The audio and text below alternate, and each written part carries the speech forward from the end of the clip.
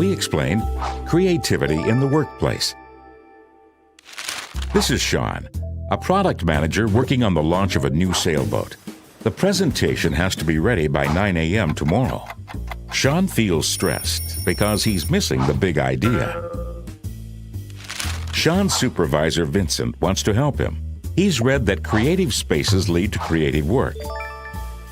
So, Vincent decides to build the best workplace on earth, with open plan offices, common areas, and wellness areas for Sean to be resourceful. But Sean still doesn't feel creative when he's at work. Sean has his best ideas outside the office while running, chatting with friends, listening to music, or having a shower. Like Sean, the majority of people are not creative on the job. The main reasons are too many distractions, having no time, being too focused, or feeling stressed. So is it ever possible to have outstanding ideas at work? This is Lisa, Vincent's daughter. Lisa works on her startup in a garage with her two friends. Surprisingly, Lisa has her best ideas in the garage. Vincent wonders why. The garage isn't the best workplace on earth. Furthermore, he knows Lisa is stressed too. Being an entrepreneur is like jumping from a plane without a parachute and trying to figure out how to make one on the way down. So why does Lisa have her best ideas in the garage? What matters most for Lisa is her team. 1, they inspire her every day. They share their thoughts openly and have respect for their expertise. 2, there is a creative atmosphere. It's okay to be yourself and do whatever you want. Sing out loud, do a workout, or daydream. 3, they know creativity is required for their startup to survive and grow. How can Vincent help his employees to be creative? He works in a big corporate balloon. Vincent realizes that creativity in the workplace depends more on the people and the energy between them than on the environment. He identifies 4 key elements behind Lisa's creativity. First, surround yourself with people on your wavelength, folks you would like to go sailing with. These are people you are more likely to communicate with, which builds trust. Trust is a major element for creativity because people are more likely to give honest feedback and come up with daring ideas. Second, allow time to not focus. Under extreme time pressure, people are likely to focus too hard and hold on to a narrow point. Not focusing helps to widen the horizon. For instance, informal talks with colleagues help to see problems from a bird's eye view, offer different perspectives, and thereby open the horizon for unusual solutions. Third, demand creativity. To accelerate creative thinking, get a genius on board. A genius places high standards on himself, is passionate about his job, and inspires others to deliver creative excellence too. And finally, have a common purpose. If people are driven by the same goal, they help each other to have great ideas. 6 months later, Sean, Vincent, and his new colleagues go on a sailing trip to test drive the new boat. Like good friends, they have the time of their life, and they keep one promise. What happens on the sailboat stays on the sailboat. Tell you a little bit about my story. I'm not an activist. I haven't changed the world or led a campaign. I'm here to just tell you my path so that you hopefully can take something away from it, because I don't like being honest with, this is the truth, I don't like being honest with press and interviews. I like being honest with you directly, which is each and every one of you. I feel like I can, and I'm just gonna start with the basics. So I'm 21. My mom had me when she was 16, and I'm from Grand Prairie, Texas, and she worked 4 jobs and completely dedicated her life into making mine better. So to me, she is the definition of a strong woman. And I love her so much because she's taught me those values so much. I have been acting my entire life, and I have known since I was first on Barney, you know, that purple dinosaur that I hung out with. When I was 11, the point being is when I was 7, I wanted to be an actress and I wanted to live my dream. And when I was 11, I had a casting director tell me that I wasn't strong enough to carry my own show. And I'm sure all of you have been told that you don't have what it takes and that you may not be good enough and you don't have enough people supporting you, and you're being told all of these things when deep down it's all you want to do. You want to be a part of something great. You want to make something great. And it does more than knock the wind out of you. It crushes you when people try to tell you that you're not good enough. And it almost did for me, but there was my mom next to me, stronger than ever. And she said, the most important thing is to always trust in myself. If I'm doing something because I love it, I should do it because I love it, and I believe I can do it. So she told me to keep going. She told me and she taught me to turn the other cheek and let the critics be critics. And let us just trust ourselves. So for me, 2 years later, I got my own show, and the first thought wasn't, oh man, that girl when I was 11 said I wouldn't carry my own show, and I did. I mean, I thought about that for a little bit, but I thought about what my mom said. My mom was like, you have to trust yourself, and I realized if I didn't believe that I could do it, I wouldn't be able to be here. And I'm gonna say I live a very blessed life. I have so much to be thankful for, and a lot of you are a big part of inspiring me, because I don't think you get it, and maybe you're not told enough, but you inspire me to be better, and we should inspire each other to be better. I'm surrounded by people who are supposed to guide me, and some of them have, and others haven't. They pressure me. There's so much pressure. You gotta be sexy, you gotta be cute, you gotta be nice, you gotta be all these things. And I'm sure you can all relate. You all have pressure that you have to deal with every day. I'm sure with school, with work, with friends, with parents, with family, with parents, I know sometimes with mine. They tell me what to wear, how to look, what I should say, how I should be. Until recently, I had given into that pressure. I lost sight of who I was. I listened to opinions of people, and I tried to change who I am because I thought that others would accept me for it. And I realized I don't know how to be anything but myself. And all I really want you to know is that you are changing the world. I'm not changing the world, you're changing the world, and that's amazing. Please just be kind to each other and love and inspire people, because let's do it. Let's change the game. Let's change the game. The most important thing is that we learn and we continue to learn from each other. Please stay true to yourself. Please just remain who you are and know that we have each other's back. All of us have each other's back. I'd be lying if I said that I've never tried to make myself better by giving in, because I have. But I've learned from my actions, and for all the things I've done, I'm proudest of that. I've learned from my mistakes. I want you to know what it's like, that I know what it's like. Figuring out what types of friends you have, you are who you surround yourself with. So I just want to say, I hope I can inspire each and every one of you to just trust yourselves and to love and to be loved. And thank you for allowing me to come up and ramble and talk to you guys, because this is such a beautiful thing you're doing. Be proud of yourselves. This is great. So today's session is on, what I've been asked to do is on body image and self-esteem. And I think everybody at some time in their life goes through with being conscious of how they look, how they feel about themselves, and maybe experiencing low self-esteem.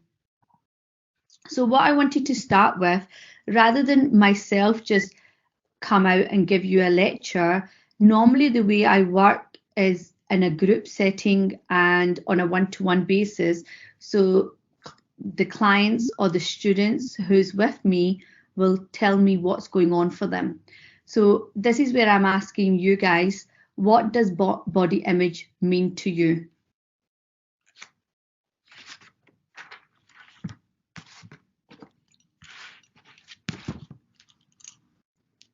So I gather you're going to do the message on the chat. What does body image mean to you?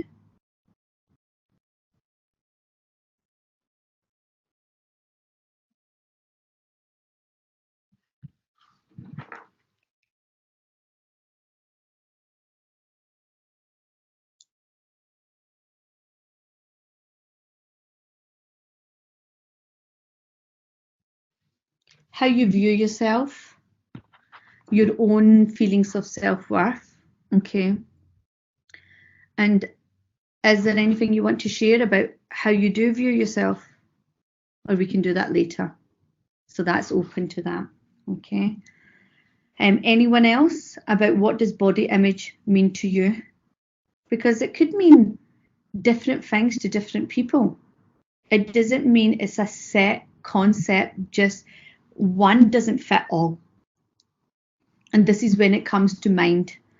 Mind doesn't work like that because it's from our own experience, what gets stored in our subconscious from the day we were born to the day we are here today. So everything gets stored like in a hard drive, and that's what actually creates our values and beliefs and what we learn about who we are and what we learn to believe about other people as well. So body image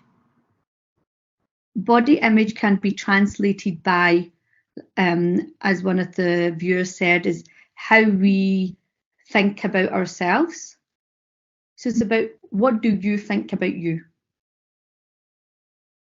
What do you really think about yourself? And then our thinking relates to how we feel about ourselves. So how do we feel about ourselves, about our body, and how we believe others see us? It could be from judgments from others. I've got here judgment according to external standards, example in media and in our environment. Yes, but that's true.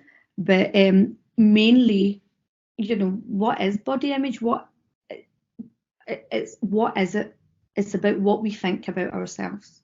Your body image to you is going to be completely different to how we feel about ourselves. How I feel about me is going to be completely different from how you feel about you.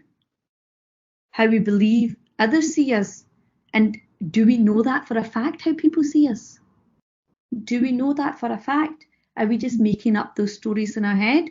Or is it because of somebody had a comment to made, and that comment, you've made it into something else, and it might not even be true. Maybe they mean something else. We don't know this yet until we get into it. And so I've got a comment coming through. It's mentally draining comparing ourselves to others. Of course it is. Of course it is. It is draining because it's all going on in your head. It's going all in your mind. And what you're thinking, which mentally is the thoughts create your feelings. So where you're just saying is you feel quite drained, right? That's a feeling.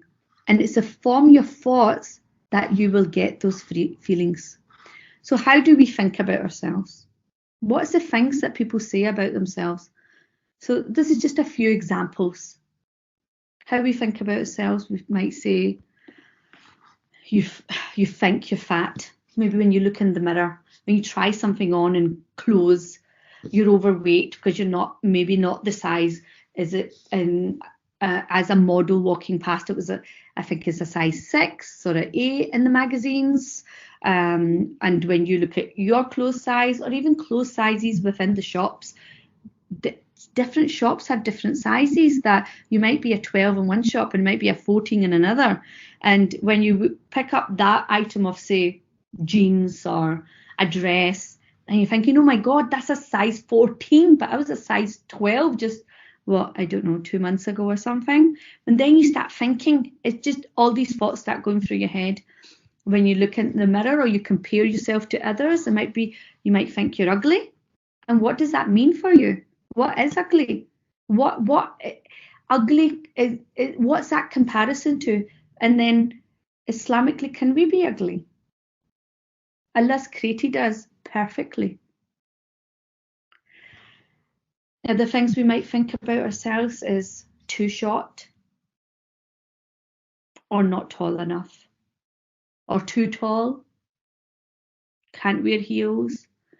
Some people talk about how they don't say, I think this about me, but they just say, I have bad skin. I have too many spots. Or look at all this pigmentation on my face. You know, everything's turned into a fact. Too skinny. I mean, I've started off with fat and overweight, but then there's people out there that say they're too skinny, they don't have any shape on them, they can't even look nice in a dress, or in this jeans, or if it's I don't know if there's any men on the call, on the session today. If there is, please do let me know, so it's related to everybody, but mostly I'm saying dress and jeans, people feel they're too skinny, they're just falling off them, they don't have the hips for it.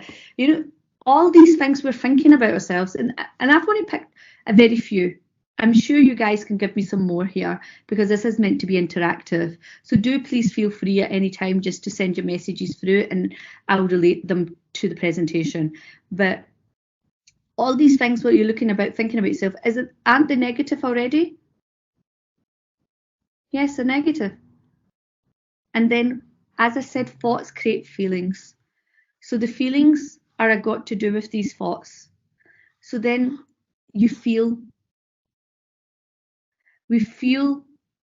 sad when we're trying to lose that weight, when we're fat or overweight, or when we think we're fat and we think we're overweight. So we start doing the diets, or we start doing cutting down meals, whatever we're doing, we try to make this effort to maybe reduce the calories or reduce what we're eating as the junk food to shift that weight. And then we get sad when we stand on the scales, or sad those jeans still don't kind of fit as nicely because you've not shifted that weight that you were looking at that's bothering you. Then you begin to feel unhappy. Unhappy is a feeling within yourself, and you're thinking it's because of my body shape, this body you own, this amanat that's been given to you by Allah. And it's amanat. It's only for this time and this earth and the dunya for you to look after. And what do you think happens to it when you have all these negative thoughts and negative feelings regarding your body? What do you think happens with that? Okay, I'll wait to see what messages we get through. And gratitude. We're negative towards our bodies. Yeah, but why are we negative about our bodies? Let's come back to that. Why are we very negative towards our bodies? So feeling less than perfect in size. We're in size. What is the right size? Who says that's that size? Who says size 6? I don't even know, what is size 6 really? It's a kid's, sometimes it looks like a kid's size, but if somebody fits in, if their bone structure fits into a size 6, might work for them. But why is that the perfect size? Or why is size 8 or 10 the perfect size? And then we all strive. When you're saying we're comparing ourselves, yes, the media, exactly, we see it everywhere, but then you see it, but if you're seeing it everywhere that that's the perfect size, yes, it's training your brain. We get learnt those behaviors that this is the perfect. We start telling ourselves, we start believing it. And then what we do is just, if we're not that size 8 to 10, the perfect size, then we just beat ourselves up. Mentally, we beat ourselves up.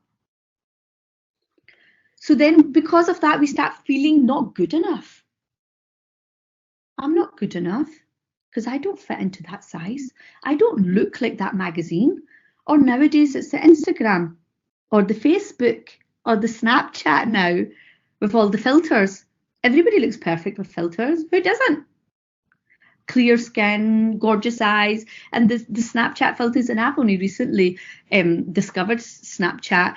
So the Snapchat, you get makeup put on and they change your face shape or, funny things. But it could be okay if it is a laugh. You're doing it for fun. But if that's covering up how you really feel about yourself, that's still internal. You're feeling not good enough. That's something that needs to be addressed. Then you start feeling unworthy of love, unworthy of acceptance, unworthy of self-care, self-love, unworthy of being who you are. And then that brings you down even more. Then you start feeling unattractive. What is attractive? What does attractive mean to you? Do we have a set right or wrong what is attractive? No, what's attractive to me might not be attractive to you. What's attractive to you might not be attractive to me. It's all individual. But what really makes you attractive is your nur, is your inside, is your beauty from within. But we sometimes forget that, or a lot of the times we forget that. And we forget it because of the society and the community and the environment we actually live in. Another thing we've got about body image, what body image mean is how we believe others see us. We don't know by fact that others see us like this, but because here I've got here, these beliefs can be what we think of ourselves. So if you go back to the first column here, if we think we're fat, we think we're ugly, we think we're too short, we think we've got bad skin, we think we're too skinny, or well, we think that these beliefs, because we end up believing that, we're thinking that's what other people think of us. That's the way they're seeing us. Now, I don't want to go to that party now because I don't look that great in this dress or this outfit. And it's like, well, everybody's going to think I look fat. Everybody's going to think it's, you know, I don't know. I keep coming up with fat. If that one doesn't work with you guys, you just send it through for me. I've never had the issue of being too skinny. Okay. However, this belief about how we believe other people see us. Another area is here. These beliefs can be constructed by what others say about us.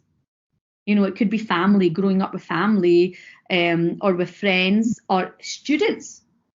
What do your friends and your students say to you? You know, it might be just small comments, but what do they mean? So at this point, if you can put in some messages there about what do you hear from others? What about school? What about in school when you were, like, you know, in primary school and high school? I know you guys are at university now. So, however, that doesn't take it out the scenario of what was said to you as growing up in your household, even from 0 to 5, 5 to 10.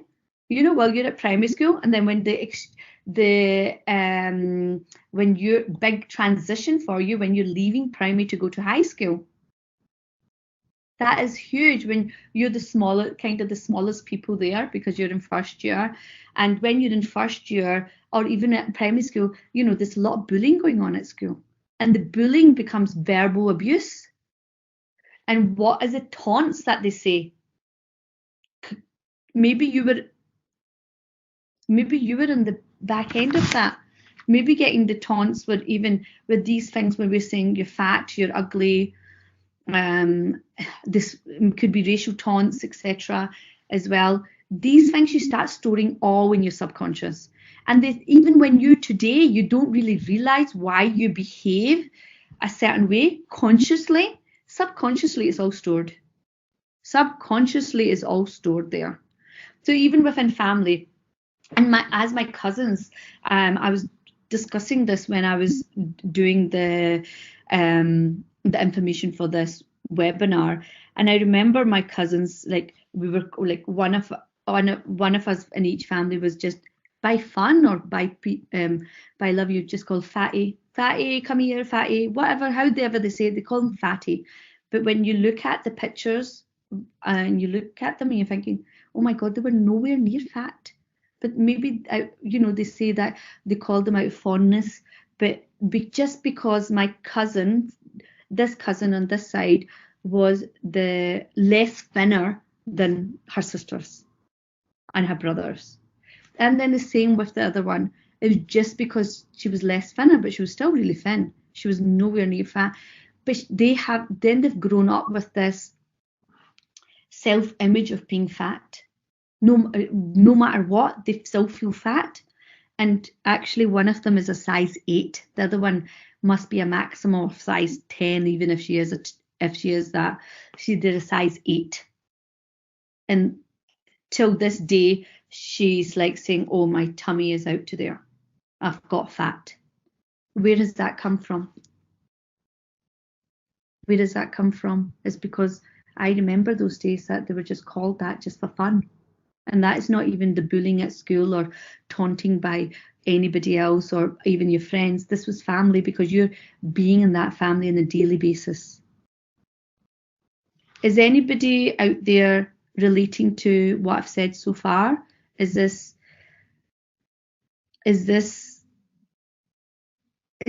what has happened to you?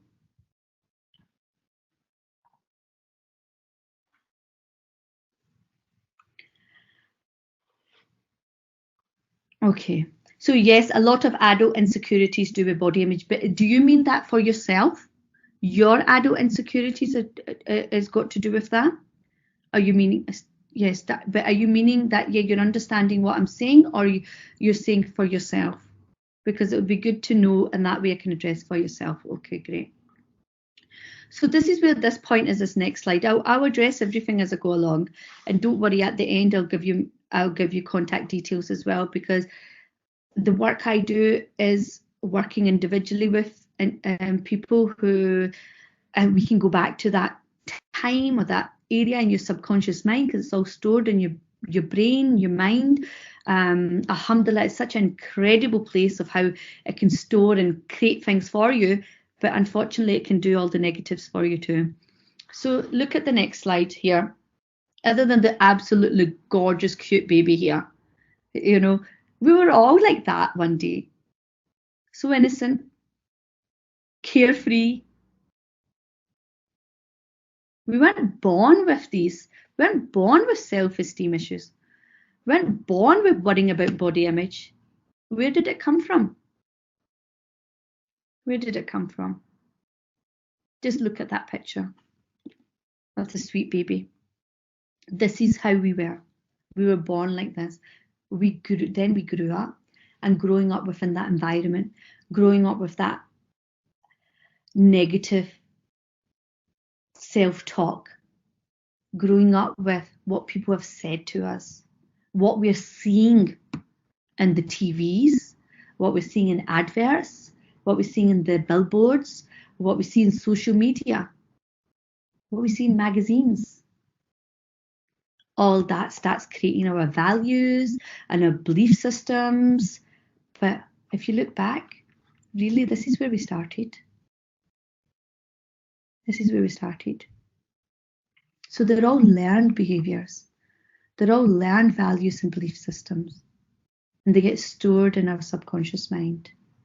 And with storing them in our subconscious mind, that's how they impact into the feelings and how we're going to do how we think, and then our behaviors and our actions. But really, body image, real body image, has nothing at all to do with your size. Can you believe that? Body image has nothing to do with your size and your shape. Right now, this moment, how do you feel about your body? How do you feel about your size and your shape? From 1 to 10, or 0 to 10. 10 being amazing, awesome, feel great. 1 being not so much, not good at all. So feel free to put your comments through. Okay, a 4. Okay. Anybody else?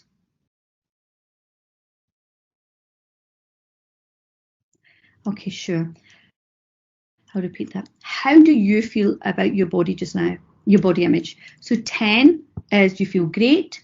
The higher scale, number 10 is I feel great, I feel awesome, I feel amazing, I feel fabulous. 1 is you feel the opposite, not great at all about it. It changes. Okay, right now, today, how do you feel about it? Where are you with it just now? Okay, sometimes 6 and sometimes 2. Okay, we'll come back to that and we'll look at what changes that. Why do you feel sometimes 6, which is above 5, so it's coming closer to the 10, which is more positive, but 2 is very low. Okay, and the other comment was 4. And do you feel, is it normally 4 all the time you feel like that, or does it change for you?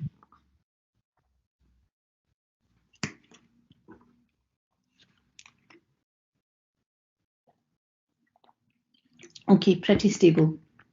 Okay, so we've got a 4, and then we've got a between a 6 and a 2. Okay, and if anybody else wants to jump on saying how they are. Okay, 3 to 5. Okay, I'll just get them in. No. Okay, so that's interesting, isn't it? And have you thought about it that way before? It's taking that moment to stop and consider how you feel about yourself. So body image hasn't got anything to do with your size or your shape. It's actually a product of peer pressure, of social concepts, of cultural values and family values. I'm not sure what the cultural background of the audience is here, but growing up in a Pakistani environment, and I'll give you an example of when people were looking at prospective marriage partners, and what I've heard and what I've seen with my friends, and particularly even with myself when we were getting married, you know, it was when you were I know it's changed by the time when I was going through all this, but it was very traditional that the male's mum would call the house, and the cultural values of the ladies, or the cultural values of this community was they wanted to know the size of the girl, whether she was tall, whether she was fair-skinned, you know, everything was got to do with looks. So your body image. But this is not just the teenagers or the kids. This is adults. Is the adults, is the community, is the culture, is the families that are having that pressure. So never mind just peer pressure, it's pressure from them. That are you good enough to be even considered as a proposal for within the family, as in marriage? You know, where they're saying, is the girl A, B, C? Okay, whether it's fair skin, tall, slim, etc., etc. But you can see it happens daily. It happens all the time. It's all around us all the time. And because of these values, this starts beginning to influence our self-perception, how we think of ourselves and how we feel about ourselves, our self-worth, our self-esteem. And what do you think that happens with this? Okay, it drops and then it drops and it drops. If all the influence you're getting is all negative and it's all on just the way you look, then it does begin to start putting you in a dark place and feeling like you're unworthy, feeling like you're not good enough, feeling like you're not pretty enough to get out there. You start feeling pretty rubbish about yourself, which leads to then depression.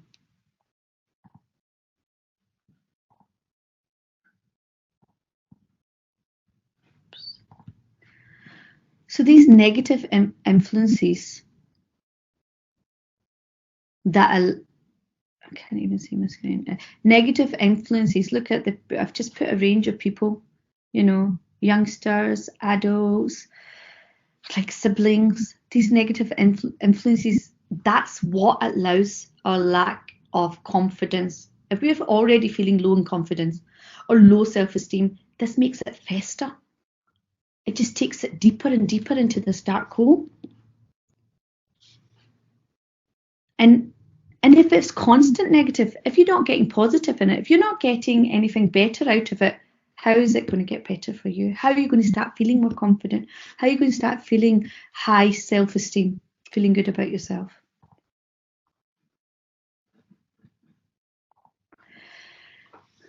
Would you like at this point to say what your negative influences are? So as I've given you some examples of negative influences of within family, within cultural, within even school, being bullied. Is there anything that you would like to share? You can feel free to do the messages and I'll go on to my case study. Overly honest, friends. I'll come back to that one. So this case study, I was just talking to one of my friends and I was saying, you know, when you were growing up, what issues did you have at primary or high school? Was there anything that affected, knocked your self-esteem, etc.? And he goes, I was bullied. I goes, what were you bullied for? And he's saying he was bullied and he was called Bugsy. That's a first picture there, what's with the teeth. Bugsy because he had big teeth or unlined teeth and he had to wear braces later, but Bugsy Malone or something, he said, and it was about his teeth. The other thing, name calling, was Concord. It was called Concord, just midway, and that's about his nose. But then again, this is the nose Allah has given you. If we appreciate or understand that there's a reason why we're designed this way, Allah has created us perfectly. You know, no one person is the same. Nobody's got the same fingertip prints because we're all unique. Yeah. So all these little things about facial, even the next one was Becky Four Eyes being called that. You know, these little things, they're not little at that time though, is it? When you're at primary school, this is at primary school up to high school, he was saying this was happening to him. You know, and I said, what did it do for you? How was the results of this? And he said, I was really insecure about myself. I started feeling really insecure. And then he goes, I was scared. And I goes, what were you scared of? And he goes, for anybody, just even a gang of boys just jumping me, you know. If I'm walking across the road or walking in the street and I see a bunch of boys, I would cross the road to get away from them, even if they've not said anything. He was that insecure with himself because of all these taunts that it created this another level of fear of getting beat up. So he used to cross the road, and then the hard thing hit home. Okay, all this stuff knocks your self-esteem. Yes, but he said hatred. I goes, what hatred? For these people that were saying these things to you. He goes, hatred of myself. Hatred of myself. And that's scary to hear. If someone really hates themselves, what does that result to? Hating yourself. These are the things we're hearing nowadays with youngsters, teenagers, due to Instagram, due to bullying, that unfortunately people are taking their lives. Unfortunately, they're committing suicide due to bullying. But bullying's the outer product. It's what the bullying is doing internally.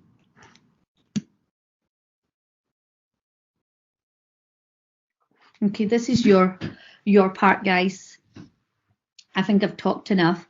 Can you share your negative influences? So we've got here overly honest friends. So what are these overly honest friends saying? What kind of things are they saying? We've got Instagram. Where I suppose they're negative Instagram because what happens with Instagram is that you're seeing people only put up pictures that are perfect. And that's with Facebook as well. If you look good, then you put that up. If you don't feel that you look good, you won't put it up. You don't really share it. So with any of the social media, they're all about looking good. But when other people put up their pictures of looking good, if we are strong within yourself, then we would not compare ourselves to other people, yeah? We wouldn't compare ourselves to Instagram. We wouldn't compare ourselves to Snapchat. Let's compare ourselves to ourselves. If you're going to compare yourself, but okay, unnecessary honesty. Honest friends say you've gained weight.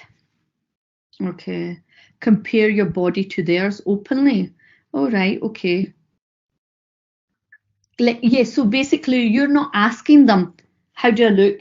do I look fat in this, or have I gained weight? They're just uninvitedly telling you you've gained weight. And they're telling you because they think they're being your friend. They think that they're being honest with you. And how does that make you feel? Have you ever spoken back to them? Have you ever told them? Have you told them that, I really don't like what you're saying to me, or I've not asked for your opinion? Have you communicated? No, because it's not too nice. But why is it not too nice? Okay, I don't know what the situation in that time is when your friends are saying it. Skin is a huge insecurity. I don't know what BC is. BC people? Because people, sorry, because people will always tell you you're tired when you don't have makeup on. And do you wear makeup all the time? And I suppose makeup is amazing in one way as well, because it does cover up if you are tired. You put a bit of concealer under your eyes, and it does clear up imperfections, etc. But also sometimes it's a way of feeling good about yourself. Naturally, a lot of people don't need makeup. I have seen lots of gorgeous, beautiful girls, and sometimes I don't understand why they've got so much makeup on, because they're actually stunning without it. They're stunning without it. But then that again shows about self-esteem. Or sometimes, okay, fine, you put makeup on because you're going out. You're going out and it's, a night out, you want to get dressed up. But you have to wear it daily. So we've got skin, you've got, do they comment on skin? Okay, they do, because they say you look tired when you don't have makeup on. I suppose it's something what they're used to. Okay, so skin and feeling overweight. However, see if you can become so confident in who you are that no one's opinion, no one's rejection or behavior will be able to rock you side to side. You'll be firm. You could, wash it down, like they say, on a duck's back. It wouldn't waver you. Does that make sense? Inshallah, that is definitely the goal. Become so confident in who you are that no one's opinion or rejection or even behavior will rock you. And that's the focus of this focus of, they're all external. The comments that people make, the Instagrams, the social media, the billboards, the TV adverts, they're all external. But what's happening when you have the low self-esteem and body image issues? They're all coming internally. They're coming from your mind. So you have control over it. You are in control of that. You just have to learn how to overcome that. And you have the power. You have the power within you. And we just need to tap into it to connect you to it. So how can we do this?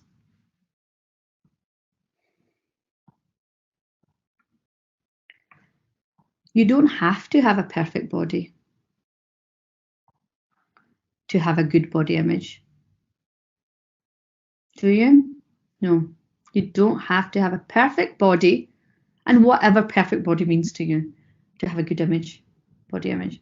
When you like your body as it is, right now, right this very moment, right now, today, that will boost your self-esteem. When you like your body as it is, right now, that will boost your self-esteem. So how are we going to do this? Self-awareness. Know yourself. Know your body. Be aware. Make a list of the things that what you like about yourself. Okay, fine. If your skin doesn't look so good, but do you have gorgeous eyes? And nice lips? What is it about yourself that you like? What do you have? What traits or what things about you that are just so unique to you and are stunning and amazing and beautiful. Please do put them in the comments when I say this. I'm just looking to see if any. Make a list of them for yourself, yeah? But tell me here too. And accept compliments. How good are we accepting compliments? Are you any good at it? And someone says, oh, you look great today. Oh, you look, never believe I'm terrible. That's not a good start. Well, that shows already about your self-esteem. Okay, so you never believe them. Why don't you believe them? If somebody's saying it, so somebody will say, oh, you look good in that dress. Oh, you look like you've lost weight. You will say, oh, no, it's just because it's black. I wore this today. It's just this top. Is this shape? Or, no, it's just because of this. You make excuses. You start making excuses for even the compliments, to not accepting the compliments. So when the positive influence is coming, don't push it away. Accept it. Own it. Say thank you. Just say thank you. And soak it in. You look great today. Thank you. Oh, wow, you look amazing. Oh, your eyes are so gorgeous. Thank you. Know and understand your qualities of what makes you good, who you are. You're not what the outer shell is. You're not the person just because of the way you look. True or false? You are the person that's within. And when that glows out of you, when you're strong and confident as that person from within, regardless of what size you are, whether you're size 20 or a size 10, that's what makes you who you are, your qualities, your other qualities of being kind, generous, always smiling, or, looking at the good of people. These all start shining out of you. Your smile, your laughter, making other people feel good. That's who you are as a person. And that's what makes you beautiful. Look at the beauty that is within you. And always focus on the positives of yourself. Some people don't like their upper body. Some people like the lower body. Some people say even if they're focusing on their tummy, but they've got great legs, then focus on your great legs. If you're focusing on if you've got bingo wings, I've heard people going on about bingo wings, and I'm like, I didn't even notice that. I didn't even see it. I didn't even think about it. Just the person is giving the negative talk that's normally internal to them out loud to other people with something they've not even thought of. Other people are not even seeing. So rather than doing that, we do self-awareness of all the positive stuff about us. We rewire our brains. We rewire our brains from all the negative comments that you say to yourself, all the negative comments that you might get from other people, and start creating new ones, new positive ones. And from these new positive comments, then you'll create new neural pathways in your brain. And that makes the new connection for your subconscious mind. And then build on them, and that will start generating the ripple effect of the behavior and your thinking and your feeling and your behavior, because it will start from the subconscious mind. Does that make sense? Rewire your brain by creating new positive pathways. So start thinking about things that you can say about yourself. So it's like that first bit there, self-awareness. Make a list of what you like about yourself. And when you've made that list, I want you to start telling yourself about it. Telling yourself, oh, I do have great hips, or I do have gorgeous eyes, or I'm not even sure where to go with this one. Whatever it is for you, I do have all the great things that you've got, even the great internal things that are not body related. Say them to yourself Say them out loud, like they say affirmations. Say them to the mirror. Tell your friends if you want. Let them know you actually love this about yourself. Then be kind to yourself. And that's a part of being kind, is actually giving yourself those positive messages. Don't rely on others. Don't rely on the family. Don't rely on your friends. Don't rely on the culture. Don't rely on Instagram. Rely on yourself to be kind to yourself. What makes you feel good? If makes you feel good to go into the cinema, makes you feel good going for a spa day, makes you feel good going for a bath, or even simple things like moisturizer. If skin's not great, what can you do about it? Look at what's practical things you can do. You can cleanse, tone, moisturizer, maybe eye creams, serums, whatever it is. Do something that's a routine, and that routine makes you feel good. It's not the effect of the actual creams. It's about the procedure of it, what you're doing, and you're stopping and taking care of you. So that's where it says self-care and self-love actions. Do things that make you feel good. Take a note, make a small list of things that make you feel good. Could be simple things, even if it's reading a book. What makes you feel good? Do them. Do more of them. And then lastly, I think you need to cleanse your environment. If social media is not any good for you, not good for your mind, not good for your mental health, your mental well-being, then maybe take a break from it.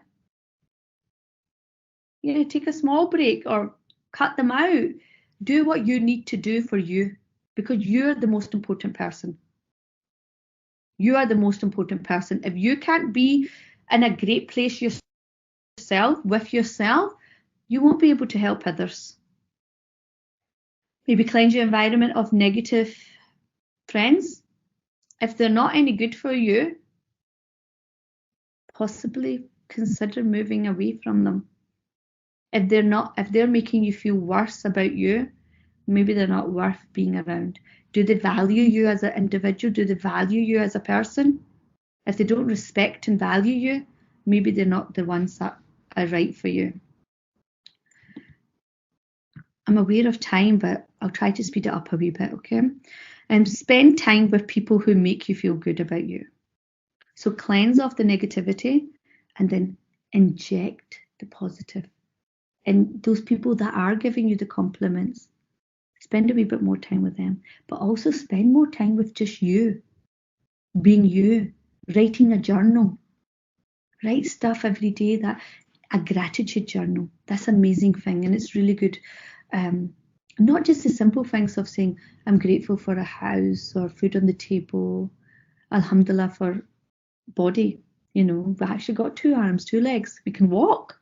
The basic things that sometimes we take for granted. But actually, what are you grateful for? Maybe in a journal, just write every night 3 things you're grateful for, and try to make them different, of course. And that's where you're spending time with you, and you can make yourself feel better. As soon as a negative thought comes into your mind, rather than letting it spiral and adding to it, and this whole spiral goes round and round and round and round and deeper and deeper and deeper because you keep adding to it, figure out how to stop it. Take it like a scissor, just cut. Don't let it spiral down. Cut. Be aware of it. Cut. You can do that. I've taught many people in coaching and counselling and therapy to do these things. So just try. You can do it. Lastly, be in positive environment where you are accepted for who you are. Now you know what that is for you, because this is about you. You're all unique. Your positive environment might be completely different from what my positive environment is. But another thing is really great is being in nature. Being in nature, take your socks off with bare feet and walking on the ground, and really being grounded with nature and taking deep breaths, really slowing down and meditating, as they call it. But meditating could be even, you can do zikr, you can do your salah outside when the weather gets a bit better, or even as long as it's dry. But that is incredible feeling when you put your head down for sujood on the earth absolutely amazing. You're really connected with you. You're connected with your soul. You're connected with your purpose. What's your purpose on the earth here?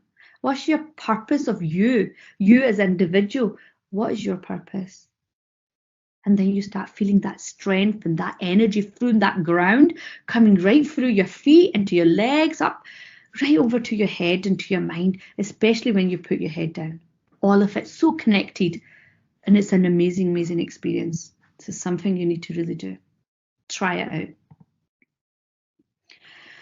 So this section is for question and answers. I'm not sure about time.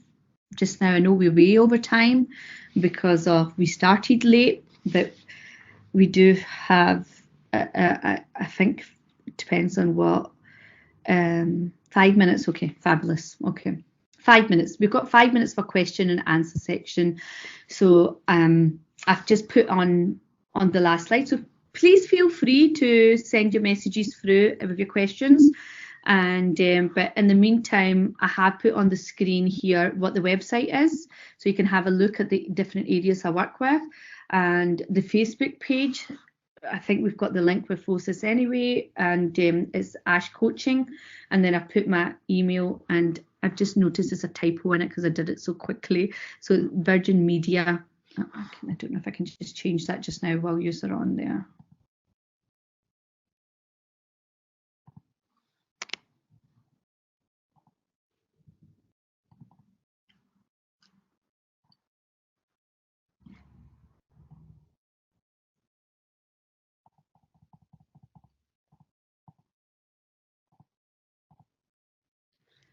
Okay, how do you balance having body positivity and being healthy and fit?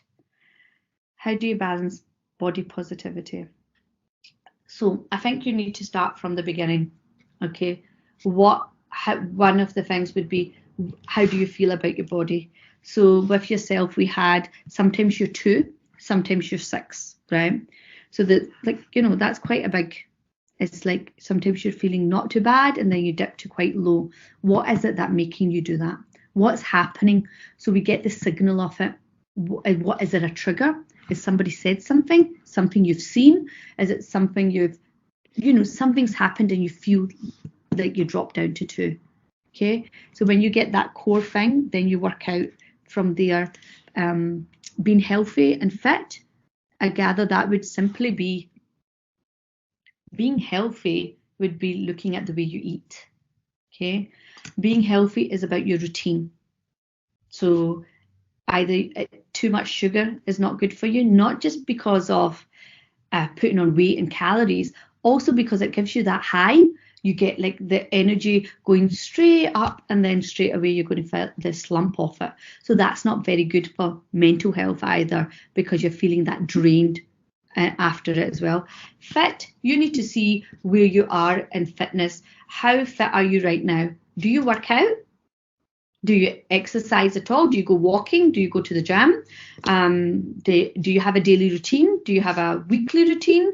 Do you do yoga? What do you do just now? So we have to really figure out where you are and then add on, because I don't do a generic message. And generically, you can find this anywhere. You can find it on Google or Instagrams. Being healthy is eat well, eat healthy, good salads, portion sizes, still have all your food groups of carbs, your veggies and your protein. And then being fit, of course, being fit, then it's about exercising. So go out, and I would say, if you're going, don't make things as a task. When it's coming to fitness, do things that you enjoy. So do you like yoga? Go and do it. If you like running, go and do it. Or even a dance class. Have you been to dance classes? There was a dance class and it was called Clubbercise, and I accidentally went to it, and you had glow sticks and it was all dark, and oh my God, it was incredible. It was incredible because I didn't mean to go to it, but I had so much fun. It was so much fun. I didn't feel like I was exercising, and it is something I took on from that class as well, where I noticed that nobody cared how they looked because the lights were off. Nobody cared about somebody looking at them. Nobody even cared about if they were doing the moves right. if they were going the right direction or not. They end up, as long as they were moving and waving their arms and going to the music, they were having a great time.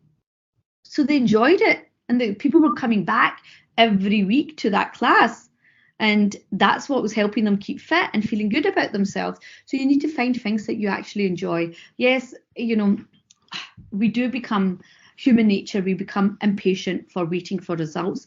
But this is where maybe we look at, what is the results? Are you looking for physical results? Are you looking for the results on the scales?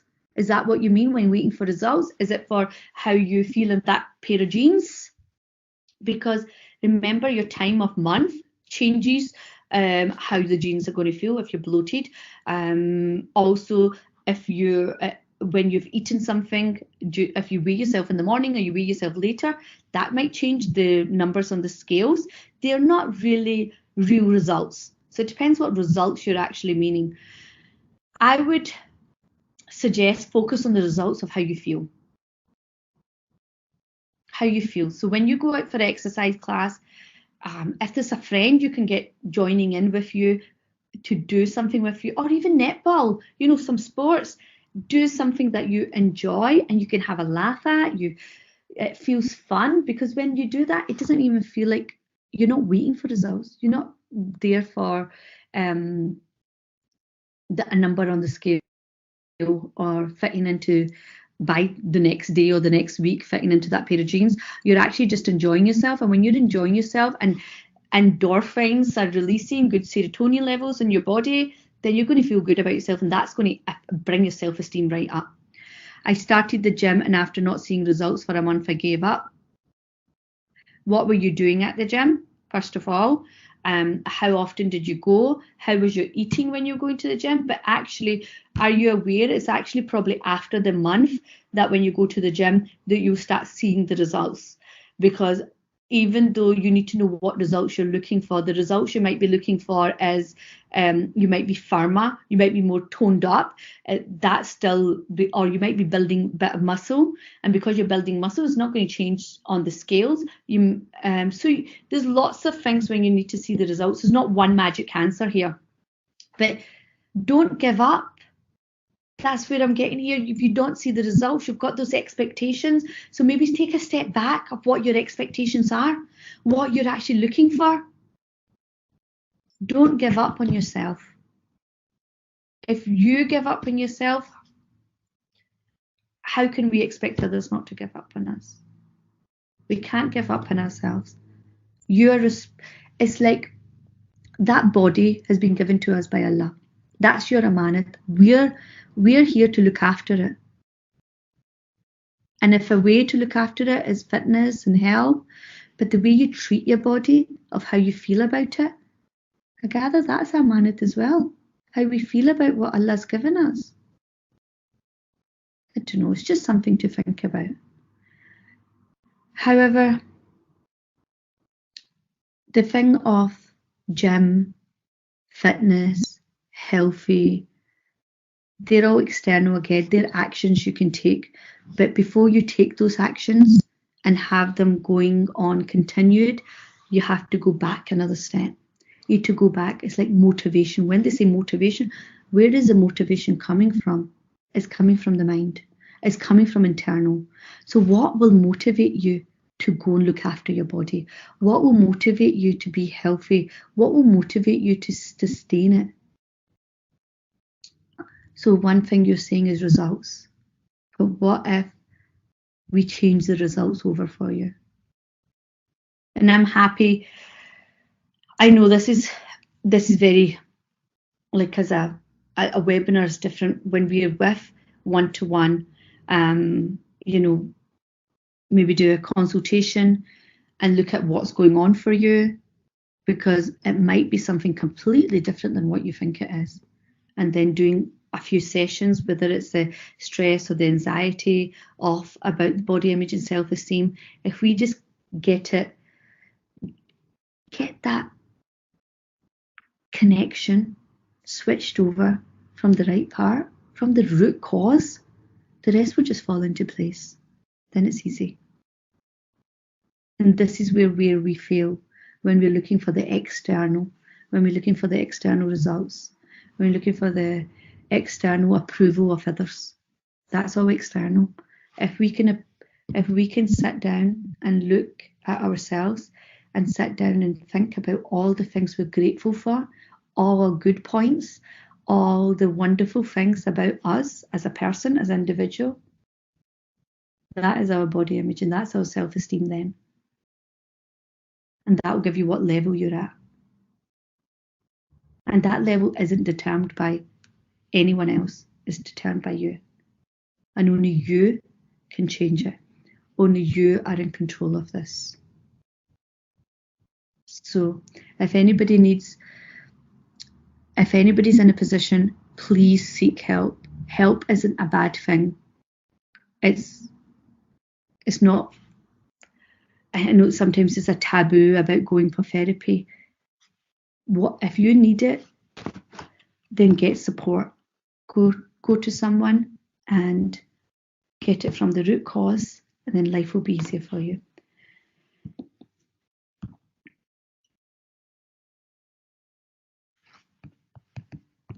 Okay, Jazakallah for that. I have just had a message come through, so if there isn't any other questions, I can tell you, I've been asked to give a small description of the coaching and how it works, so if you're okay with that.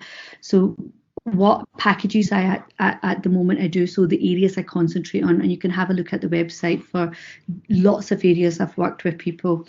I mean, I've worked from children from the age of 10, to the last gent I was working for, he was probably in his 60s, but they're all in different areas. But anxiety relief therapy, I do that. That's over 2 weeks, and we clear the anxiety right from the root cause within that 2 weeks period.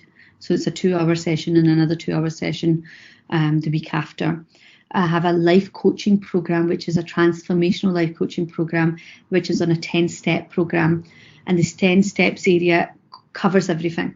So like the things you're talking about just now, the physical things, the body image, the self-esteem, the eating, the emotional energy that you have there that you get drained with, the energy you feel physically. All these areas are all covered, and we look at where are you going in life.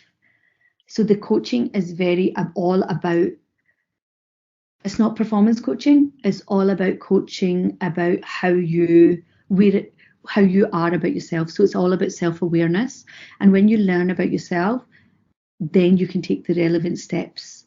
So I become the facilitator to take you through that route, take you to that path. And why the program's specialised is because I add in all the counselling, the NLP, the hypnotherapy. It's a bespoke service depending on the client that's in front of me. The client that's come to see, it's all designed around them. So I don't do a program that's one fit for all, because it's not the way it works. It's not the way it works.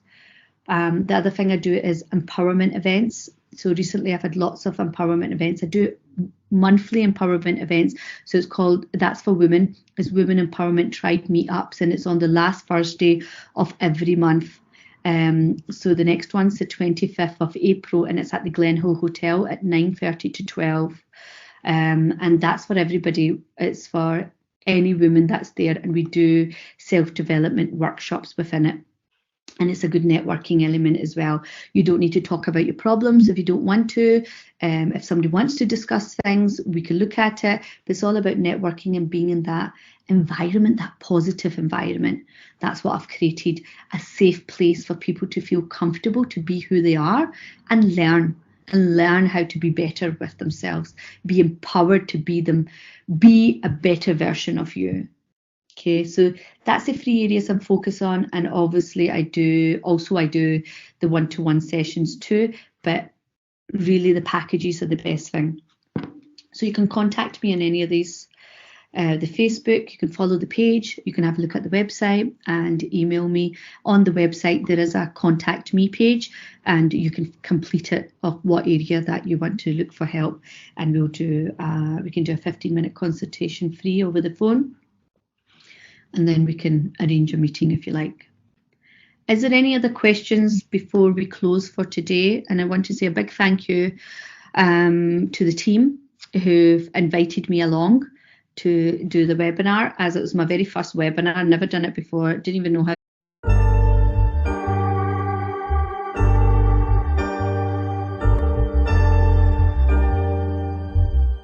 Hello and welcome to your Boost Willpower hypnotic download from hypnosisdownloads.com. My name is Mark Tyrrell and I'm a Director of Uncommon Knowledge. Now, to get the best from this download session, please now make sure that you're seated in a comfortable chair or lying down. As you begin now to relax very deeply, I'm just going to say a few words about willpower. Do you know the old Chinese proverb, "Great souls have wills, feeble ones have only wishes"? Your capacity to take positive action, your willpower, shows your strength of character, and you can strengthen your character by exercising your will. Willpower is the determination to succeed and the ability to control oneself and one's actions. Willpower enhances self-development and freedom. It increases confidence and the ability to achieve. I wonder if you've already noticed what a strong will it takes not to use that willpower. Because it certainly takes real determination not to make use of all the natural willpower you possess. And you can use that determination to work with that willpower and give up on giving up, becoming one of life's achievers. So many things in life are much more achievable than they first appear. How many times have you summoned up the willpower to do something, and then, when you've accomplished it, thought to yourself, that was easy? And even with the things that aren't so easy, I'm sure you can remember that sense of achievement you felt when you'd exercised all your willpower and reached that goal despite everything. Because you know you need to set yourself clear goals and plan how to achieve them step by step before setting your willpower to work. Tell yourself there's no going back and pretend it's a mastermind challenge, so once you've started, you have to finish. Willpower means never giving up if you really believe in your dream.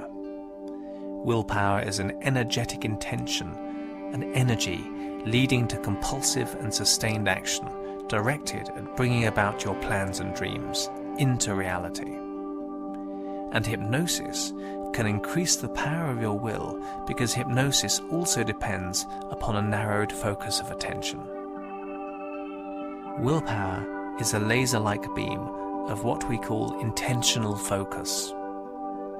All great plans and projects begin within the imagination, but it is the strength of your will that brings them to fruition. And you know your willpower is naturally there. Sometimes it just needs a boost, just like a rocket needs boosters to give it that initial blast off. And once it's had the initial boost, that rocket can travel easily on its journey, blasting on to its destination. And now, you can just let your eyes close, if they haven't already, as you begin to relax very deeply. Noticing how everything can begin to slow down as you begin to feel this calm relaxation flowing through your fingertips and into your toes. And rest how each breath can slow as you relax more deeply. Deeply breathing in that relaxation, allowing that to circulate gently around your body, carrying comfort and calm to every part. Those muscles letting go and relaxing, taking a well-earned rest, taking time out from those less relaxing, everyday things, like a journey into relaxation.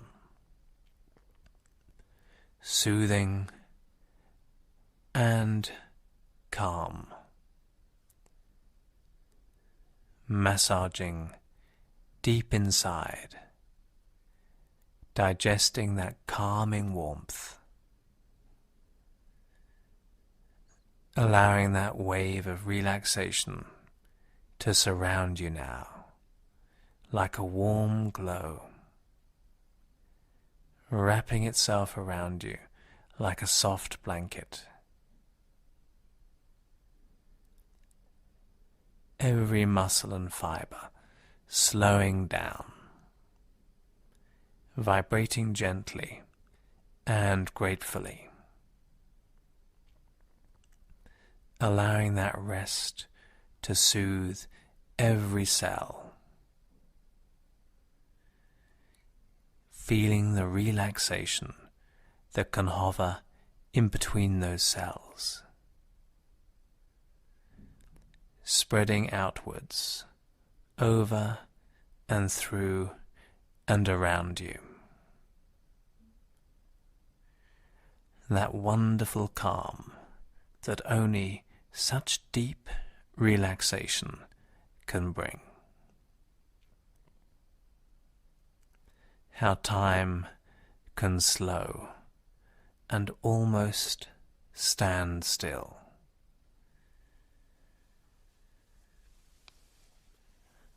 Just allowing that relaxation to slowly build as you rest deeper. Noticing the color of that relaxation as it envelops you. Perhaps the color changing with each breath. A deeper color for a deeper relaxation. A calm, comforting shade. Anticipating how the color of that relaxation can change again as you rest more deeply. Changing with each soothing breath. And the air around you dancing gently as it relaxes deeper. And then slowing down, vibrating more slowly and relaxing deeper.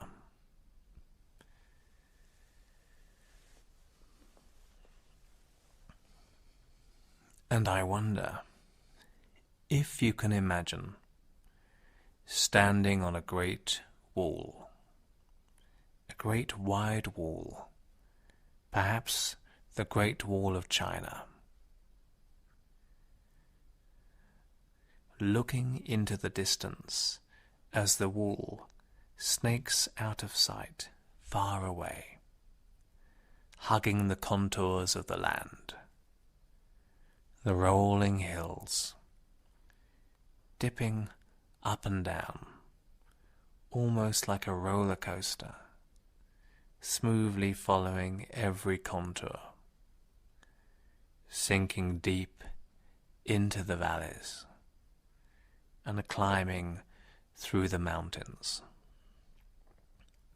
gracefully disappearing into the clouds, fluffy white wisps drifting around the stone. And now, getting a sense of setting out on a journey along the wall, that wide path leading into the distance, feeling the comfort of the ground beneath your feet, and relaxing deeper with every stride. The crunch of the stones beneath your feet, getting a sense of movement, the fresh air up here, a sudden refreshing breeze caressing your skin, breathing in the clear air, relaxing deeper with every calming breath, picturing your destination, the immensity of the wall, so old and strong, magnificent and serene, knowing that once this was just a grand idea.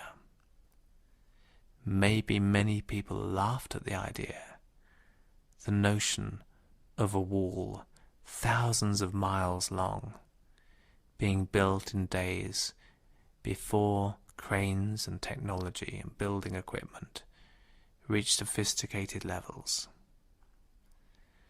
The notion of a wall comforting and protecting, the vision of those pioneers thousands of years ago, their will to succeed, the notion that anything is possible, the achievement of that far-off goal, the result of that willpower, the desire to reach the summit no matter what, noticing how those solid foundations have allowed the wall to endure, to survive the centuries, a legacy of ancient willpower, and noticing how relaxed you can be with that thought, that notion that anything is possible, getting a sense of that now, building within you.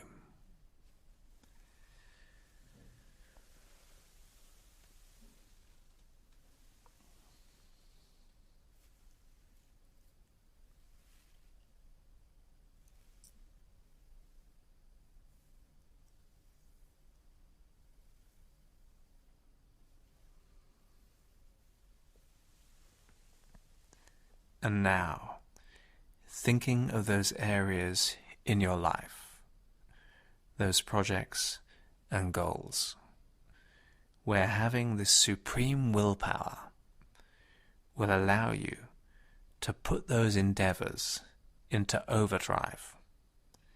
Really think about what you want to achieve.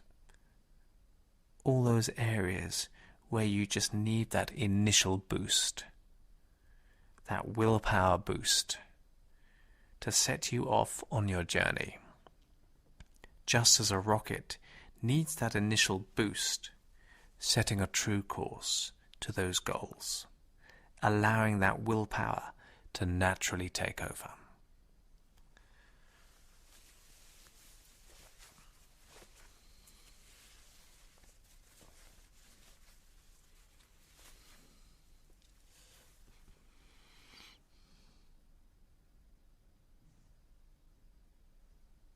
Good. And now looking down from the wall, noticing a line of metal figures, ancient Chinese warriors made of iron, erect and proud, noticing their gaze, how incredibly focused that gaze is, feeling those stares, the intensity of their iron-willed force, constant and unrelenting, the incredible intensity of those warriors of old, unwavering and firm.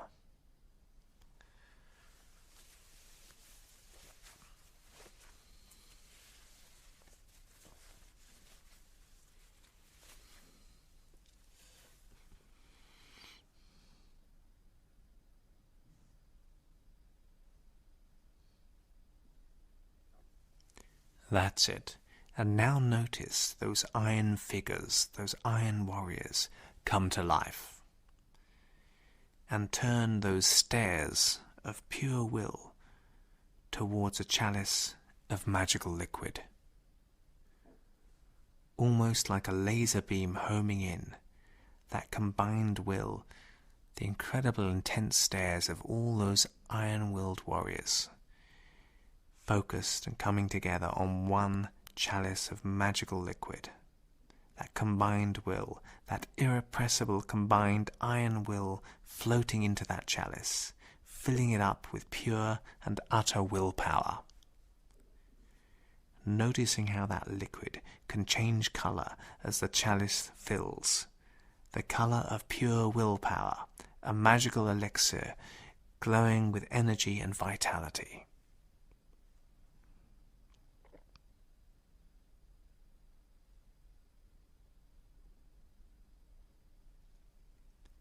Excellent. And you can walk towards this chalice. That immense will drawing you in, like a magnet, drawing you closer, sensing its pure power. The colours intensifying with every step, glowing brighter and brighter, feeling the warmth of that power radiating outwards until you are right in front of it. Reaching out and grasping that chalice. That's it. Feel it in your hands, the contents of the combined will of all those iron warriors from days of old. And now bringing it to your mouth, touching your lips, anticipating that refreshing taste, drinking that magical elixir, and drink it now, feeling that wonderful power deep inside enter into you, digesting that willpower, the combined will of all those ancient iron warriors right now as you drink that back, filling up your mind and body, spreading to every cell right now.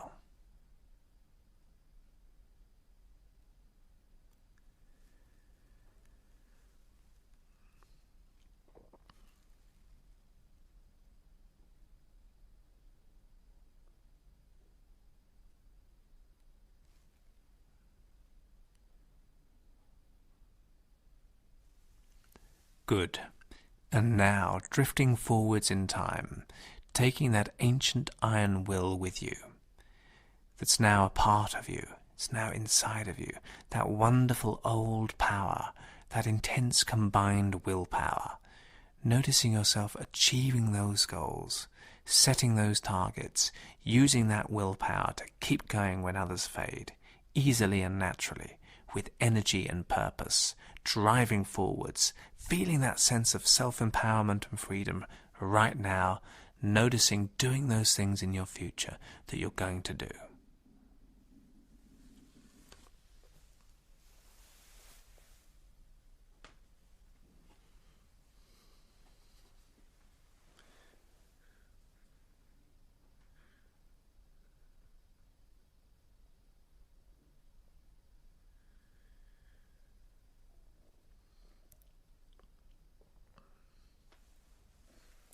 Great.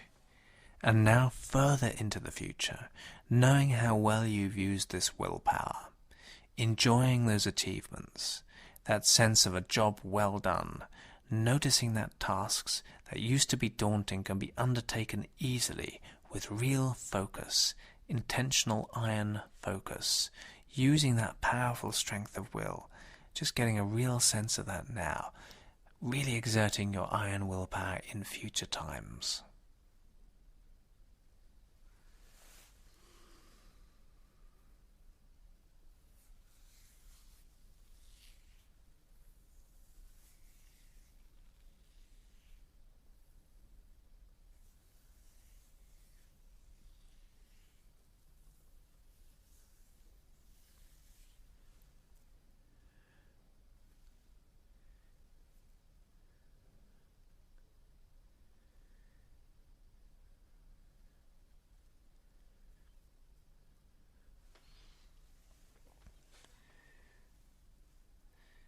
And then really getting a sense of almost like a button inside your mind. A button with iron will printed on it. Get a sense of what that feels like when you switch that on. Almost as if you can feel that in your mind being switched on, pressed down right now. Something that you can do at will. You can switch on your willpower at will, you're going to find. So just practice switching that on and off right now. And notice the buzz you get each time it's switched on.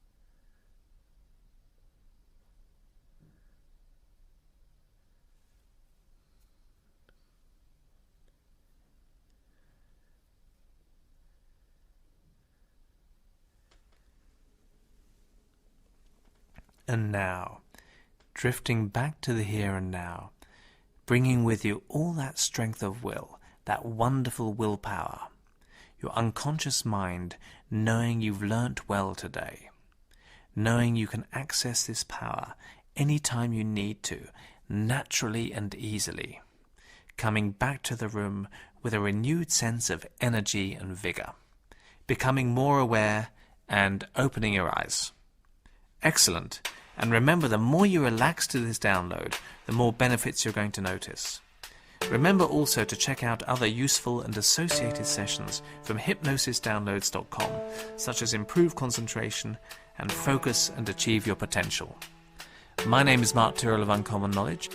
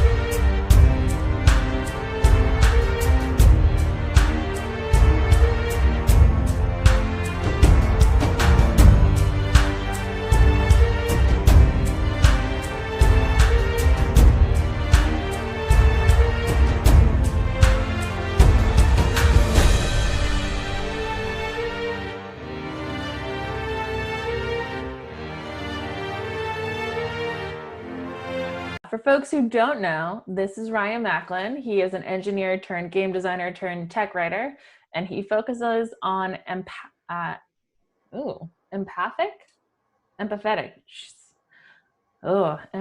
communication. Also empathic communication. He does some cool things with board games.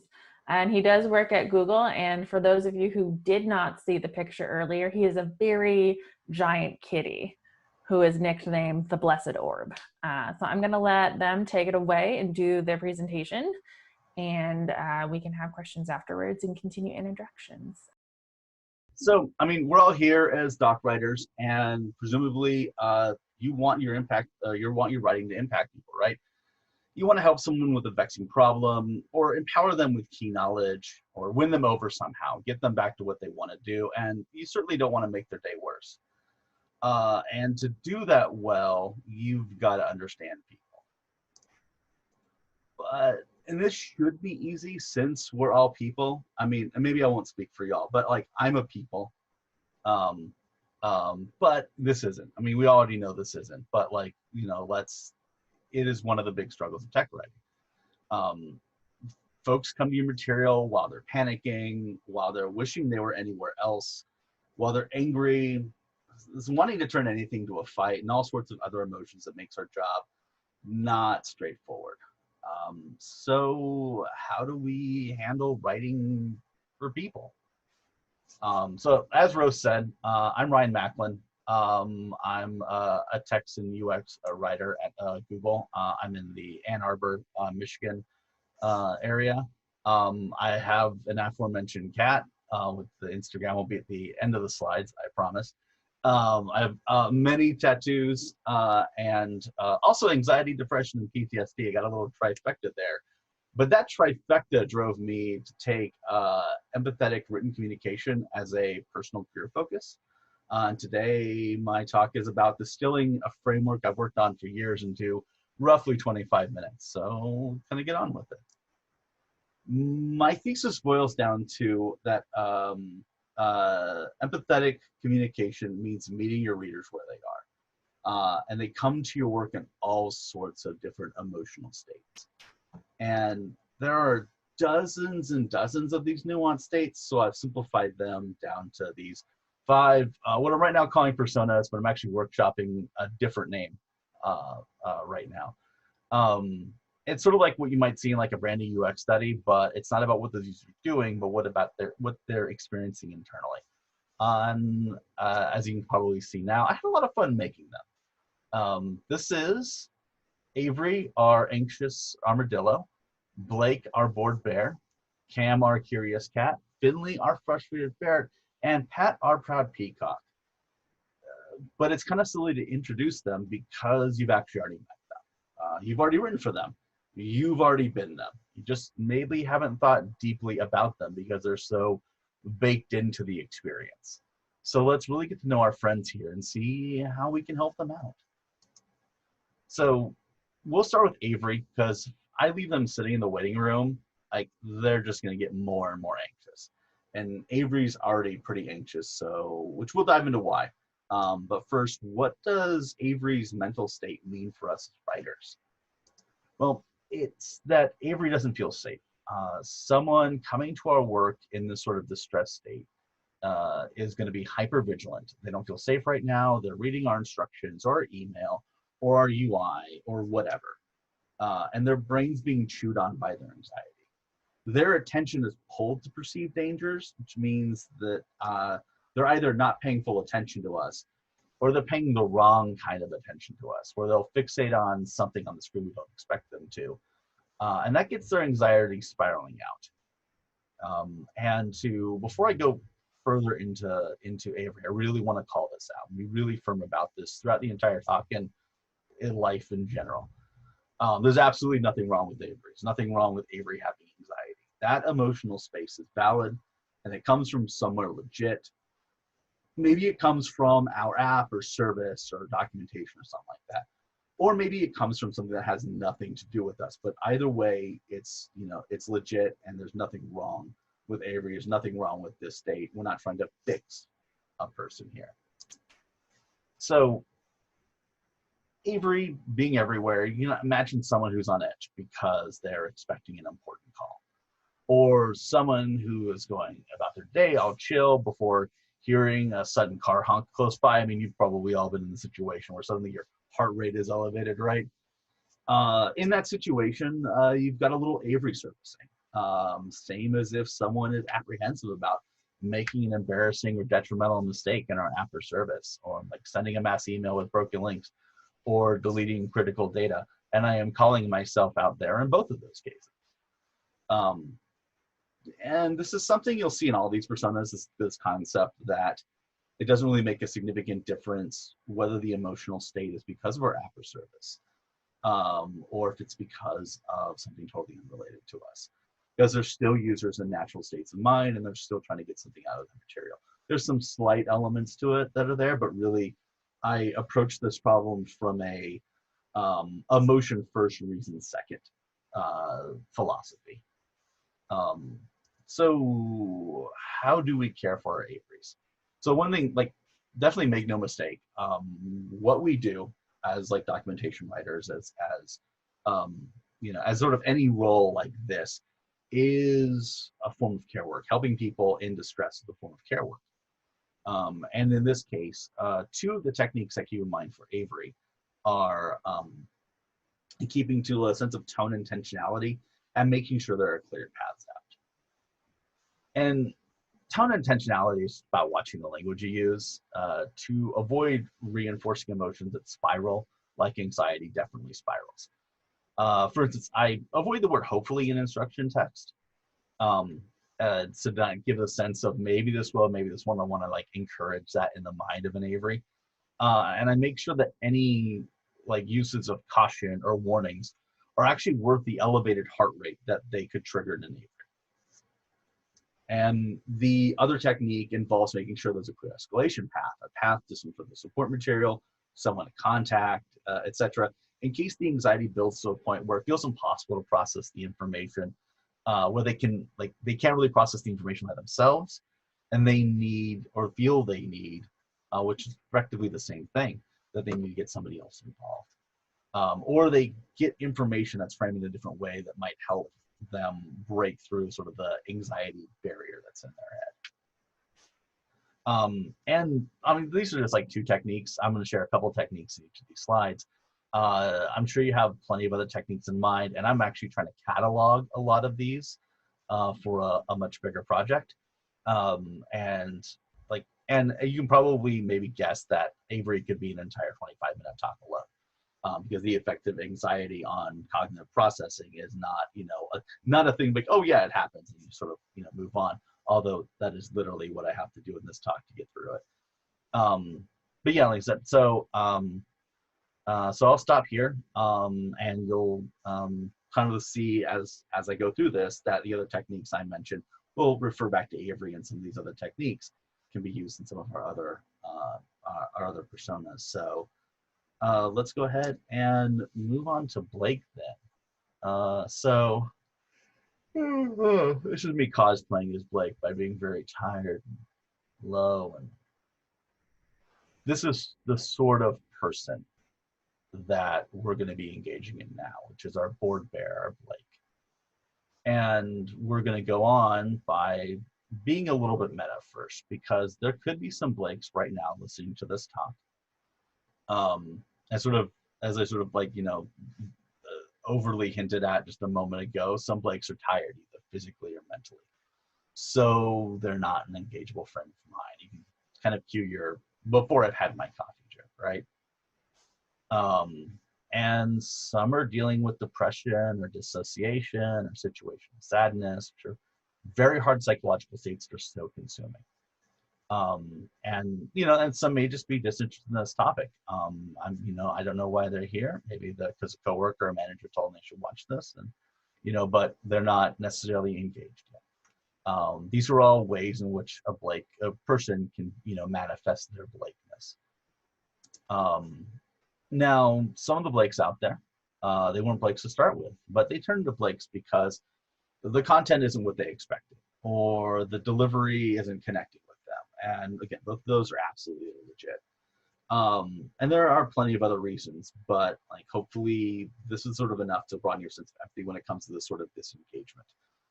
Because if there's one thing that I sort of cringe at, it's when people say boredom just means you're not interesting or you're not creative or whatever. It's no, it is a legit state of mind, and it deserves as much empathy as anything else. And just like there could be Blakes, right here in this talk, there are Blakes in your system generating emails, your support articles, your policy documents, etc. And so the way I care for Blakes when I write is I try to show why my material is worth them spending their precious mental energy focusing on and digesting it, which also helps those who come here accidentally from wasting their time and energy on this material, because they get to say, oh, this is actually not for me. And 2 techniques for that are just information highlighting and bubbling actionable material to the top. And information highlighting is a grab bag of concepts. These are all things that many of us are doing. Having clear and precise titles. I used to hate TLDRs, and I've learned to embrace them over the last couple of years. Strategically folded passages, things like that, whatever really catches the eye and says, here's why, here's what's going on. Here's the reason to devote attention to this. This one's called the value proposition, and it makes this obvious and relatable. That gives many a reason to invest mental energy, which maybe means they sit up, or get some coffee, or take a walk, or whatever helps them sort of shake off that bored and tired feeling. And our second Blake-friendly technique is about cutting sort of unnecessary content and bubbling up what's important to the top. Whatever makes up the material, put in front of others, takes brain energy to process. And if you've ever had a point where you struggle to focus on something, you can just feel that sense of where just like your brain just starts to drip down as you're like going from one paragraph to the next to the next. So cut out what's unnecessary and move what's necessary to the top. There's this classic documentation faux pas of starting with historical information that's maybe interesting, but definitely unnecessary. I've seen this often, and I used to do it when I was a software developer. Again, you bubble that actionable material to the top. If you absolutely need to keep that unnecessary material, and I always love stressing it's unnecessary when talking with engineers and project managers and stuff who are really passionate about the historical material, because they're really passionate about the project and want to share things that are passionate to them with users. Move it to the bottom or make it a separate page you link to. Whatever you do, make it so that you reduce the effort that Blake needs to expend to get to the part they need. And I could also go on for a long time about Blake. I have a rant about how screenshots are often a detriment, but Blake needs to zone out now. And again, I need to finish this talk. So now we get to talk with Cam. This is where people's attention comes back because I've just put a kitten on this screen. So Cam's a bit more specific than the two we've seen so far.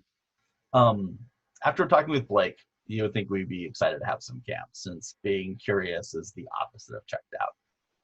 But there are some detrimental sides to curiosity, and that's why there's a Cam in this talk. When we're curious, our minds are primed for questions.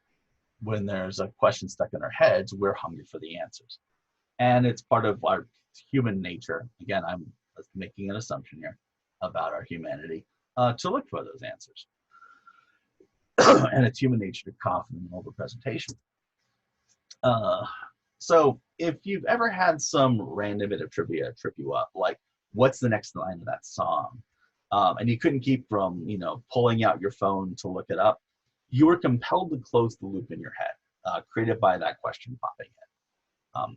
It wasn't important to you to know the answer to this, but it was just nagging that nagging you wanted to be rid of. I stumbled upon this concept years ago while reading David Allen's classic productivity book, Getting Things Done.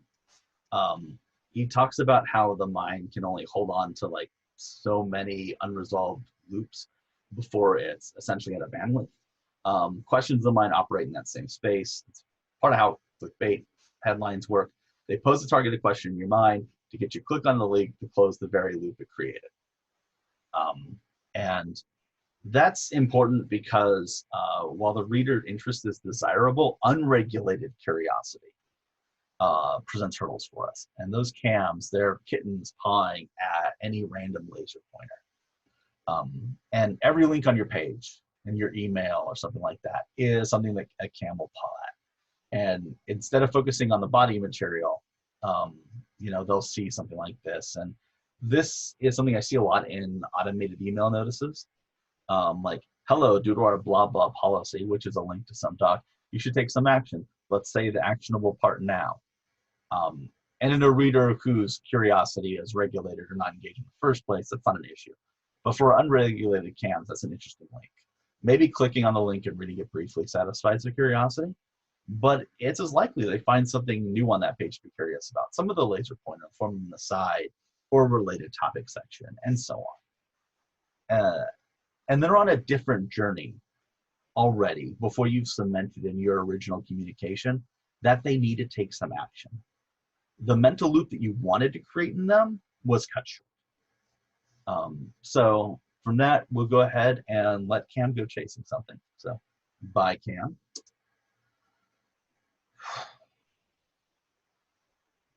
Now we need to be careful because we've left Finley, our frustrated ferret, on hold for a while, and they are not having it. Any of you who have ever worked in support like I have can probably already empathize with getting a customer who's been really frustrated and has been on hold for a while and is very happy to know that to start with.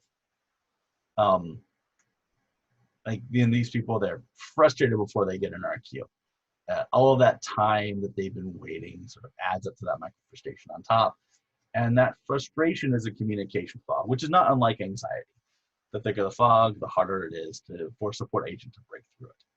So as writers, we want to diffuse the Finleys we're writing for. And when we can't do that, we want to at least not compound the situation with like adding micro frustration elements.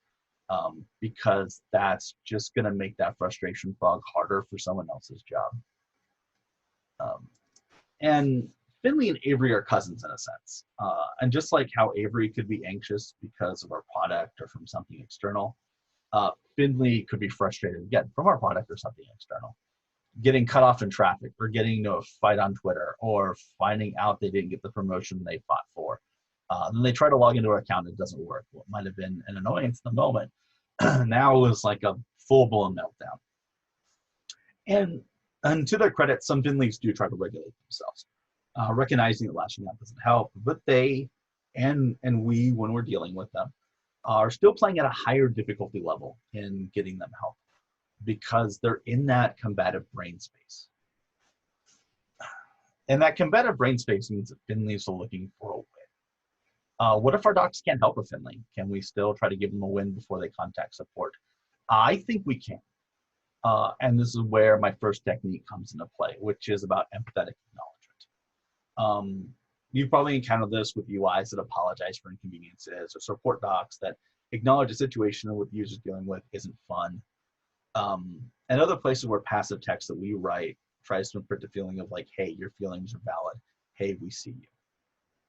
This technique is also a part of support tactics for a reason. It's not a women form of solving Finley's problem, but even just being validated is a small win. And if that's enough to get a Finley to calm down, to get a Finley to help center themselves, that makes our job easier. And that makes any support agent who has to deal with them their job easier. And ultimately, it means Finley's job of helping themselves is easier. And like I said, you might know that, like I said, I've used the concept of centering with a Finley. I've used the concept of sort of like centering or regulating with Avery. And this goes for any agitated state of mind. And the further agitated somebody is, the thicker that communication fog that I mentioned is. So that technique about de-escalating Finley, the other technique I use, which really relates to communication fog, is to watch out for micro frustrations or micro confrontation language to avoid adding to Finley's frustration. That includes anything with a condescending flavor. Things like starting a passage with obviously, or I've even removed like remember that from passages after sort of an experience over a decade ago of realizing that wasn't actually helping me. As I mentioned earlier, and I think maybe at this point, hopefully enough users are pieced together, techniques for one help persona help Finley, and like cutting unnecessary material and bubbling stuff to the top for Blake, or being mindful for outbound links for Cam. And they reduce the amount of time Finley spends before getting the help they need. That's great. And vice versa with these ideas about watching the language we use, and making sure that we are able to affirm people will definitely help up some of our other personas. And if we can help a few Finleys out by showing them care, we're showing care, again, let's bring it back to this point, we're showing care to our support agents who would otherwise take these irate calls and be in a more difficult position. So thank you, Finley, for letting us borrow you, and I hope you find some chill soon. That leaves us with Pat, our proud peacock. Pat's another specialized persona like Cam, one particularly prevalent in high expertise fields like software development, but really can pop up anywhere. And pride, like curiosity, is fine on its own, but pride unregulated can turn into arrogance or smugness or entitlement, and a desire to recapture a feeling of superiority they feel like they've lost for some reason. So what does this look like? Well, on the casual end, it can look as simple as someone commenting on your grammar, which helpful people also do. But whereas the helpful person comments and moves on, in the back of Pat's mind, there's a desire to keep looking. to focus on flaws and not on the material substance, or rather what those PATs perceive as flaws. And the thing about the two specialized personas in this talk is that they're not often aware that they're in a state that's not optimal for them. Avery, Blake, and Finley might be aware they're on edge or checked out or irate, but Pat or Cam aren't necessarily as mindful because those states are harder to be self-aware of without training, and that lack of awareness makes addressing communication issues harder. So how do we deal with that? Now, how do we deal with users that are in this confrontational headspace who aren't necessarily aware of it? We're writing passively to many users, hundreds, thousands, perhaps millions. So we can't just hit each one of them up on chat, are you okay? Or like, hey, you're kind of being a jerk right now. You've gone a little bit far. The best we can do is to try to make our material like PAT resistant. And the first section I have is to sort of keep and maintain a taxonomy or a glossary or lexicon. If you can ensure that your terminology is clear and consistent throughout all of your product and your support documentation and everything else, you can reduce some of the PAT pain points. Again, this also helps everyone else, and which includes you when the inevitable rebrand or redesign comes along. And if you want to build one, you don't even really need to start with like a full-fledged, like the word taxonomy can be like intimidating to some people. You really can just start with like a simple glossary, like, what can you do to ensure that your basic terminology is clear and consistent, right? Like ask these particular questions. What terms do you use and how often? Nouns, verbs, adjectives, or sort of identified as flexible, so you're using in the right part of the speech and you're not getting colloquial in some of the usage. What terms have subtle differences from the common language meaning versus what terms are pretty much the common language meaning, or what terms are really super not? Do they have synonyms that you want to use? Do they have synonyms you don't want to use? What sort of colloquialisms are you comfortable with, or do you expect support agents to use, but you may not necessarily want to use in your documentation sort of for official purposes? And when you know these key terms, you also know Wordzoid casually. For instance, a key term in your system is the word aspect. You shouldn't use that word casually, such as an aspect of PAT is literalism. The other suggestion I have is to get your examples reviewed by experts who understand your users. It could be code example on a dev site, which many of us are dev docs people. We have done this a lot. This is not new. But it could also be a business example for an ad tech help center. It could be anything like that. Like it doesn't just have to be, think about, looking at your code, but think about looking at all of your specific elements. Get them reviewed for relevance as well as accuracy. PATs can get hung up on the details, particularly with examples. So to get ahead of them, get these robust reviews, especially if an example is long and critical to understanding the doc. So that's enough about PAT. And in not a lot of time, I've walked you through 5 significant categories of emotional states. And I didn't include one like Ray the receptive rabbit, because as long as we're considering our other users, we'll handle our calm, respective ones with no problem. And for those of you who are familiar with accessibility and inclusive design, you might realize this is semi-secretly an accessible communication talk.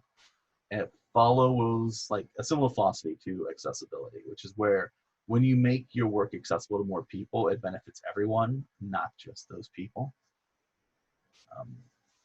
One thing that happens when I give this talk, and I've given this talk a bunch, is that people map themselves just with one persona. They're like, oh, I'm totally an Avery, or yeah, I'll admit I'm a Pat. And that's too narrow a way to think about it. This is not a tag yourself meme. Like, take me, I'm a pretty anxious person, but I also get bored. I have plenty of times when I'm curious without focus. I definitely get frustrated, and I'm not proud to admit that I have my proud side as well. And we're all of these at different times. We're also all receptive at different times, being that sort of Ray the receptive rabbit. We're also those as well. And we're certainly other states that I haven't covered. You might feel like you genuinely lean one or two ways, but all of these are inside. So there's a couple calls to action. Like, this is all fine and good. It's all like writing philosophy. What do you do with it, right? Well, first, you can take something you've written recently. You can mark it up with how you think each of these 5 personas would take it, and maybe get 2 or 3 of you together to talk about what you found. And second, when you catch yourself in one of these states, examine that state. If it's combative or high heart rate state, center yourself. Note down if the material caused that state or if you were already there when that happened. Were you there because of something related to the material, something separate, or a combination? What you learn from self-examining can raise your emotional proficiency, which raises your ability to tackle these sort of problems. And just to end again, that these emotions are valid no matter where they come from. That's really, really clear. Like, there's no shame in what our users are feeling.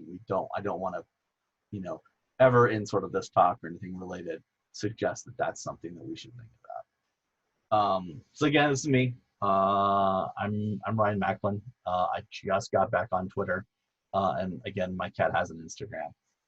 And I also am the co-organizer of Write the Docs Detroit Windsor, which, like everything else, is online right now. So check it out on Meetup. And here's like a little quick reference that I have here, which, since it's getting recorded out into the world, is there sort of some questions that I consider. Feel free to also screen cap this if you like. I will go ahead and leave it up for a moment. That is my talk on emotional personas.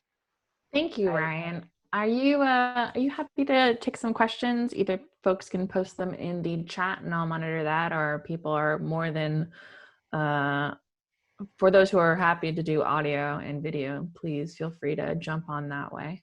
Yeah, totally. And did you want to record the questions as well? Yeah, I can record the questions. We'll see if maybe I'll cut them or not, depending on the size of the video. But yeah, let's go ahead and record them. Great. It looks like we do have one from the chat, and it says, where do you draw the line between harsh language choices versus straightforward imperative statements? So it depends on, for me, it would depend on the subject. The more serious the subject, especially if it's something where there's a destructive element to it, like you could, delete all your data from this. I would go with very, very pointed statements. There's actually a bit, again, this is some of the advanced Avery talk that I've given has actually been about when to actually create anxiety in people and the right kind of anxiety. And some of that is to make them aware of, make them very much feel a sense of trepidation to say something destructive that they're going to do, whether it's financially or logistically or whatever. But it's still, you can still do that and still keep with tone intentionality at the same time. There are straightforward sentences that you can say that don't necessarily have to involve unnecessary cautioning or any sort of micro-confrontational language. I don't think they're necessarily two different things. Softening language is great, but tone intentionality can also work for hard language, for really pointed language. I could add to that, Ryan. I'm guessing that one of the phenomenon you might have encountered is that if we have an idea that users tend to make a certain kind of mistake, even if it's not a serious one, or even if it just ends up going slightly off track and then you can come quickly back on, one of the documentation solutions is to warn people not to do that. But in a lot of cases, if they do that, it really doesn't matter and it's fine. So that would be a case where it might be really easy to create unnecessary warnings. Yeah, exactly. Yeah, the bit there is, and this is very much I see this from, a lot of times I'll see this from people who are support agents first, writers second, because this is the experience that they've had to deal with. And they're translating that individual user experience into a doc for a broad audience. which again, I was a support agent a long time ago. This is one of the things that I had to learn. But yeah, so like getting to that state of how do you write it and not have it be a warning, or how do you write it and have it be a soft warning? And that like is I'd say like, I mean, that ends up being like why writing is also partly an art. I think also at this point I can stop the screen here so I can actually see everyone. All right. So yeah, that is I don't know if that answers the question or not. Yeah, I'm the one who asked it. It does. It's something I come up against, quite a bit. Mostly I ask because I write, API documentation where you're always giving enough rope to hang yourself with. Yeah. You're when you do these things, you're messing with real data that's potentially not yours and unrecoverable. Yeah. So. We have chocolate, and it looks as though they asked, how often do you check the personas? How do you plan content changes for newly added and removed personas? Well, I don't, like, these personas have been pretty static for me for a number of years. It's really about, it's a mental framework for making sure that the end product that I'm sending out to users has a sense of users in mind, instead of just I'm not trying to achieve an objective for my product team. I'm trying to achieve an objective for my users that also happens to be the objective my product team wants. Or even, that's actually something that I do, is I even try to say people instead of users, because it's a subtle difference, but it's a really important one. So I'm people first, product second. Even though the product is what's paying me, although the people are paying never mind that you can follow that logic. But I would say a lot of it is in a sense of is in a sense of like patterns. It's like this sort of style of email. Like I write some like philosophy and structure docs as part of my day job. And some of it is like, here's when we should use a TLDR, because this is the sort of email that's about to tell you you're about to lose access. Right now, my main writing for tech and UI is about access management systems. So I write a bunch of automated emails like you're about to lose access, or someone needs access, or things like that. So a lot of it is like, how do I make sure that a board Blake actually will read this email and address it? So that's where I'm like, okay, here are the things that I do to combat that. For things about losing access, how do I make sure that somebody who's anxious doesn't panic and freeze up? So it really is about a series of questions to ask in a lot of these situations, and about patterns to follow. I'm talking with some people right now, and this is going to be like a long time from now, but I'm talking about like internally maybe having some language checkers and like sort of like natural language processing to catch some of these, but we've just barely started those conversations. I'm excited for that. Right now, it's really just been very much in the art form approach of, how am I making sure that I'm doing this in a very human way.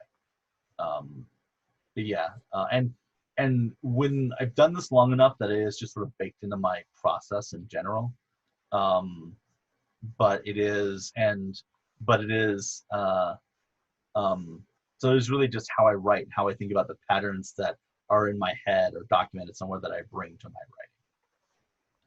I don't know if does that answer your question? Yes, it is. I think it sounds like these personas are like guidelines, writing guidelines. Mm-hmm. Yeah, they're like, yeah. It's a combination. It's like it's a philosophy that is, it's about how to think about writing guidelines. Mm-hmm. The effect that these writing guidelines can have on people. Have you promoted this actually to your fellow writers? Yeah, I have. Like, this is within Google, and then the company I was at before. This was sort of I was like basically brainstorming and working on this for a while. But yeah, this was, and then everyone basically said I should actually give this talk. This is the third time in like a month I give this talk. So I'm trying to get the idea out there. I have a lot of people who are interested in sort of in this as a framework to teach people sort of how to think about writing. And I'm looking at also how to turn this into material so that people who want to learn how to do writing, technical writing, can use it as a sense of philosophy. But that is like, a lot of these things are down the road. But this is a way to teach philosophy of writing rather than teaching just the mechanics of it. Please let me know when you actually roll out the material. I will definitely sign up. Yeah, definitely. That's probably what I'll actually use my Twitter for, so feel free to follow that. I like almost never use it. I left Twitter years ago, and my mental health was great after that. So I'm dipping back in because I'm a glutton for punishment, much like Rose is, but in a different way. That's why we're friends and get along. And I love how I just referenced something that's not actually going to be in the recording. Kind of, yeah, exactly. Yeah, so, well, yeah, I'll definitely let you know. I will not be quiet about it when I create something like that, for sure. Thank you. All right, looks like you had a question. Yeah, I just wondered if you had examples of the before and the after. I thought of it right away when you had the worried ferret and the frustrated, the armadillo, I think, was the worried one. Yeah. But I always come across phrases that say, "Do not do this," and I'm like, "What? Don't tell me that. Now I want to do it." So it'd be nice if you had some like before and then after tuning. I don't, like, at this point, I don't, I haven't edited anybody else's writing that deeply in a long time to have that example. So really it's just me knowing like a lot of these rules are just baked into what I'm doing. I think the before and after I probably have might be internal stuff where when I have gone through and done some rewriting of it because it needed to be updated anyway, the CSAT of it increased, but that's all internal stuff I couldn't share anyway. But yeah, that's I would love to be able to put something together. Like there's a lot of places here where I wish I could put examples in, but like it already is on the edge of a long talk. So, and that's what I want to follow up with, is actually get deeper into each of these concepts. And Ryan, one of the things you mentioned early on is that you were thinking of considering a word other than persona. And I can understand that because I've seen that word being overloaded and diverging in meaning in ways that has made it difficult to communicate at my company, for sure. Yeah. A couple of words that had occurred to me was one being archetype, because it seems like you're coming up with essentially kind of emotional archetypes of emotional states and of the users move through. Mm-hmm. And the literary side of my brain was wondering if allegory might even be an interesting one, because I bet a lot of allegory would be a term that has not been used much in technology yet. Yeah, like I originally called it persona because I wanted to draw people in for that reason of like, what do you mean? But I think at this point I don't need that anymore. But I just haven't had another thing to call it yet. I've had some suggestions, like somebody suggested roles. Somebody suggested profiles too. But profiles I think has a similar thing of like kind of being overloaded, but it's still generic enough that it could kind of work. But yeah, no, I like those. I'll have to chew on those. I'm going to spend a while on thesaurus.com one of these days and just, which is one of my little joys is naming things. I will spend weeks figuring out the name for something and that I'm working on personally. And so it'll just be a lot of thesaurus.com and other searches and learning about words I didn't know about. Like if I a few months ago learned about the word ambit, which I'm not going to define for you. I'm going to say go search for AMBIT, ambit, and maybe you can use it in your own stuff. Does that need a not safe for work tag? It is a legit, totally cool, safe for life and work. Great. Thought I would double check. I didn't Yeah, see I respect it that. would No, be, you can, but you yeah, know, it's a most of us Merriam-Webster, are on a work machine, so it's a Merriam-Webster search, not a Urban Dictionary search. nice. Just noted, you said ambit, and I saw everyone's heads kind of swing that way. Yeah. I was guilty too. Yeah, it's my favorite new word. I had to since I'm still a game writer, and I had to come up with something for a game term, and trolling through the thesaurus. Yeah, that's what I came up with.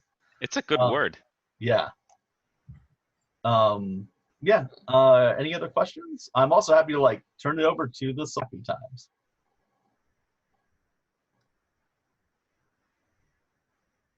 Which it sounds like from the silence, I'm totally going to turn it to the Social Happy Time. So I'm going to stop this recording. And thank you. Great engineering managers practice an inclusive management style. What does that mean? And how can you cultivate one? Well, in this episode of the Engineering Career Coach podcast, Jen Bunk, career coach for tech managers, is going to tell us exactly how to do it. She's going to list the points that you can use to create and cultivate an inclusive management style with your team. Let's jump right in.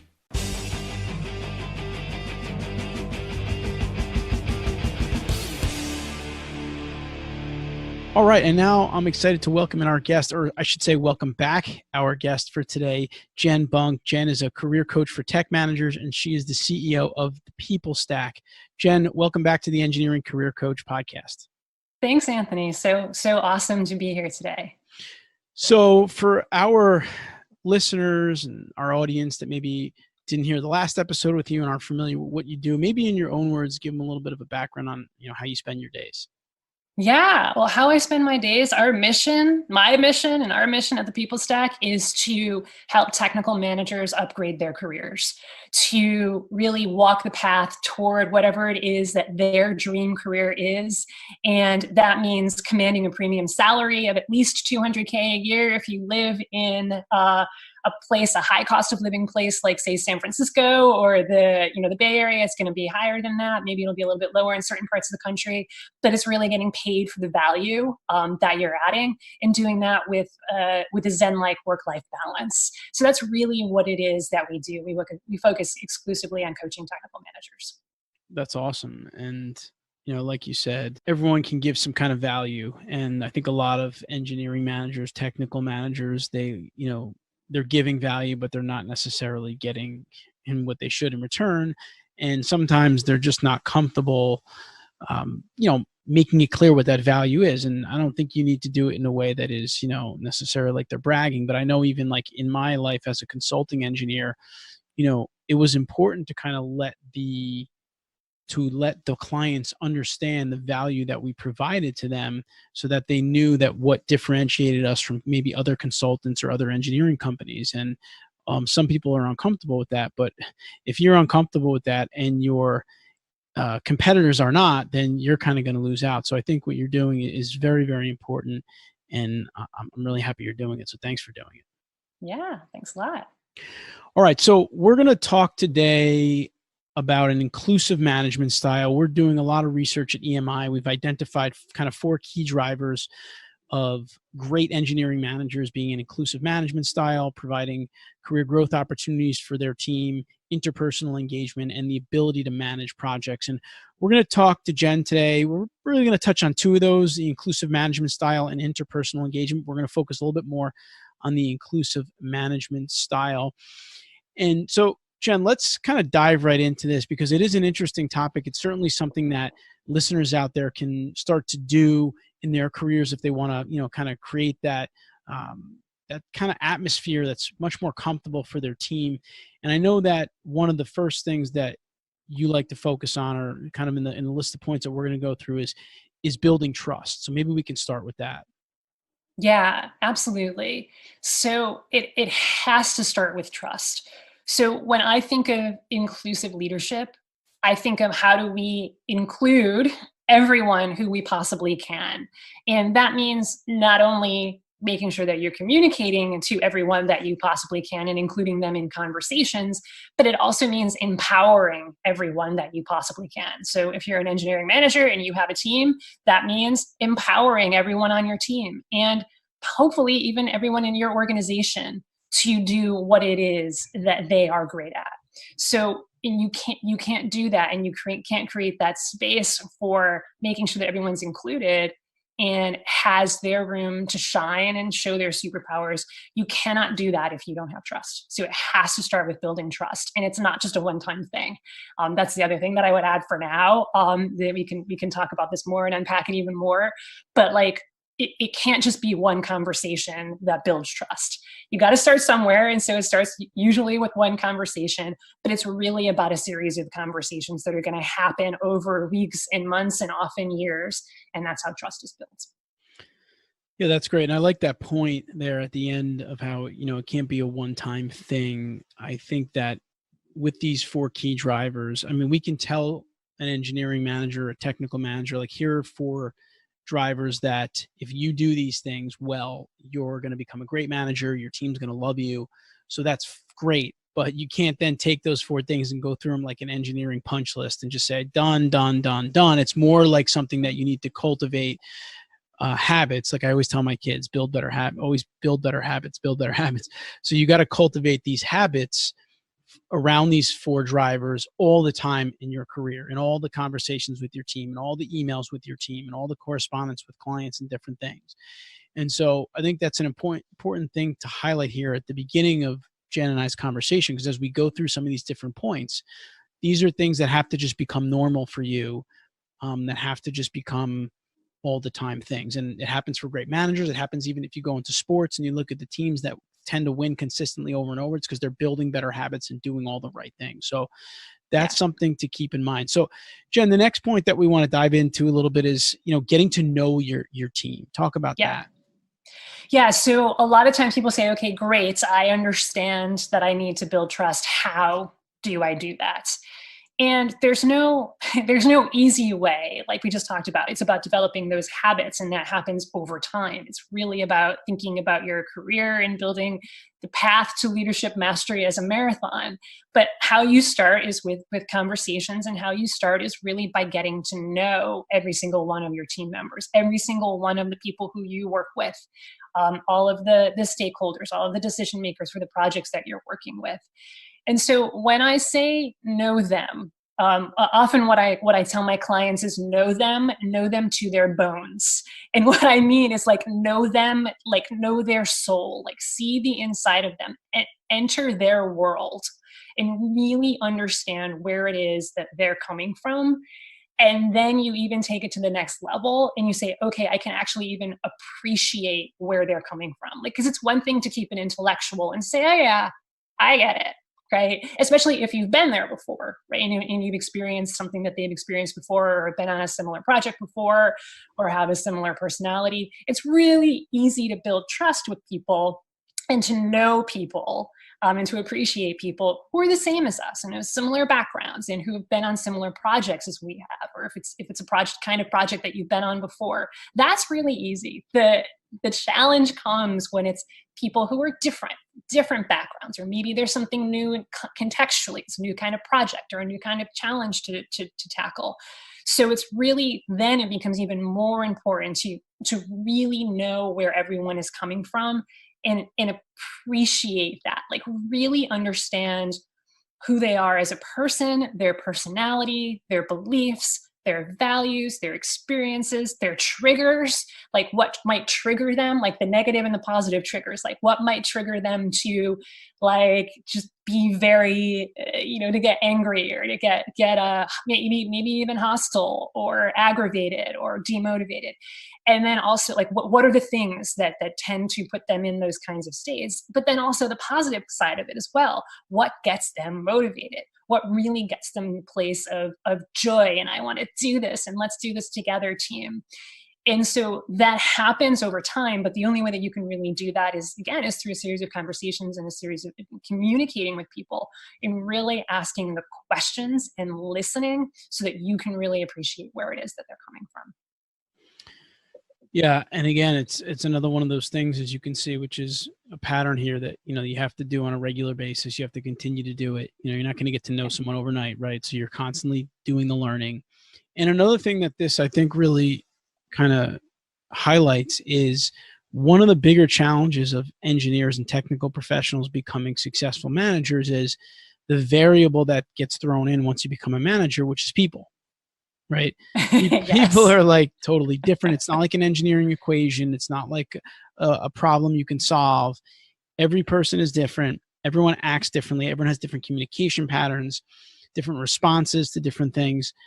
And so unless you know people and you get to know people well, you can't learn their different patterns and work with them the best that you can. I mean, part of management, in my opinion, is, you have to know kind of the strengths of each person on your team, the challenges they have, and, things that they like to do or don't like to do, so that you can kind of manage effectively. And so, to Jen's point, when you get to know people, you can much better manage kind of the relations between you and the different team members and really get the most out of everybody and put people in the best positions to succeed, which I guess kind of goes in well to our next point, which is making assumptions or not making assumptions. Maybe you can talk about that a little bit.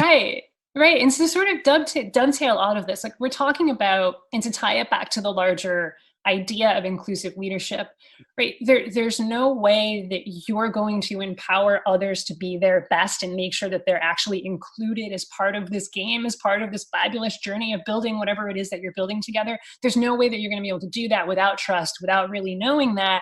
And if you make assumptions, so a lot of the times when clients come to me with challenges or problems, it's not all the time, but there's a pattern that comes up is they're making an assumption about what other people are thinking or feeling.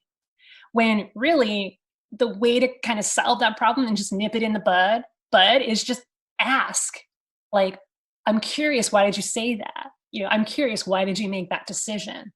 You can get all up in your head about like, oh man, they decided to put this other person on the project and not my team member because they hate me and they're against me, right? And we go there, right? But you could, and that's fine, and you recognize it. We're human. We feel things like fear and anger and disgust sometimes, but to move out of that, a lot of times the best way is to just not make an assumption about it and ask the person with curiosity, with compassion, hey, I'm curious why you put this person on the project and not my team member, because I thought my team member would have been a great fit for this project. That's cool. This other person is going to rock it. It's going to be awesome. But in the future, I'd love for you to consider my team member for this. So can we start a dialogue about this? Sometimes it's that simple. But like you were mentioning in the beginning, Anthony, that sometimes people feel a little bit weird or don't want to open up these conversations, like especially when it's around like self-promotion or anything like that, but anything resembling self-promotion or talking about like even promoting somebody else who's on your team. But it's often about saying and asking the hard thing, that thing that you don't want to ask that person, right? That thing that you don't want to ask, that conversation that you don't want to have is very often the exact conversation that you need to have. Yeah, for sure. And I think that goes into the next point, I guess, just to drive it home a little bit more, was ask a lot of questions, which is, kind of what you're framing out there. But I think, this is something, again, that happens consistently. Like if you get into a staff meeting, what happened on this project? We had some trouble. Let's talk through it a little bit. Tell us, what worked, what didn't work. And you have to keep asking questions. I think one of the challenges sometimes with leaders is that we tend to think like maybe we reached a certain level, which means we know more than the people that we're leading, but a lot of times they have more answers than us. That's definitely part of it, right? And that's definitely part of not making assumptions, especially as we get more and more removed from what our team is doing. And that just naturally happens as you become more and more experienced as a leader. Like it may start to be, it's 2, 3, 5, sometimes even 10 or 15 years since you've been doing what they're doing on a daily basis. You're developing as a leader, for sure. You're developing leadership skills, but not making assumptions about, the way that something should be done or how it should be built, for example. But it's also about just, it's really a key to building that trust is asking more questions than making more statements. And really, like, my favorite question to ask, if you're like, okay, I want to ask more questions, can you just give me one? It's why, right?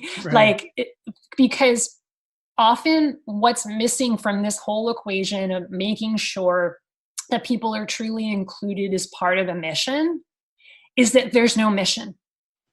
Right. And there's no way to include people in a mission if that mission isn't there or if it's not clear. And yes, the onus is on senior leadership to make sure that that mission is there and that mission is clear. But the onus is also on the managers and the team members to if they're not sure what the mission is, to ask, right? Why are we doing this? Okay, I get that that's why. Why are we doing that? Like the 5 whys, you know what I mean? Right. And you can really get to the heart of, why am I here? The existential question of, why am I here in this seat 8+ hours a day? Like, it's not just to build stuff. Right. There's a larger mission here. And if you could help people get connected to that and ask those why questions more often to team members, to senior leadership, to everyone, then that's also going to create a more inclusive environment as well. Yeah, I totally agree. I mean, I think a big part of an inclusive environment is including your team in the bigger mission or vision of the company or of the project that they're working on. So if you tell me to go and, design this roadway or portion of a roadway, and I'm doing that all day, 3 weeks in a row, it can become monotonous. But if I understand that this roadway is going to, get people safely one place to another, or whatever the case may be, it takes on a bigger meaning because I'm being included in what the overall picture is. And I know that that's an important part of it. Ties into a bunch of these 4 drivers is, connecting people with, the bigger picture of what they're working on, so that they do feel really a part of that. So I think that kind of all comes together there. For sure. And then the other thing that I would add on there before we move to the next point is that what a lot of people miss, because folks like you, folks like me, we talk a lot about organizational mission, like know the mission of your organization. Like why are you going to work? Why are you building the things that you're building at the end of the day? But the other thing that I would add to that so many people miss is, what's my mission in my career? What's my individual mission as a leader? And knowing that's going to help you show up better as a leader and be a more inclusive leader as well, because you're going to be able to behave according to that mission and get people on board with that mission as well. And you're going to be more motivated to do better and to always show up as the best leader possible. So that's the other thing that I would add in terms of mission is, yes, know what your organization's mission is, but also make sure you know what your mission is for your career and what kind of leader that you want to be. Yeah, great point. And that's something too that I can see for managers that can fall through the cracks, because you're thinking about your projects, you're thinking about everything else, and maybe you are thinking about the bigger mission of the company, and you're not thinking about, what is this person interested in specifically, and where do they want to go? Yeah. And the more that we get connected with our own missions, then that's how we're reminded, oh, wow, people on my team have career missions as well. Like, I know one of the pillars is about career development, right? Like really making sure that you're talking about the career development of your team members. So that's going to overlap with this. And so if you don't really have a sense of how you want to develop your own career, and you haven't done that intentionally, you're not really going to be able to help somebody else do that. But if you're doing it for yourself and you've been on that path and you've made some mistakes along the way, like, that's actually even better, because then you can help your team to do that as well and be empowered to have the careers and build the careers that they want to build. Yeah, which is also goes to a larger point that if you are a manager and you're focused on these 4 key drivers and you are practicing them, your team members are also by habit learning them, and they're going to exhibit those drivers and their management styles, and they're going to become great managers as well. And then, that's how you cultivate, a very positive leadership culture throughout an organization. It starts with, the managers building habits. So, all right. So Jen, talk about compassion and empathy and how they're tied into an inclusive manager or management. Yeah, they're tied into it because of trust, right? So we started out talking about trust. How do you build an inclusive team, an inclusive organization? Well, it all starts with trust. How do you build that trust? You have to have empathy. And this kind of touches on what I started to talk about before around, you have to know them, you have to understand them, but it has to go beyond, I get it, right? It has to go beyond the intellectual understanding of, yes, I get it. I can give you a 5-step plan on how to get through this, right? That's important. Like that's the strategy and that's the tactics. But when we're talking about empathy, it's really about that heart-to-heart connection, feeling their pain, like literally for a second, feeling what it is that they might be feeling. Because then that's really when you're going to be able to enter their world and say, oh, wow, I don't just get it up here. I get it here at my heart as well. And now we can move forward from a place of having that heart-to-heart understanding. Because especially with engineers, right? Engineers, you're super smart, right? You're super motivated, but we live up here most of our day because we have to, right? Because if we make mistakes, then the bridge collapses. Then the road isn't built as well as it could be, or whatever else it might be. And that's an important part of our jobs as engineers and as people who build stuff, right? Like safety is important, and mitigating risk is important. So that's why we stay up here, why we stay up in our heads.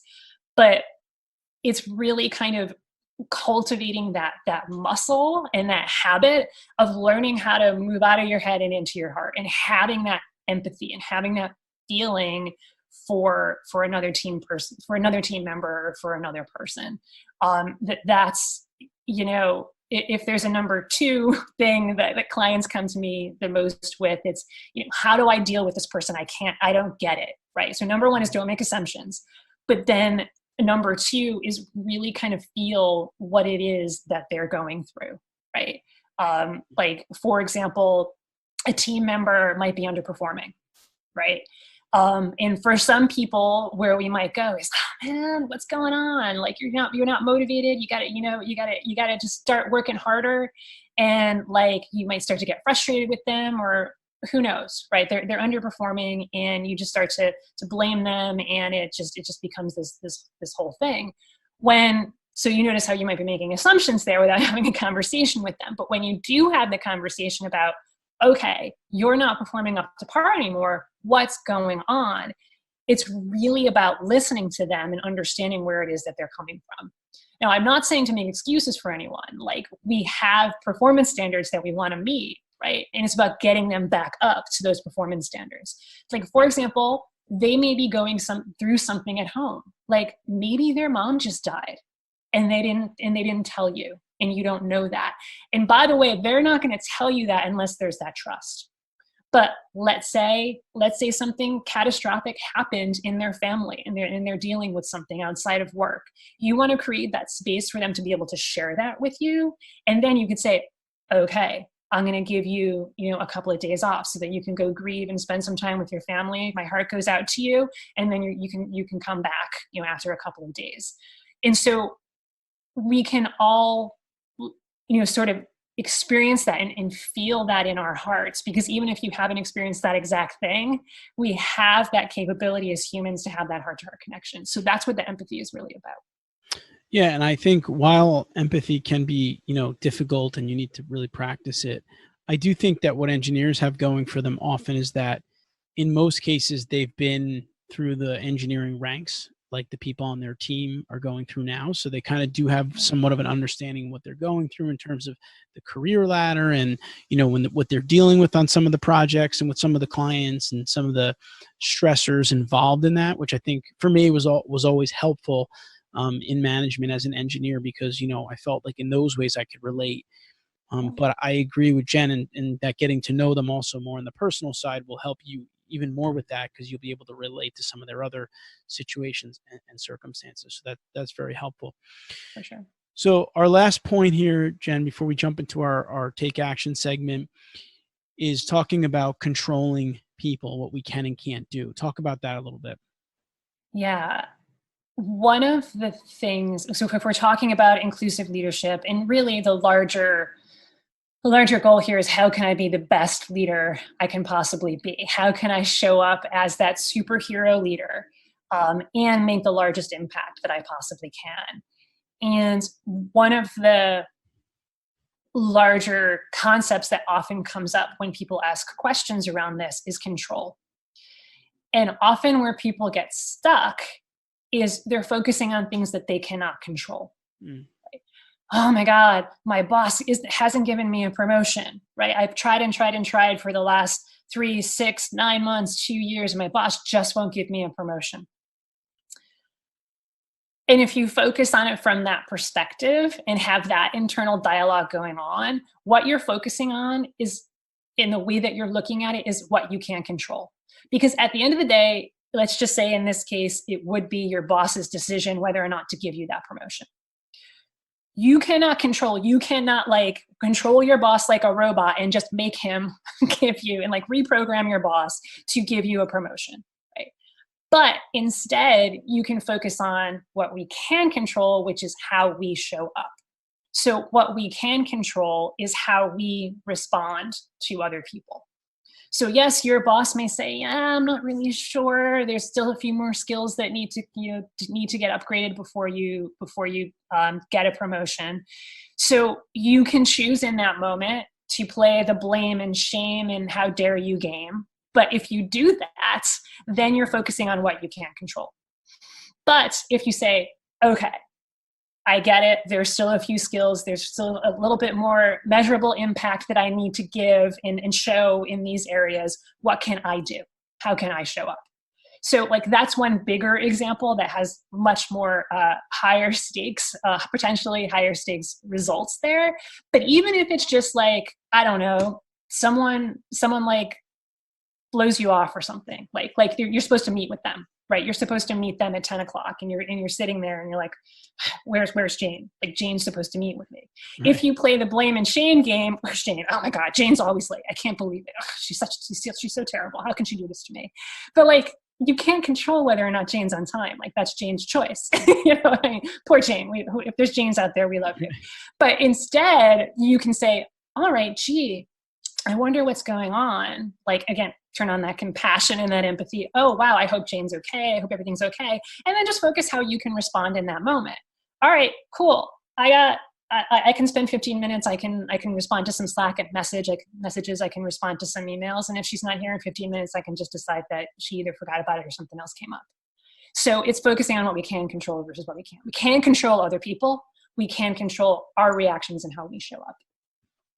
Yeah, that's awesome. And I'm actually rereading this book that I like a lot right now called Zen and the Art of Happiness by Chris Prentice. And there's a great line in the book where he says, stress doesn't come from the events that happen to us. They come from how we respond to those events. That's how stress is created. So, exactly to your point, something happens to you inevitably, especially in the world of engineering, on engineering projects, things happen all the time. And, the way that you respond to those will have a major impact in terms of your success overall. Absolutely. Certainly the way you interact with people too. Yeah. And then the other thing that I would stack on top of that is there's a difference between reacting and responding. Because where a lot of people might go here is, well, I'm going to feel angry. Like if Jane's late, I'm going to feel angry, right? Like that's okay. You can, there's that knee-jerk reaction. Right? Like when the doctor hits your knee, there's going to be a reaction. It's almost physiological. And to a certain extent, we may not be able to control that because we're human. We feel things, right? We can't always control what it is we're going to feel in a given moment. So it's like allowing yourself to have that reaction of, yeah, I feel angry. I feel sad. I feel worried. I feel fearful. I'm scared. Like allowing that, sitting with it for a moment, giving it a label, like, yeah, I'm scared. I don't know if I can swear or not, but right. But like, I'm really scared out of my mind right now. And then you can choose how you respond to that, right? That's what we have control over. We can then say, all right, I can respond to this fear and like curl up into a ball and cry and like never come out of it, right? Or I could say, all right, the fear's there. Why is the fear there? How can I turn that fear into an opportunity or whatever it is, Sure. So it's really like distinguishing between the reaction, that knee-jerk, like gut reaction that we're going to feel because we're human. And then what happens in the 5 to 30 seconds after that and how we respond. Right. And I know probably a lot of listeners are thinking like, well, that's impossible. Everyone's going to have that like knee-jerk reaction. But what I found myself in just working on this specifically is that it is, again, the cultivation of a habit. It's a mindset, actually. You're changing your mindset so that when things happen, there's like a little bit more space for you to, respond and say like, okay, let me think about this. Maybe there's something really great that I could take out of this as opposed to not. So it's, again, none of this stuff is easy. If it was, everybody would be doing it. So the idea between Jen and I having a conversation here is to bring some points out that you can try to work on if they work for you and integrate them into your management style. Yep. So with that, Jen's going to stick with me, and we're going to come back in a minute, and we're going to wrap this one up with our Take Action Today segment and give you something actionable that you can take and try to become a little bit more inclusive in your style.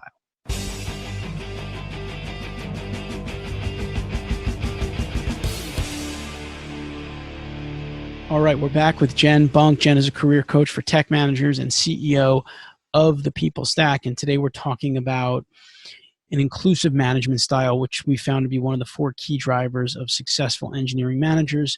Real quick, I just want to recap some of the points that Jen ran through here, and then we're going to wrap it up with you and give you something that you can do immediately. Jen talked about, building trust with your team members. It's something that you have to do all the time, not just something that you're doing every so often. You need to build that trust with them. You need to really get to know them, kind of enter into their world so that you can, build that kind of level of engagement and that inclusive management style. Don't make assumptions. That's something you need to ask and flush things out as opposed to making assumptions. And in terms of asking, ask a lot of questions, because the more information you can get, then you can have that inclusive style. You don't have to guess at things and have people think you're not, connected with them necessarily. Jen talked about compassion and empathy, really putting yourself in your team member's shoes. If you want to become inclusive and include them in things, you need to understand how they think and what they're going through.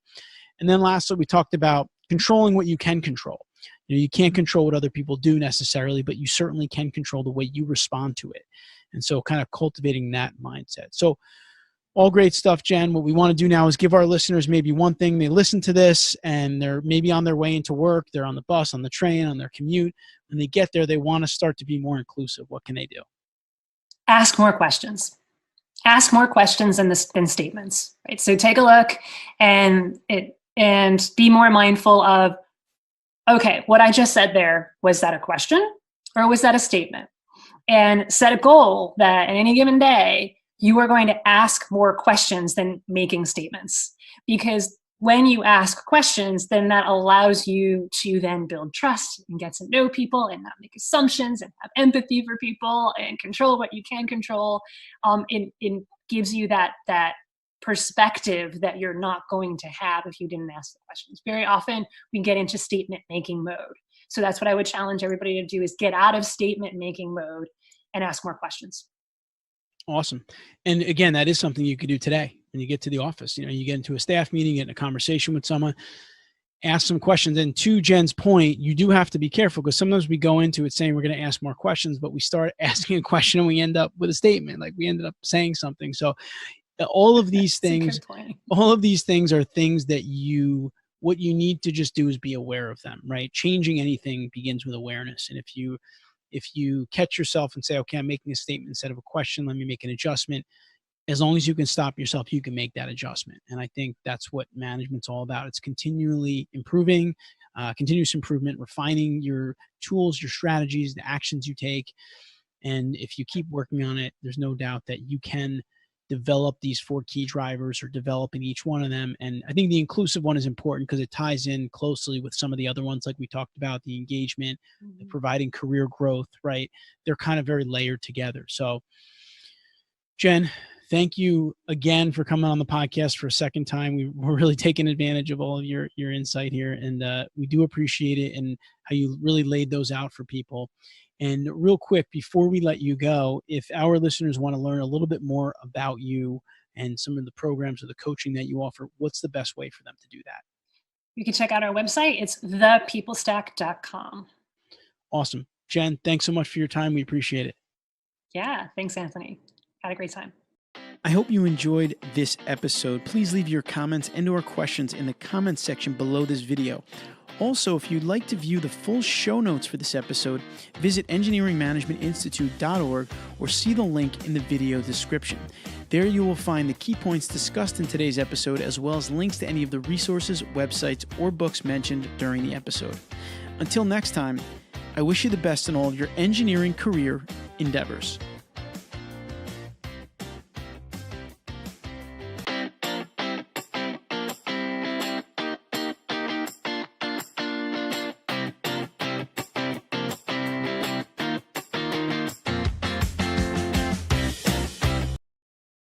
Boom! It's another giveaway. This one is awesome. Check out what we're giving away for today's episode. You see this right here? It's hard to see on camera, but this is Rubber Bandits resistance bands, the best resistance bands you'll get anywhere. You're not just going to get this. You're actually going to get a whole bag of resistance bands, attachments, handles, all that stuff for free. We're going to send this to you for free. Here's how you can win a free bag of Rubber Bandits, different resistance levels, resistance bands, and their attachments. Leave a comment in the first 24 hours that we drop this episode. Subscribe to this channel. Turn on your notifications. If we pick your comment as the best comment among all the comments in the first 24 hours, we'll notify you, and then you win that free bag of resistance bands. By the way, the rest of you can get these resistance bands at the Mind Pump store, so you'll see the link right here. So go check that out. Also, one more thing before we start this podcast. We are running a sale on 2 of our most popular workout programs.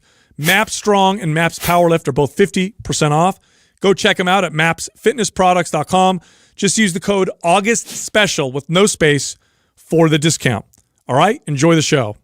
You know, it's a question that we get often that I could totally relate to, and I think would be a good idea to just communicate to.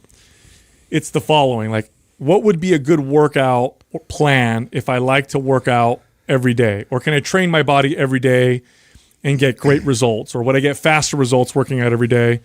So I'd like to address this particular question. That I mean, I'm sure you guys have seen this. I love this idea. Yeah. I love this idea for an episode. 1, we've never done anything like this before. 2, we have no programs that are designed this way. But the truth is, and I talked about this early on the podcast, that I go to the gym 7 days a week. Right now, I'm not like this. When I was consistently training back when I was competing, I was in the gym 7 days a week. But the thing that I always had to communicate to people is like 7 days a week in the training doesn't mean that I'm like hammering the weights 7 days a week. You have to modify intensity, and then I would focus on other things. And so I've had a lot of questions about what that looks like. And so building a 7-day routine for the audience and those that actually love going to the gym that often or exercising that often, this will be fun. Well, I do want to be clear to everybody, just so you know right out the gates, you are going to get a free 7-day-a-week workout program from this episode. So that's what we did. We put it together for you, and we're going to literally lay it out. So by the end of this show, you're going to have a workout, 7-day-a-week workout. Now, here's what's important when you're working out. Actually, well, this is always important with your workouts, but it's especially important if you're devoting this much time to exercise. The programming is key here.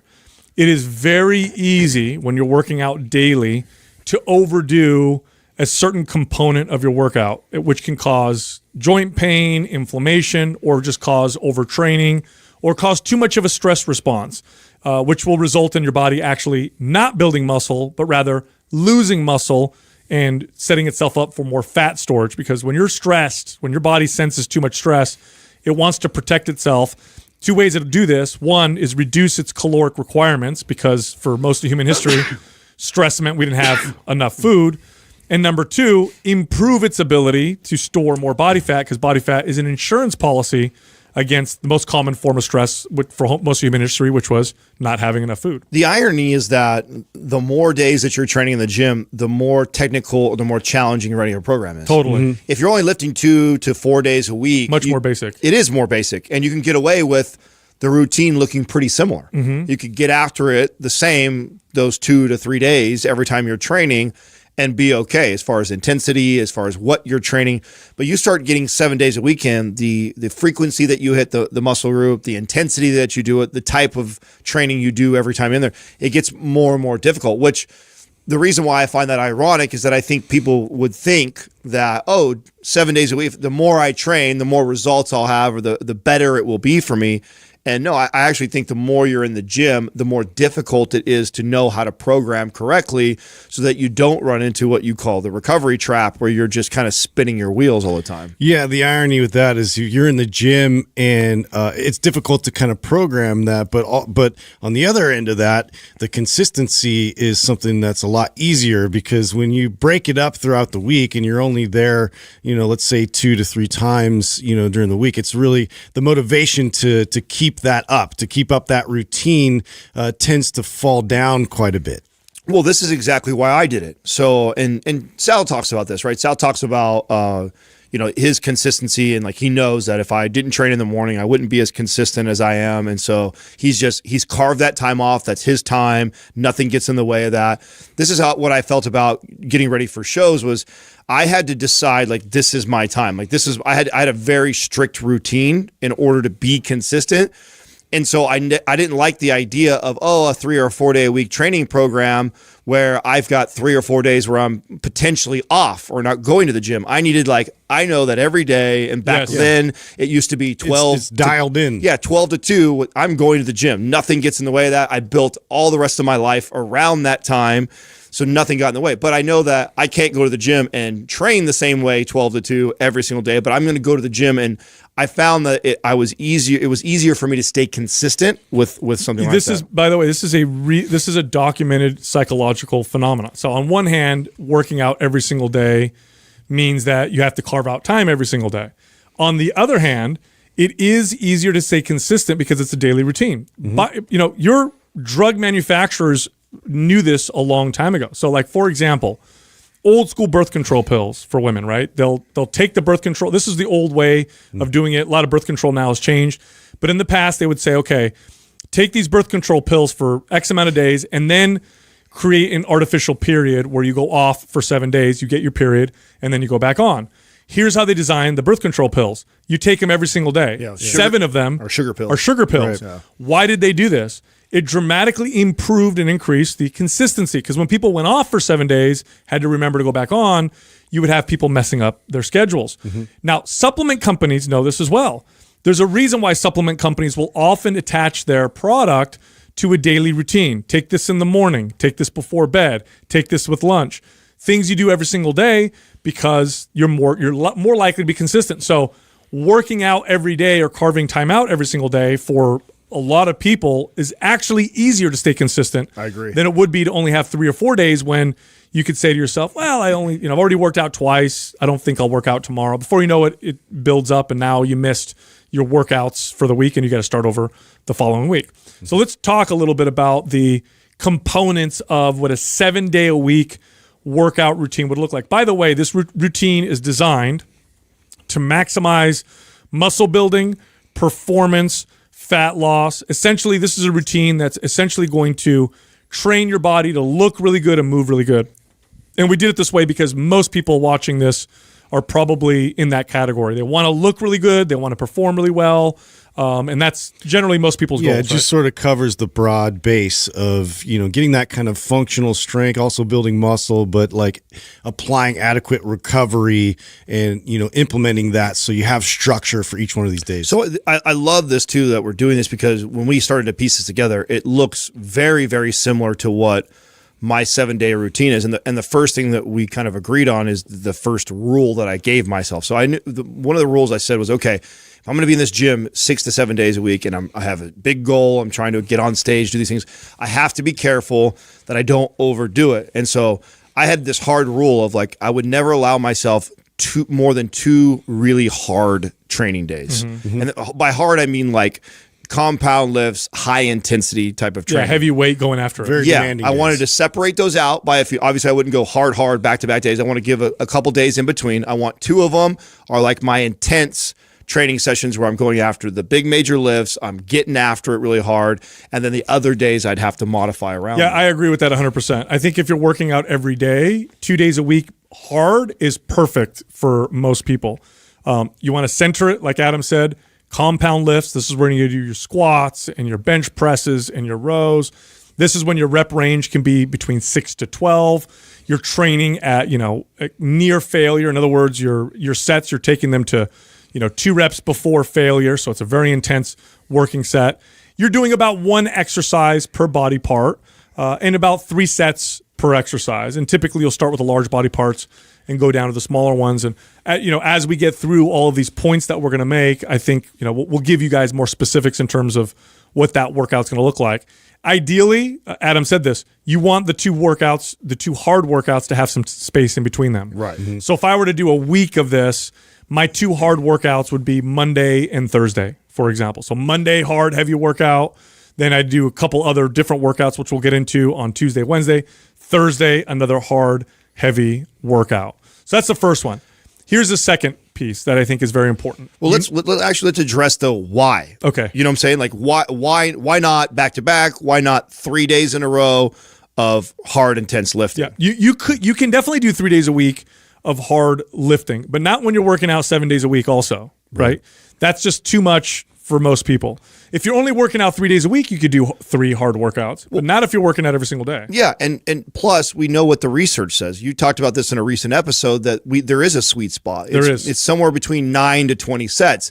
If you're doing 6 days a week of just based off the math that you just said of how many sets you're doing for that, you're way beyond that. Mm-hmm. So you're training the volume that you're training at is way higher than what's needed, and the intensity level that you're potentially going after it in those days is way more than what you need also. So then the body is just trying to recover this entire time rather than build, instead of it building and adapting. So that is the reason why. Because someone might be going like, well, why? What if I feel good, or why can't I just do 3 days or 4 days of hard training, or just go like that all the time? It's like, again, and you did this really well, Sal, the other day, is like, what your body can handle is different than what is optimal for your body. Right. Yeah. So just because you can handle beating it up 3 or 4 days a week doesn't mean that's what's going to give you the most results. And for some reason, it's really tough for people to make that connection. Yeah, think about the temperature of your house, right? There's an ideal temperature that feels the best, and then there's an extreme heat and cold you can handle, tolerate. Right? Yeah, so like you want to live in a house that you can tolerate the 100 and something degree weather? Of course not. The right dose will get you there the fastest. More than that, that's great that you can handle that. You're not going to get there any faster. At the least, you're just going to get there the same speed and you're just wasting time. But what's more likely is you actually slow down your progress because you're adding more stress to the body that's not necessary. Now, why have the days in between that are other workouts? Because these are hard, heavy workouts. You would like to see yourself progress with strength in these workouts. Back to back doesn't give you enough time typically to give you your body ability to adapt and build some strength. So you want to have that space. And to that point, that's the reason why the next things that we're going to do in between are going to promote the recovery so that you can even get after it that much harder on Thursday. Yeah. Now this next one, Justin was adamant on, and we all completely agreed, which is there should be 1 day a week your workout should be devoted completely to mobility. Yeah. So you should literally do a 1 hour mobility workout, and your goal in this workout is to increase your functional range of motion. So what's functional range of motion? Okay, so range of motion would be like how far someone could lift my leg up to my head. So how far can my hamstring stretch? Functional range of motion is how far can I stretch that hamstring while having strength and connection to it. 2 very different things. Now imagine somebody putting you in a deep stretch. You don't have very much connection to that. If you had to move real quick, you'd probably tear your hamstring or injure yourself. So what we're looking for is functional range of motion, functional mobility. So you own all of these ranges of motion, reduces injury, and maximizes those hard workouts that we talked about earlier. Right. There's nothing passive about these days. And, to address sort of a misconception that this is sort of allotting a very like easy, nice, relaxing type of a workout. No, this can be something very challenging and intensive. And you're actually you're working completely on a different focus. And that is to be able to really hyper connect to your central nervous system, to be able to have these like secondary type of muscles respond to protect the joints. And so, and also to maintain certain posture and maintain optimal positions in the joints. So that way, when you go back to your compound lifts, you have an increase in performance. Now, in a perfect world, this mobility day looks very individualized for the people, right? So in a perfect world, it's impossible to do though with how many people are watching this right now, right? Exactly. So, and our goal of this episode was to give the audience something tangible that they can go and do themselves and start to apply to see what kind of results they get from it. So, a great place for the audience to go start at is our primeprowebinar.com. It's absolutely free. That's your workout. That's right. I take you through 50 minutes. Literally follow that routine for this day. So for now, and what's great about that is I pretty much address from the ankle you to the address neck. the grossest offenders. Yeah, That's right. you pick the stuff that probably 80 to 90% of people are going to benefit And that's from. why I did it. I figured I'd put together a routine that I knew would benefit damn near everybody that goes through. It'll benefit everybody that goes through it, and some people it'll be tremendously beneficial. Now, as you get better and better at this, or if you're somebody who owns Prime Pro and you understand what mobility things you should be doing, you've already figured out your areas of dysfunction and you know what areas are helping you the most, stick in that. But for the listener who is not familiar with putting together a mobility day and what would that look like, that routine is perfect for you to start. So start with that and follow that for the beginning. Now, what's good about this is when you follow this routine, because here's the deal with mobility. For most people watching and listening, doing it right is actually quite challenging if you've never done it before. Because what we're used to is stretching. What we're used to is, I'm going through a movement. But intention is so important with mobility work. And it's so valuable to have someone coach you through the mobility movements while you're doing them so you really understand how to make them effective. At primeprowebinar.com, that's exactly what Adam does. He's literally coaching you. So you're watching him and he's coaching you through the movements. So to give you an example, it's like and this is not a mobility movement, I'm using a silly example. Let's say I put my chest in a deep stretch. I have to, with my intention, now that it's in the stretch, connect to the chest, connect to the rhomboids, connect to the rear delt, connect to all the muscles that support that new range of motion so that I own that deeper range of motion. So similarly, what Adam does is he takes you through all these different, very valuable movements, and then he coaches you through the movement. And trust me, okay, this is not like a Sunday stretch session where you're playing music and you're out in the sun, you're relaxing. You're going to sweat. No, you're going to sweat. It's You're gonna going be tough. You're going to feel this. It is a workout, but the goal of the workout is to improve your functional mobility. Now, I want to sell this to my young audience that's listening that doesn't have joint pain, feels like they move optimally and perfect already, and that are going to want to go, I don't really need that, so I'm going to throw another day of weight training in here. I don't care what you. And what I want to sell you on is that it isn't just for, improved mobility and movement and joint support, everything that Justin was selling and telling you. It's also going to facilitate recovery. Yes, 100%. So it's also going to support that high intensity, heavy compound lifting day that you just did before. This is going to help speed up recovery for you to build more muscle and prepare you for Thursday again to get after it. Yes, and it's going to make your compound heavy lifts more effective. If you can imagine a point scoring system that's awarded to exercises and ranks them in terms of their value, right? So let's say a squat is 100, right? 100 points, maximum, benefit from a barbell squat. That doesn't mean that you're going to derive 100 points of value from the squat. It only means that that's the max potential of the squat. Now, what determines that potential? Your ability to connect, your ability to move, your range of motion that you have function over. That's what makes that squat worth 100. What makes you better at getting closer to that maximum benefit of the barbell squat? Your functional mobility. So doing these functional mobility days will make your other workouts far more effective. All right, here's the third piece that we think should be included in your workout. You should focus on getting a pump about 2 days a week. So 2 days a week, you're working out in the gym or at home. The goal isn't heavy, high intensity like with the compound lifts. You're not working on functional mobility like with the mobility day. Your goal is to get a pump and add some more volume and frequency while minimizing the damage that you produce to the body, right? Because you don't want to cause too much more damage, but I still want to send a muscle building signal. Yeah. This is where bodybuilding, some of the things you learn in bodybuilding can become, quite valuable. Yeah, and this is smart because too, in terms of practice and teaching your body, to be able to express that muscle contraction, more frequently, you're going to get better at a lot of these lifts, and your muscles are going to respond accordingly. But not the key is the appropriate amount of intensity, and that's something that we scale through this process, and we're able to kind of focus in on that a little bit more, to the individual groups. So we're a little bit more single joint focused. So what this is starting to shape up to look like is Monday we have these hard compound lifts. So this is the day we get after it, the big lifts. We're more strength training focused. Day 2, we've got an hour of mobility that we're doing, which is you follow the Prime Pro.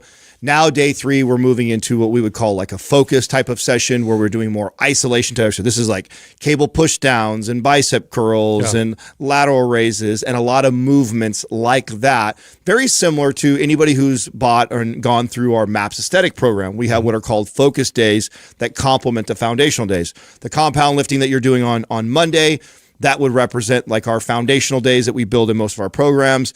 What we're talking about right now would be like our focus days where you are. Your rep range, they're higher rep range. Yeah, so 15 to 20. That's right. We're up to 15, 20. We're searching up. The mindset's different now too, right? So when you go into this, it's not the same as when you're going after the 6 rep range and we're doing compound lifts, we're trying to move weight. We're trying to move weight, and the intensity and the focus is completely different. When you go into the isolation days, now it's about getting the pump. Yeah. It's about time under tension, controlling it, slowing the repetition down, doing these isolation exercises, and training that way for this entire hour. Yeah, and I did that this morning, in fact. I came in and my body's feeling a little stiff and I needed to go lighter. And so what you would have seen me doing is I'm going much lighter and I'm doing more isolation exercises. So like instead of doing a heavy bench press, I might do some cable flies. I may do a dumbbell chest press, but light, where I'm focusing on the squeeze, right? So higher reps, lighter weight, focus on getting the pump. And you're doing, again, 1 exercise per body part for about 3 sets. Now, the next day, this one's also very important. And this is what we would call a functional day. So functional exercises tend to involve the entire body, and you tend to move into different planes as you're doing this exercise. What do I mean by planes? Okay, so if I do a curl, I'm moving in one plane, right? I'm not twisting. I'm not, moving behind me. I'm just moving in one plane.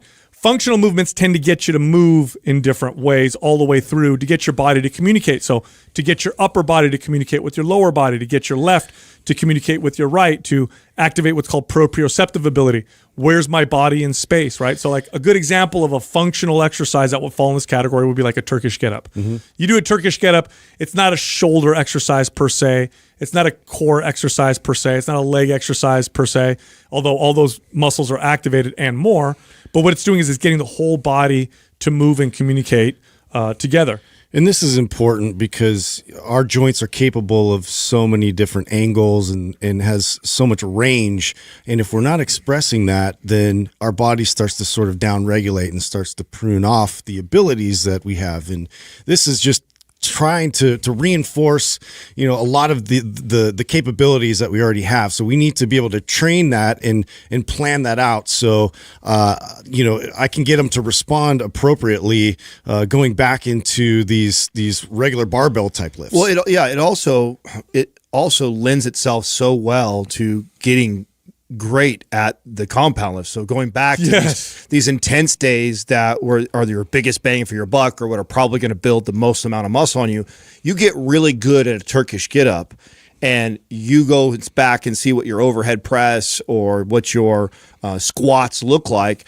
You'll see that movement. There's carryover. Yeah, there's carryover to that. And that's why I like movements like the Turkish get-up, because in order to articulate that entire movement, it's broken in like 8 parts and components, and you literally, from your toes to your neck, everything is being stimulated. And in order to do it properly and really well, it promotes good shoulder mobility, it promotes good hip mobility, good trunk stability, but the ability to rotate in multiple planes. You have good control through that entire thing. Then you go over and do something that is actually a lot easier as far as the amount of movement that's involved, like a squat, and you'll see how much carryover is into that. Well, and this is so important because in real life, you're faced with all kinds of like weird, unique angles. And if you're super strong in the gym, that's great. But now that's going to be your hardwired response. So let's say like now you have just a little bit of rotation in there. How does your body respond? It might over respond the wrong way. And so this is going to help to teach it to support your joints, but also maintain your strength. And it also makes a lot of sense to structure it this way, where it's like a full functional day in a routine like this. Because what I don't want to do, because I just did a focus session, I've already had a heavy compound lifting day.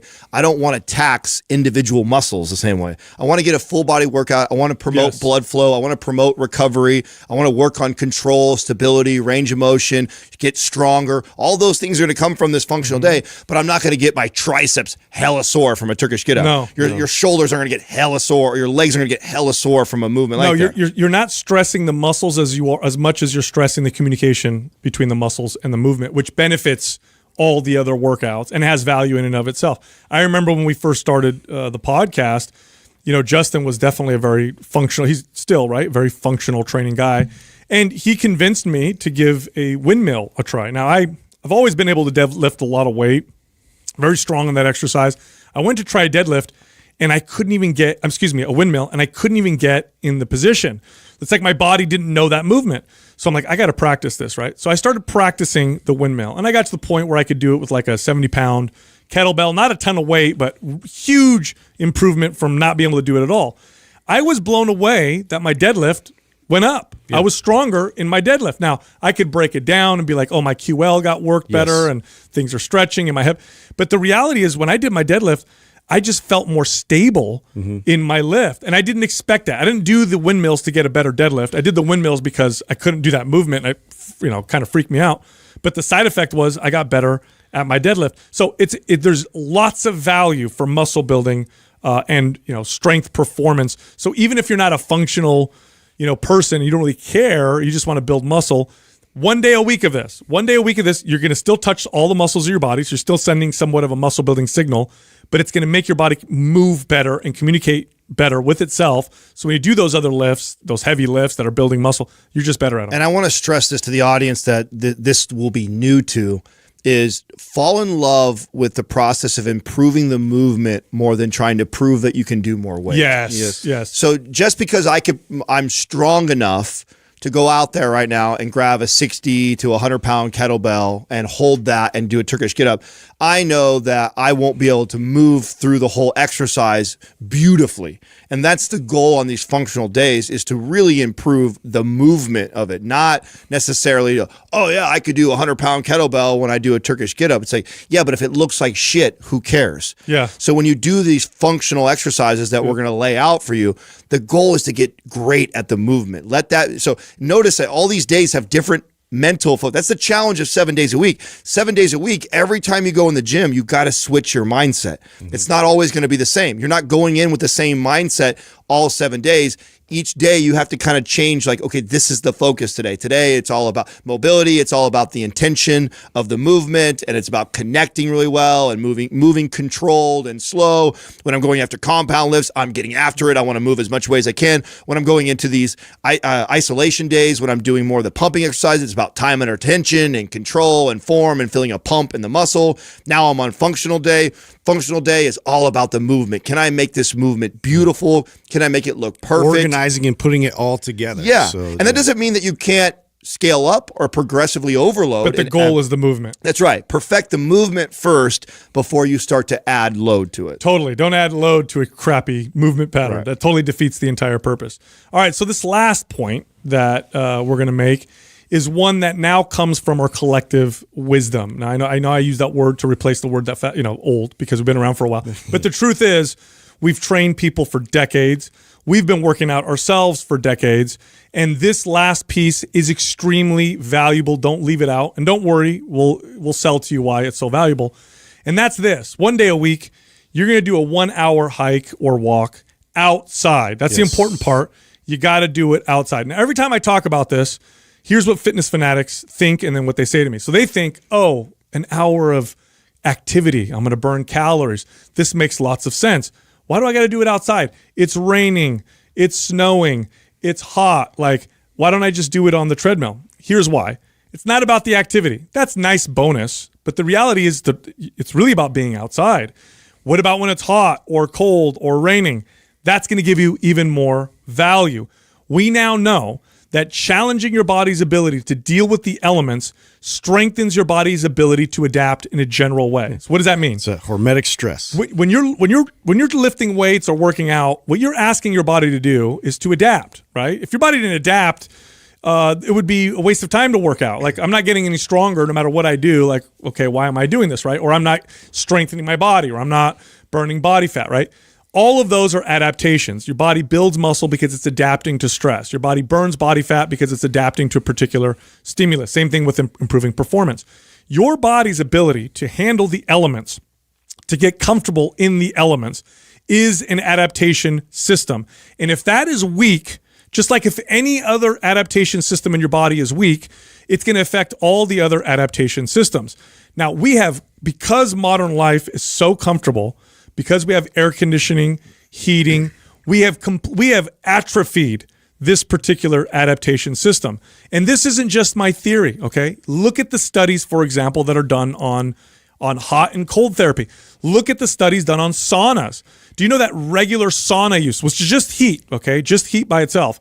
Regular sauna use decreases all-cause mortality by something like 20 or 30%, which is insane. This is regardless of other lifestyle factors. Just that alone. Cold therapy has all the other interesting properties. Not to mention the benefit of going out and getting the sun. Not to mention the benefit of getting fresh air. And we know this instinctively. Like, how many times have you said to yourself, like, I need to get some fresh air, right? What the hell does that mean? What's the difference between the air outside and the air inside? There's a big difference. So going outside, bearing the elements for an hour, tremendous benefits for health and downstream muscle building, fat loss. Don't you think that's why this trend has happened in the last decade or so, of the hot cold plunges and the saunas and the ice baths and the cryotherapy? We've been removed from it, right? And don't you think that a lot of the research and studies that are showing all the benefits has a lot to do with that? We now don't do that anymore. Yes. I bet you 100 years ago you wouldn't see the same benefits that we see today. I bet you if we did research on people 100, 200, 300 years ago. Why would they do that when that's their day-to-day?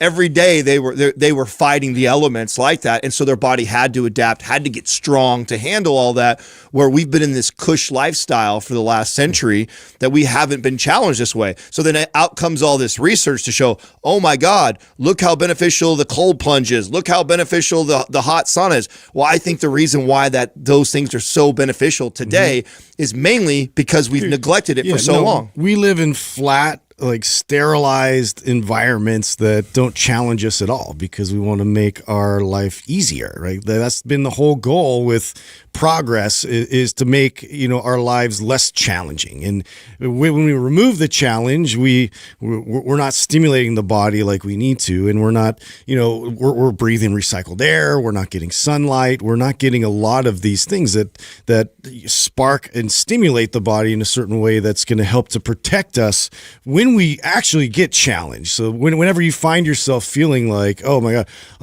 I'm carrying all this stress, but now all of a sudden I'm facing a new variable, how do I respond to that if I'm not training myself to respond to it properly? By the way, it's not just like training your mental capacity to handle heat or handle cold or handle the elements.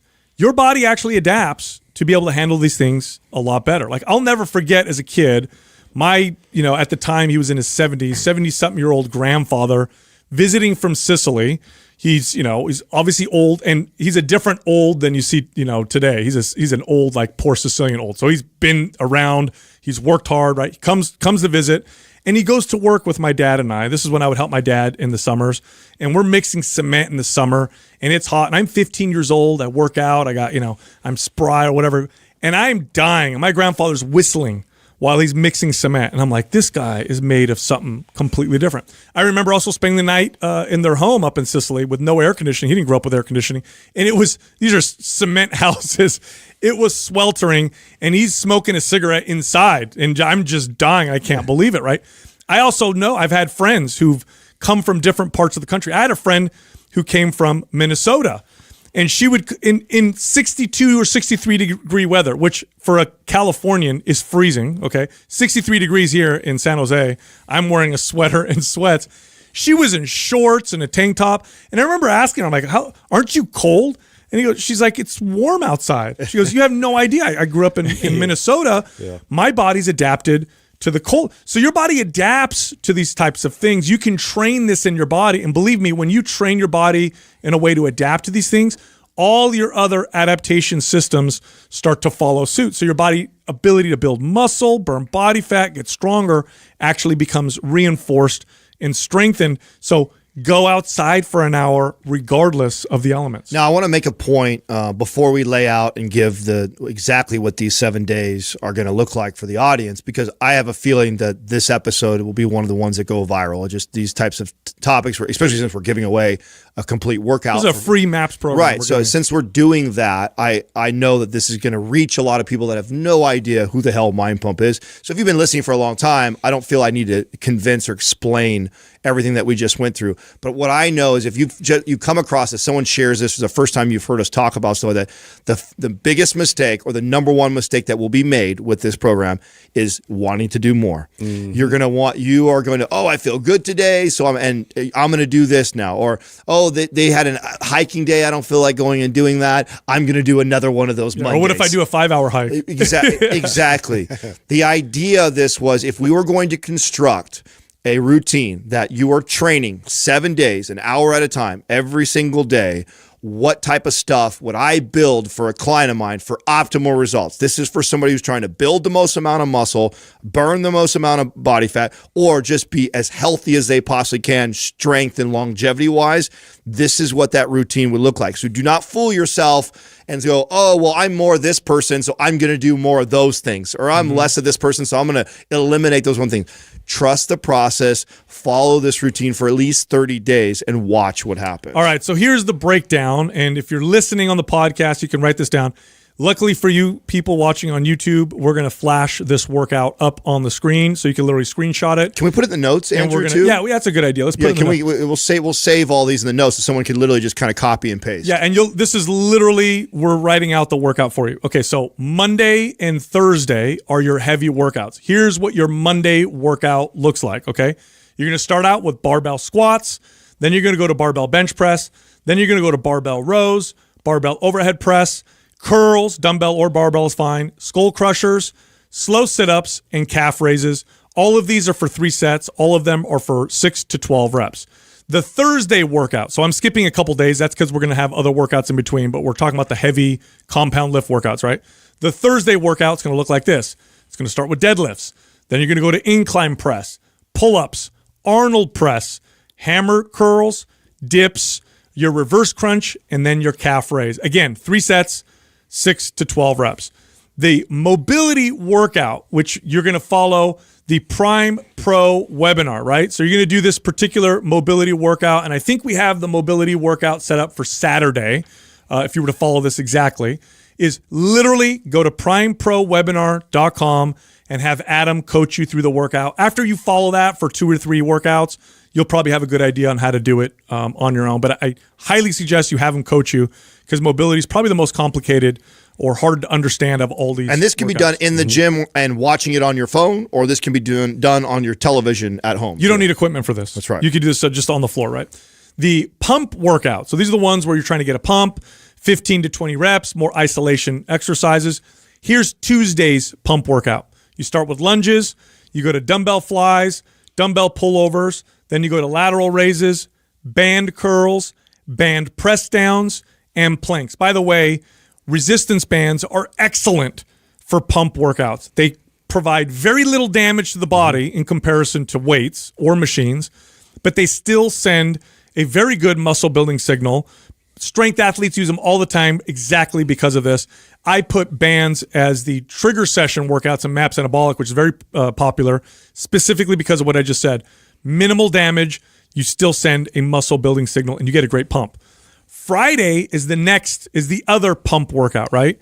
Here are your exercises. Your single leg toe touch, band flies, band rows, band pull apart, band curls, band press downs, and then band side chops, right, for your core. Here's your functional day. So that was the one that we talked about earlier where you're focusing on the movement. Your functional day is going to be Wednesday. You're going to do 3 sets of each of these exercises. The repetitions can be anywhere between 5 to 10. Let's go with Turkish get-ups, windmills, Cossack squats, And then overhead carries. You're going to carry for about 25 to 35 steps. Okay. Overhead carry, you put basically a weight over your head, extend your arms and do it, down for 25, 35 steps and then back. We have videos for all this on our YouTube channel, I believe. I don't think there's any exercise that we've said everything yet. that we're saying Should all be on YouTube. It's all going to be there, right? And then here's your go outside. I don't need to break this down for you. Go for a walk or a hike, regardless of the weather. In fact, the more harsh the weather is, of course, be safe. Don't be stupid. So if it's a hurricane, please don't listen to what we said and go go walk out in a hurricane. Be smart, cover yourself up, whatever you need to do. But if the weather's bad or whatever, that's actually part of the value of this. And you're going to do that on Sunday. So that's your Sunday workout. So 2 things I want to add that'll help the audience out that may not know this, or if you're first time finding us. One of the best ways to find out information that we've already covered, which everything we've talked about in here we've covered, is that when you're on the YouTube channel and or Google, you literally put Mind Pump and then what you have a question about. So if there's an exercise you're unfamiliar with, you don't know the form and technique, put Mind Pump, then that exercise, it'll populate on YouTube. The second question that I know is going to get asked by a lot of people is, how do I choose my weight? I did a video a year or 2 ago about how to choose the right weight for you. We'll do maybe Andrew can post it up right away so somebody or you guys can see that and switch over to the link on that. If that's a question for you, search that to help you figure out where to start. But one thing I want to say about all of this, when you're doing this form, technique, start lighter first, get good at it before you start to scale up the weight. Yeah, thanks for saying that. Okay, real quick overview. Monday, heavy workout. Tuesday, pump workout. Wednesday, functional workout. Thursday, heavy workout again. Friday, pump workout again. Saturday, mobility workout. Sunday, outside workout. By the way, this is the first time we've really created a free program and giving it away on an episode. So it obviously costs you nothing. Copy it. You're gonna see it on the video. You can screenshot it, write it out, follow it. This is your 7-day-a-week. Share this routine. with your friends and family. Obviously, the more people you can get involved, the better you have accountability-wise and all that kind of stuff. Yeah, and you're going to get great results. Look, if you like this information and you want more, you want to learn more from Mind Pump, that's free. Head over to mindpumpfree.com. We have more guides, more information there that can help you with all. Good afternoon, and thank you very much for joining today's Civil Society seminar dedicated to the outcome of the ECB's strategy review. My name is Marie-Therese Bitterlich, and I work in communications here at the ECB. I'll be moderating this event today. I'm delighted to be joined by Frank Smets. Frank is the Director General Economics here at the ECB and as the coordinator of the strategy review process, able to share your first-hand insights onto the strategy review process and, of course, on the new monetary policy strategy itself. We're delighted to have you. To get a better understanding of what this new strategy is all about, what has changed, what has remained, and what it means for us as citizens, we'll be structuring this seminar slightly differently than usual. We'll be starting with a conversation between Frank and myself for about 25 minutes, before we'll be opening the floor to your questions for the remaining half an hour of this event. A little bit of housekeeping just before we get started. In case you have any technical problems or questions, please feel free to reach out to the colleagues in the background via the chat function and just make sure that you're chatting with all panelists. As we mentioned in the invitation of this seminar, we'll be recording the seminar and uploading it to the ECB's website afterwards. With that out of the way, let's get started. Frank, last week the President announced the outcome of the ECB's strategy review. The President referred to the new strategy as a strong foundation that will guide us in our conduct of monetary policy in the years to come. Can you explain what this new strategy is all about and how it differs from the previous one? Sure, Marie-Therese, and let me first of all welcome the participants to this webinar on the new monetary policy strategy. One way of describing the new monetary policy strategy is to use the words of Chair Powell of the American Central Bank when he introduced their new strategy. It is to say that it's an evolution, not a revolution. And the main reason for that is that, of course, the strategy is anchored in the treaty, which gives the primary mandate to the ECB of maintaining price stability. So the ECB is requested to stabilize, to maintain the value of our money, of our currency, the euro. And that's the best way in which it can contribute to the welfare and the well-being of your area citizens. And of course, that's very much an anchor. I mean, the strategy in the end is about how to achieve that mandate. But of course, the last strategy was about 18 years ago in 2003, and many things have changed. And of course, and for that reason, an update of the strategy was overdue. And this is really why President Lagarde, when she became president at the end of 2019, sort of initiated this whole process. I mean, the biggest change is probably that we've moved from a relatively inflationary environment into sort of a low interest rate, low inflation environment. Why is that important for central banks? And this is a global phenomenon. So everywhere in the world, central banks were constrained in terms of using their traditional interest rate instrument by this low interest rate environment. Why? Because interest rates can go negative, but not infinitely so. They cannot go very negative. And so central banks have used other tools to try to achieve their price stability objective in that context. So that's one important reason. There have been many other structural changes in the past two decades. One is the process of globalization. Remember the integration of China in the world economy. That has put downward pressures on international prices. Another important structural change has been digitalization. Think about the emergence of e-commerce. Again, everything else equal, this has a downward impact on prices. And so it was important to analyze those phenomena and to see what are the implications for our monetary policy strategy. And now I have not yet mentioned, of course, what is probably the biggest challenge for humankind in the coming decades, which is climate change and the policies to combat climate change. That's also a part of the strategy. And so the purpose of the whole process was really to make our strategy fit for purpose for the coming years. Thank you very much, Frank. What do you think is the most important change that came with this new strategy? Well, there have been a number of changes, and we can talk about those. But let me maybe first focus on what is the core of the ECB monetary policy strategy, and that is how to formulate and maintain price stability. I mean, the most visible change is probably the 2% symmetric inflation target. So the Governing Council considers that in order to maintain price stability, it best aims for inflation to be at 2% in the medium term. And let me emphasize two aspects of this target. First of all, there's a small inflation buffer of 2%, which is important in order to reduce the risks of deflation and to give some policy space for interest rate policies in response to these inflationary shocks. The other feature of this target, which is very important, is that it is symmetric.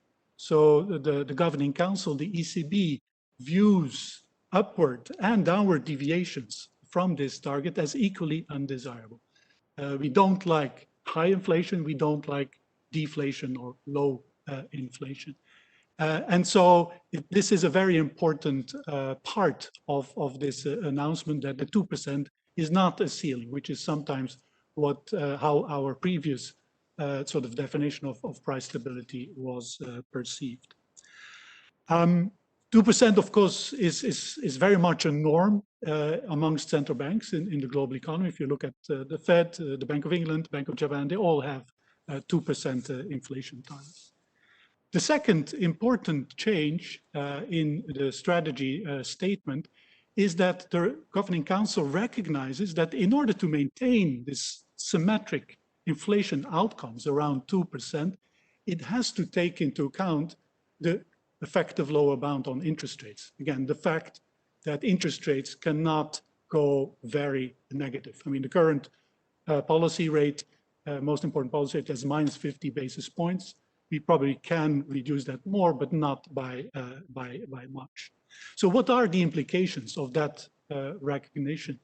I mean, the first implication I already mentioned, and that is that we need other instruments. And that's, again, that's the asset purchases, that's the forward guidance, that's the lending operations, the refinancing operations towards banks. And so part of the statement is to recognize that these unconventional, what used to be called unconventional tools, are part of our tool set, in particular in the vicinity of this lower bound. A second implication that you will find in the monetary policy strategy statement is that the fact that that the central bank is more constrained in responding to negative shocks to inflation means that it has to take especially forceful and persistent actions to avoid that these negative deviations become entrenched, that they affect inflation expectations, that they de-anchor inflation expectations. So this realization that when you are close to the proximity of the lower bound, that policy needs to be persistent, that it needs to be patient, that you should avoid a premature tightening, is a very important part of the overall framework. And of course, in those circumstances, it can also mean that inflation for a temporary period is moderately above the inflation target because of these patient policies. And the third implication is that, other policies can help in those circumstances, and particularly fiscal policies. And that is something that we have seen in response to the pandemic. Fiscal and monetary policy have worked hand in hand to provide sort of the bridge to companies, to households across the pandemic. And particularly when interest rates are concerned, fiscal policy seems to be more effective in stabilizing the economy and helping also to increase the space for monetary policy. Thank you very much, Frank. You explained the change in the 2% and also the importance of the zero lower bound. Are there any other topics that are relevant to European citizens that are mentioned or addressed in this strategy? Yes, I would like to here mention two specific topics. The first one is the concern that we've heard in many of our listening events, particularly by young households, about the costs of housing, of shelter, in particular the owner-occupied housing. This is something that the Governing Council took very seriously, and therefore it recommends to Eurostat, which is the European Statistical Institute that is responsible for the construction of the price index, to actually include measures of owner-occupied housing in our HICP index, the index that we use to measure in inflation. Now, of course, the ECB realizes that this is a multi-year project, and in the meantime, we will continue to use the HICP, so the main index to measure inflation and price stability, but we will also include initial estimates of owner-occupied housing costs in our set of indicators that we regularly use to measure inflationary pressures. And so that should allow over time to have a more representative index of the full cost of living. The second important concern, of course, that we heard was climate change. And of course, also there, and this is really a new element in our monetary policy strategy. Also there, the Governing Council has committed to take into account climate change considerations in all aspects of our monetary policy and of central banking more generally. And it has basically committed to an action plan. There was a press release last week which sort of gives some of the details and the timeline of that action plan to do so. This is a crucial element of our monetary policy strategy for a number of reasons. I mean, first of all, climate change and the policies to combat it, to address it, do have a profound impact on the economy.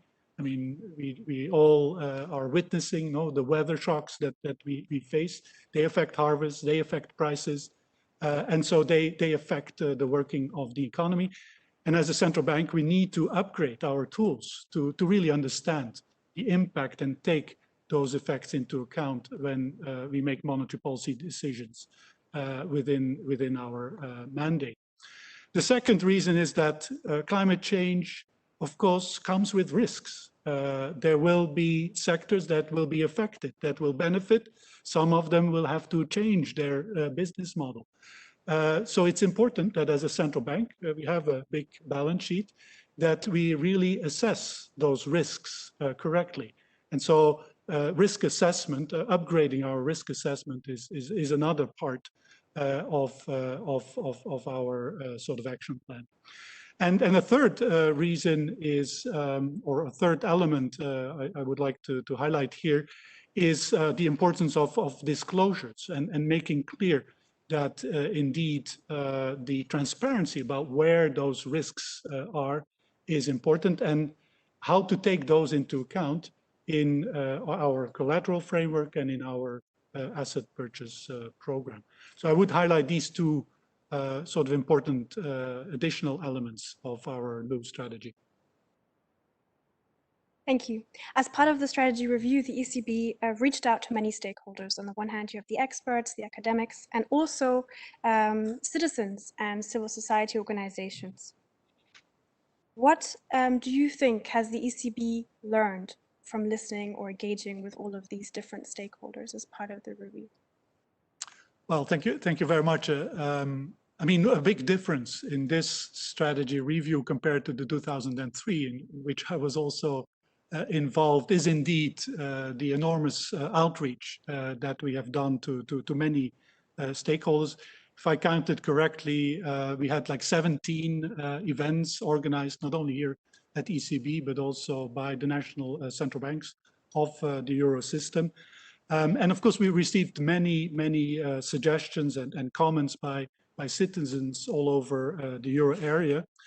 We also listened to expert audiences, to academics, to analysts, the European Parliament, civil society organizations like the ones you are representing, and as I mentioned, individual citizens and also our own staff.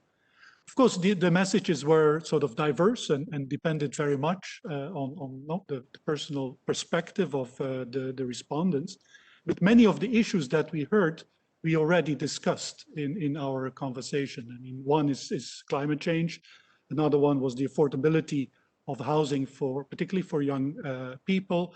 Of course, the employment situation during the pandemic is an important concern for many citizens. And then finally, also the side effects of our non-conventional policies like the negative interest rates was an important question and concern. So many of these elements we have looked into and we have analyzed.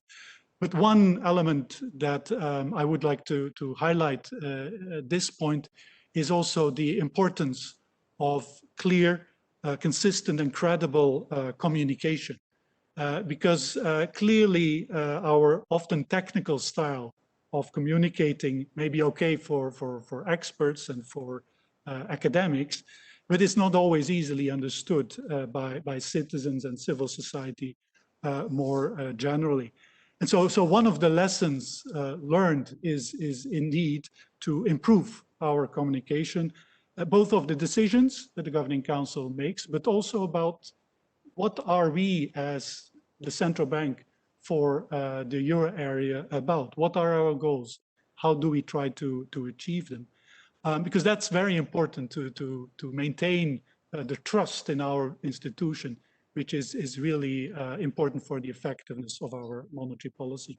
And so Going forward, we will, on the one hand, try to have sort of a more direct communication, more accessible communication, also more visual communication on our monetary policy decisions, on the one hand. And on the other hand, we have had a very good experience with the listening events and hope, and the Governing Council commits to continue this type of bilateral outreach. Thank you very much, Frank, for elaborating on the pillars of this new strategy. I am sure that by now, many of the participating organizations will have questions or comments that they'd like to raise. So we'll now be opening the floor to your questions for the remaining half an hour. You can start raising your questions by raising your virtual hand. Your virtual hand should be a small button that is located on the right-hand side of your screen. It should be located underneath the participants list. And once I see that you've raised your virtual hand, I will call your name and my lovely colleagues in the background will connect you. So just bear with us for a moment or two, as it might take a while to get you upgraded. And then whenever you're ready, feel free to take the floor. You'll be automatically unmuted, and we do encourage you to turn on your camera as well so that we can see you when you ask your question.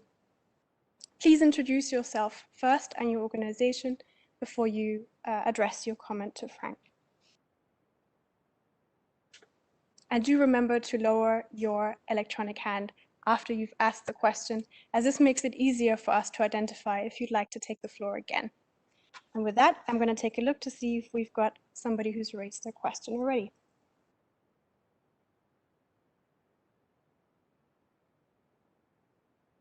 I can see the first question comes from Ms. Orintuya Batsaikan. I hope I pronounced your name correctly, and I apologize in advance if I did not. Please bear with us for one moment, and you should be upgraded shortly.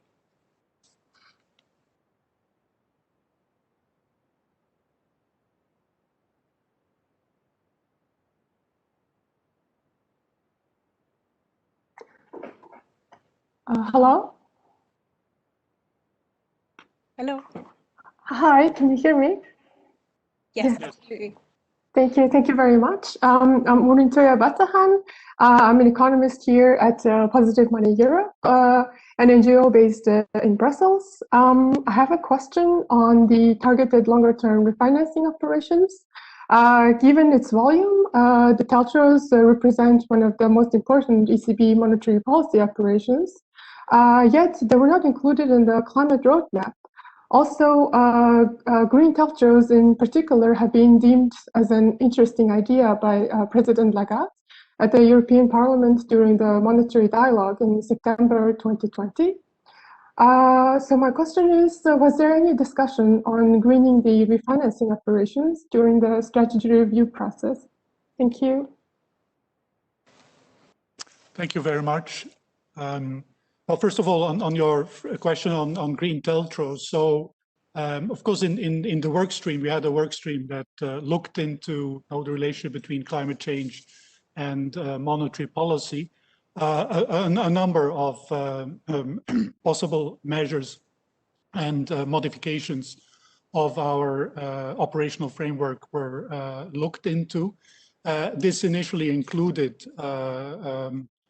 some of the measures that you mentioned, but in terms of the actual action plan, the Governing Council decided to focus particularly on the issue of disclosures, because this can have a very beneficial impact also on sustainable finance by increasing the transparency of the market and sort of openness about where climate exposures and climate risks are.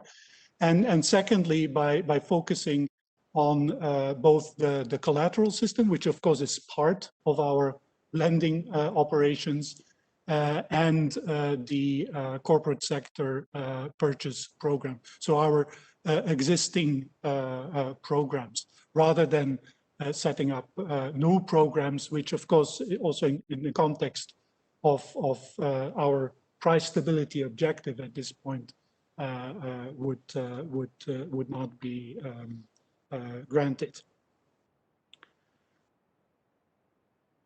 On the question of sort of green asset purchase program, again, basically it's the same answer. It was seen as more important to actually look into our existing corporate sector purchase program, where, as you may have seen from the action plan, we will have a work stream looking into the issue of market neutrality and market efficiency and how that may lead to sort of alternative benchmarks for our purchase programs. Thank you. Thank you. We've got the next question coming up from Mr. Mauricio Vargas from Greenpeace.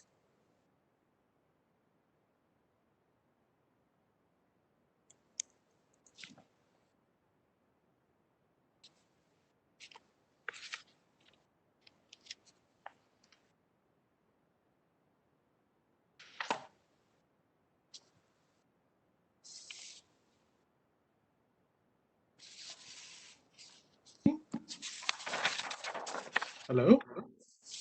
Hello. We can hear you. Hello, can you hear me? Yes, sir, we can. Me? Yes. Yep. Hello? Hello. I can't hear you. Maybe that's a technical problem. That's strange. We can hear you and see you very well.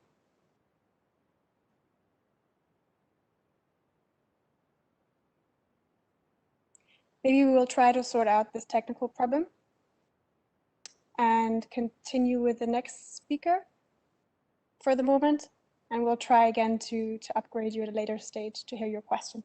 So we will take the next questioner for now. This next question comes from Ms. Alessia Del Vasto from Positive Money again.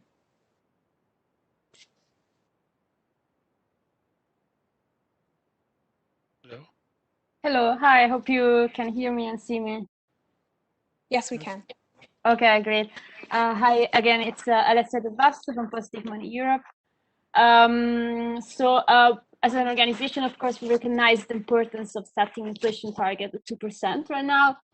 But, well, unfortunately, the ECB has constantly missed the target in the past year. So we were wondering whether, well, if the ECB continues to struggle with reaching the inflation target, will it consider introducing new instruments, new policy tools such as helicopter money? Thank you. Thank you for the presentation. Thank you very much for your question. I mean, at a general point, I mean, the statement does explicitly say that obviously not only did we look into the existing instruments and sort of confirmed that they are effective and that they have contributed to avoiding risks of deflation and supporting the economy and the reflation of the economy. But also, if necessary, the Governing Council, as it has always done over the past years, will of course consider other tools if appropriate to achieve its inflation target. And of course, that's where sort of the commitment to, particularly in response to negative shocks, to have an especially forceful and persistent response and action is important. That's where that is backed up by this commitment to use other instruments. Now, on the specific example of money drops, of course, there it very much depends on the details, but we didn't look in as part of the strategy review into the details and the parameters of particular alternative instruments. This was seen as part of sort of the stance discussion rather than the strategy discussion. And of course, particularly money drops in some variants has a number of legal and economic questions and also interact with fiscal policy, which would raise concerns. But in terms of for the general stance, the Governing Council is open to consider alternative instruments. Thank you. We're going to see if we have anyone else who would like to ask a question. Please feel free to raise your electronic hands now. And then when you've raised your hand, I will be able to pull you out and my colleagues will be able to upgrade you so you can take the floor.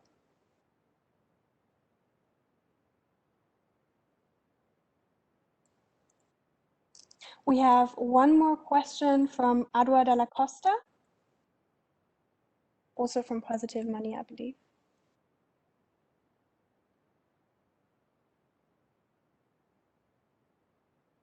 Hello? Hello? Hello? Hi. Hi, can you hear me? Yes. Yes, we can. That's great, thank you. I'm Adua Dalla Costa from Positive Money Europe, and I have a question on the engagement with the public. So recently, from May 21st to July 2nd of this year, the Bank of England has opened a consultation on options for greening its corporate bond purchase scheme. And the bank will implement its new approach on the matter on the fourth quarter of 2021. And in the past month, President Lagarde has affirmed the ECB intends to increase the involvement of the public. And today you have confirmed this by highlighting the success of the ECB listening events. Indeed, the large participation to this scheme and to the consultation on a digital euro have shown society's great interest in being involved in the ECB decision. So my question would be, would the ECB consider a consultation on the corporate sector purchase program to improve its engagement with the public? Thank you. Thank you very much for your question. I mean, in the press release and the annex, which consists of the action plan, the various elements, and also the timeline of the various areas in which we, as a central bank, will take into account climate change considerations in our strategy are very much laid out. At the same time, and this is also has been also made very clear again in the statement, the Governing Council has indeed committed to have a regular exchange and outreach with civil society, with the general public, and of course, I think differently from what we had over the past year, it should not only be about listening, but also about explaining and interacting. Whether this type of exchange will be explicit in terms of on a specific program, I mean, that's something that at this point I can't really say, but for sure there will be interaction on the various aspects of the action plan. Thank you very much. And it seems that we can try again with Mauricio Vargas from Greenpeace. Please bear with us and you should be upgraded shortly. Hello, can you now hear me? Yep. Yes. Okay, great. Well, thank you, Mr. Smith, for your presentation, and just let me comment that from my point of view, the strategy, at least related to your climate plans, don't seem to be very ambitious to me. But perhaps you can convince me otherwise. So I'm really excited, and I have two questions. The first question is, what is the concrete implication of the new climate strategy that you proposed? I mean, you provided a plan, but I think it's quite vague, no? So therefore, for example, it would be nice to know, for instance, what concrete changes the strategy will be for your CSPP portfolio. So could you elaborate a little bit on the potential changes we might see? And the other question I have is, why haven't you taken any concrete actions yet? I mean, you mentioned the urgency of the climate crisis, but your plans, like your timetable, doesn't seem to be very ambitious neither. So why haven't we seen any concrete results? And therefore, a third question, from a kind of precautionary perspective, wouldn't it be necessary to end at least some support for very carbon intensive companies right now, until you have a detailed plan? So thank you, and happy to listen to your answers.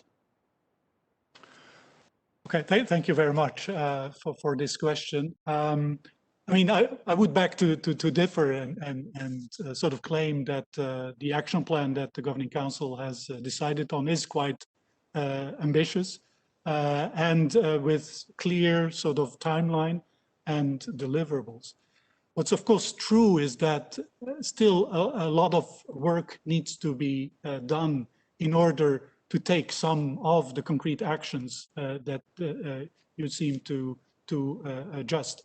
And of course, I should also emphasize that some of those actions also depend on the progress that is being made at the European level, in terms of the various initiatives that the EU has taken. So we're not acting in isolation. But if you look at, first of all, the timeline, which is ultimately within a 4-year period, but there's two steps, but also the breadth of the actions, then I think we compare very favorable to any other central bank in terms of the ambition that we have. In terms of concrete actions and quick wins, I mean, let me just remind you that we have already taken some actions. For example, in terms of including sustainability-linked bonds in our asset purchase program, in terms of announcing that we will disclose the climate risks in our non-monetary policy portfolio, and probably one of the first actions that may follow relatively in the first part of this timeline will be to do the same for our monetary policy portfolio. So it's not just words. We actually are also following up and acting. And I believe it is sort of a wide-ranging action plan that covers, of course, the core of our business, which is how can we better understand the impact of climate change on our mandate to achieve price stability, but also our risk assessment. I mean, part of the action plan, for example, is also to examine and investigate and make sure that credit rating agencies have the relevant methodologies to take into account climate change risks. So there's a catalytic role here that the bank ECB wants to play. But finally, then we are also looking at what I think are probably the most important parts of our operational framework. That is the corporate sector purchase program and our collateral framework. In terms of your last question, I mean, should we already exclude? I mean, this is, again, it will be subject of what is it, line 9 of the action plan, point 9. But it's not obvious that that is actually the most effective way of in terms of reducing climate change risks, because many of those comments will actually have to be some of the drivers of change, we hope. So extreme decisions like that may not be the most optimal. Thank you for that, Frank. We have the next question from Mr. Roger Casale from the Europe People's Forum. This is just a kind reminder to please lower your electronic hand after you've taken the floor so that we can see if you'd like to take the floor again, and an encouragement for everybody to raise their electronic hands and take the floor.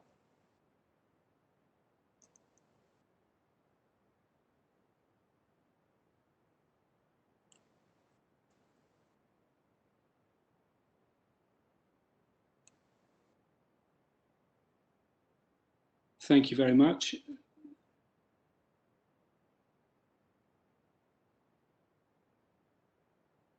I think you can hear me. I'm not sure you can see me. Sorry. We can hear you well. You can hear me. Okay. So well, thank you again, and thank you also for in the earlier presentation, both in the question and in the answers, for the discussion around the engagement of citizens and civil society in drawing up the strategic plan. And I think all of us who are engaged in this enterprise of promoting citizen participation, something that we focus on at Europe's People's Forum, are very well aware that it's an easy thing to talk about and it's a difficult thing to do.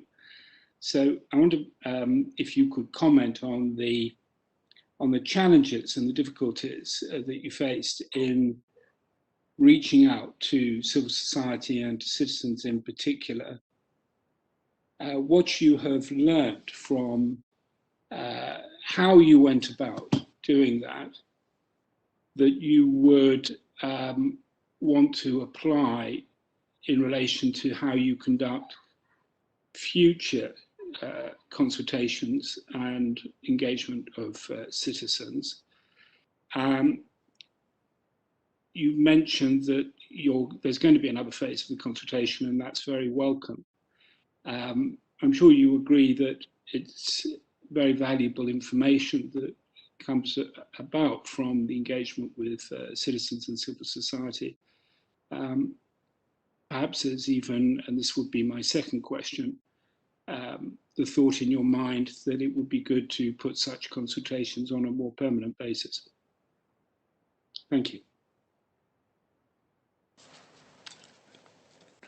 Thank you for your question, and particularly on the last suggestion. I mean, I will just take it as a useful suggestion.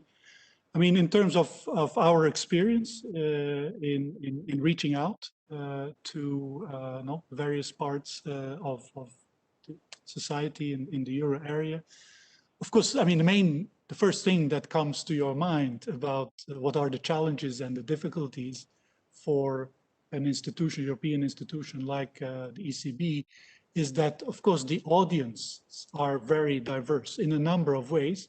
But I mean, first and foremost, in terms of language and culture. I mean, our union is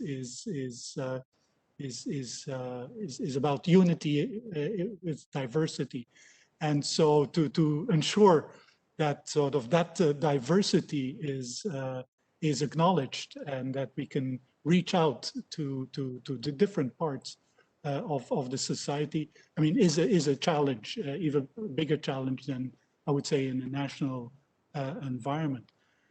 Fortunately, we are not only an ECB here in Frankfurt, but also a system, the Euro system of national central banks. And I mean, it's obvious that the NCBs, the national central banks, will continue to play a key role in this outreach to local audience. I mean, at the ECB, of course, our comparative advantage is to reach out to pan-European civil society organizations like yours, to the European Parliament, to other European institutions, and of course, more generally through our communication on our website. But an important role clearly has to be played by the national central banks.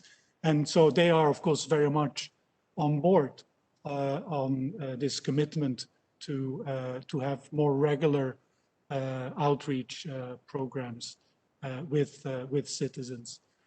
I mean, the other challenge I would sort of highlight, and I think I already mentioned it in the introductory Q&A, comes from this diversity, but is also more general about the difficulties to reach out to citizens in a sort of a direct, clear, coherent, easily accessible fashion.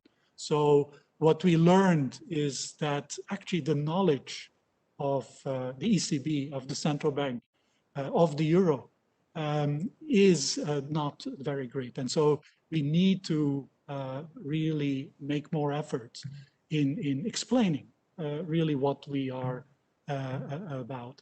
And so that's another important challenge that hopefully in the coming months and years we will try to address. So I would say these are probably the two most important challenges that come to my mind.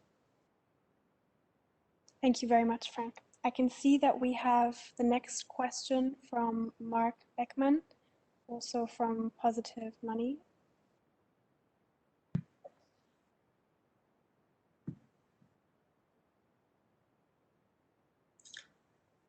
No. Can you just confirm if you hear me well? Yep. Yes, we can. Thanks a lot. I just wanted to come back to the last question actually on citizen engagement, because we as Positive Money have been organizing a big outreach project called the European Citizens Bank, where we built a platform similar to the Conference on the Future of the European Union, where we put up content on the monetary policy issues, where we organized webinars where citizens could learn about current debates, and where we organized citizen assemblies, where we drew citizens into a one-day, two-day workshop and let them discuss monetary policy issues.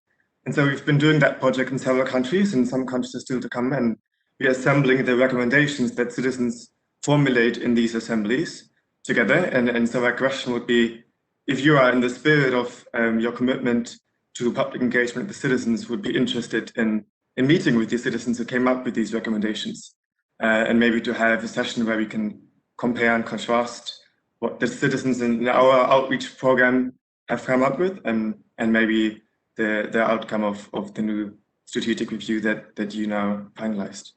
Thanks. Thank you.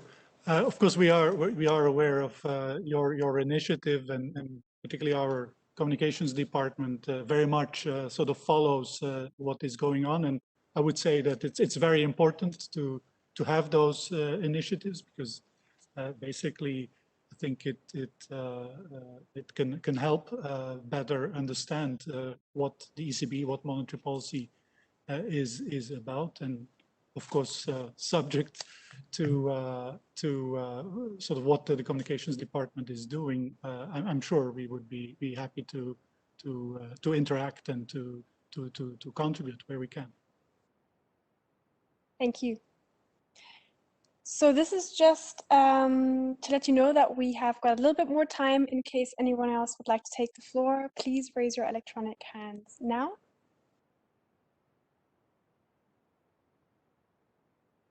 Otherwise, allow me to take the floor, Frank, and ask a question.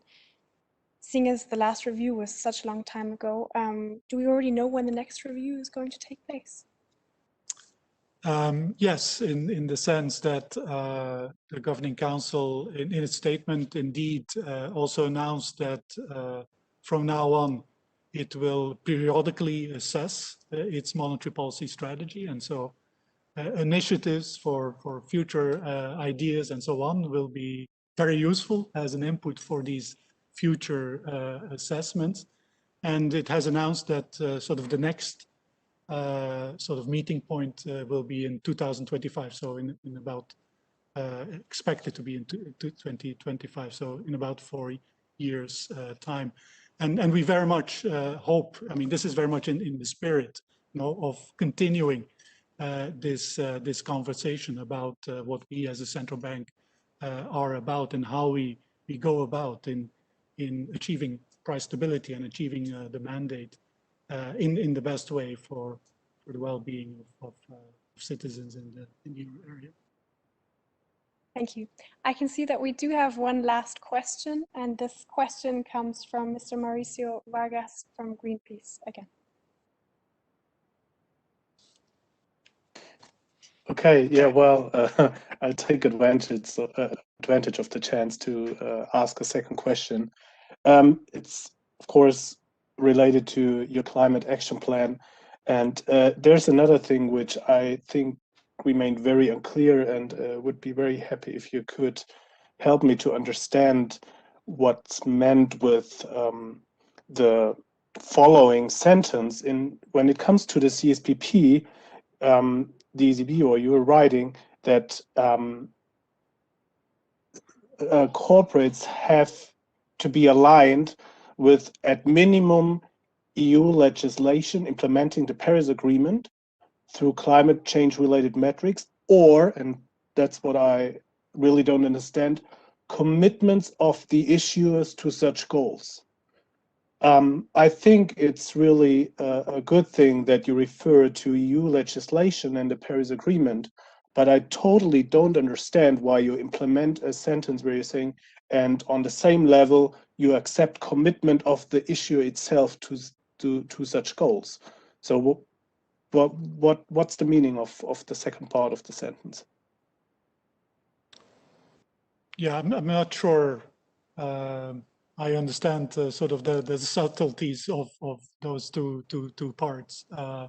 But I mean, the sort of idea in general terms is indeed to make sort of commitments of some of the issuers to and implementation to the EU legislation that is related to the Paris Agreement, to make that sort of an eligibility criteria. Now, the way in which one does that, again, needs to be discussed. Is it? And again, this is will also be sort of a function of making sure there is enough of a transition period. But sort of the general idea is really to provide incentives to issuers to basically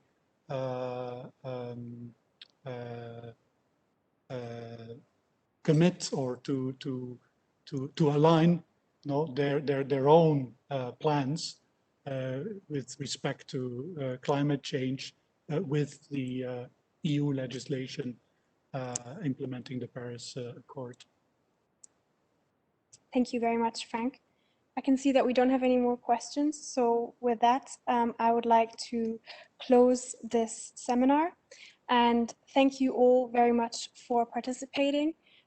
Thanks to you and your active and lively contributions, we had a very engaging seminar. And I'd also like to take this opportunity to say thank you very much to you, Frank, for taking the time out of your day to explain the new strategy and what it's all about.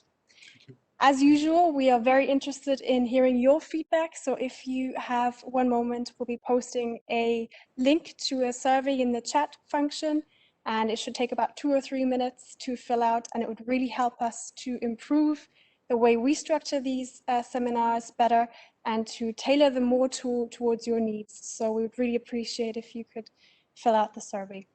And otherwise, there isn't much left for me to say other than to wish you a lovely afternoon and hopefully a nice summer break. If you'd like to get in touch with us in the meantime, please do so by sending us an email at civilsociety@ecb.europa.eu. Thank you very much and have a lovely afternoon. I really have tried to surround myself with people who deliver value, who enrich the lives of everyone else around them. We talk about value on the podcast enough. And I also want to be that person, remembered as that person that goes above and beyond in helping others and delivering that value to others.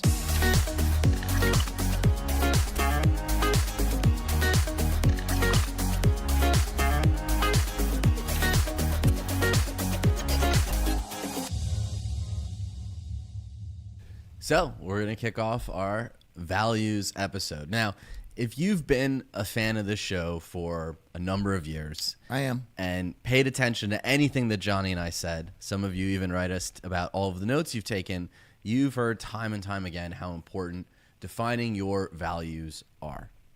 A value-based life leads to personal happiness, mental health, well-being, and a host of other things. And one of the most common questions we get is, how do I choose my values? And of course, a lot of us, when we think about our values, we look to mimic others. We look to take on values that we see around us, but it can be a little overwhelming at first. It can be difficult for you to really put pen to paper. So our goal today is to talk about our values, share the company values as well as our personal values and our journey discovering these values about ourselves. And then we'll get in all the host of science behind why values matter so much. Yeah, and I also just want to start it off by saying that by understanding and learning about values, my life had changed of how I was engaging in the day every day. You know, it's funny. I've always said that we run on scripts, and these scripts, if you haven't meticulously put it together for yourself, you've adopted one that you've gotten from family, friends, media, wherever it might be, and it wasn't specifically chosen for you. You just adopted it, decided to live by it, and your life will slowly become a result of that script. When you change the guide rails to your life and meticulously put together the values that you feel best living through, you will see your life then be a result of living through those values. And of course, today we're going to be talking about how whatever goals you choose, how we can backwards engineer what the values would be that we would need to get there, so that by living a value-based life every day, we get closer to the life worth fighting for. To those goals. And that's the thing. When most of us think about planning out what we want to do, figuring out our North Star, the first thing we think about, or the first tool we think about, is goal. Okay, set up a goal, and now I work towards the goal. And goals are very helpful. There's no doubt about it. And as we talked about to start this year, setting some resolutions and goals for yourself, that's fantastic. But there's also values on the other end of it. And when your values align with your goals, you have essentially endless willpower. You have the ability to push through when times get tough, when things aren't going your way, when that goal feels further off into the distance. Well, you mentioned about times getting tough. They're going to. That's just part of life. There's ups and downs, ebb and flow, trauma, loss, victory, success. All these things are going to play a role. And in each one of these things, and this goes back to something that Stephen Hayes has talked about, how our body works like a calculator that doesn't have no subtraction or delete. You can only enter things in, and then you have to compensate for what you've entered in. So those losses and trauma and victories, they're all going to be crammed in there. And you have to go about your life with those things adding up, and it gets more and more difficult. However, by putting together those values, you have something you can lean on every day to get you through that when everything else, because of that trauma and loss, seems to muddy the waters. It doesn't give you a clear picture which way you should be going. And so in order to not have to worry about that, you just push through and leaning into those values, and they'll carry you through whatever dark, muddy waters are there. And this is not to get confused with value, which is another topic we've talked a lot about on the show. Value is what we give to others, and we define that as attention, appreciation, and acceptance. But what we're talking about here is those core motivators in your life that you want to live your life by. And these become very clear in all of your decision making. I know we had a decision making month theme back in, I believe, August. And decisions are complicated to begin with. And if we're not clear on our values, if we're not clear where we stand or what's worth fighting for, then it's very easy to become indecisive. I also think in today's world, we've sort of lost sight of the railings that hold us together, these values that we can lean on.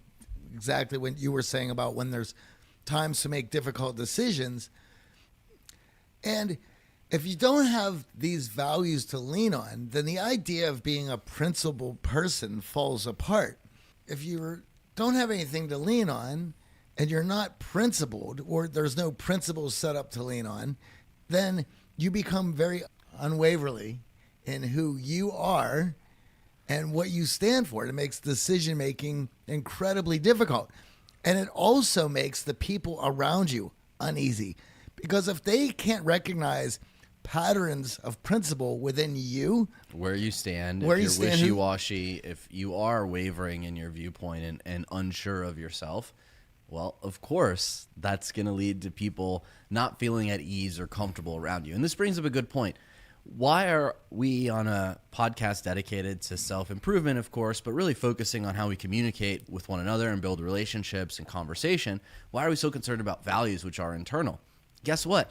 These values influence who you spend your time with, who you build relationships with, who you seek out, who's in your network. So they are important to define.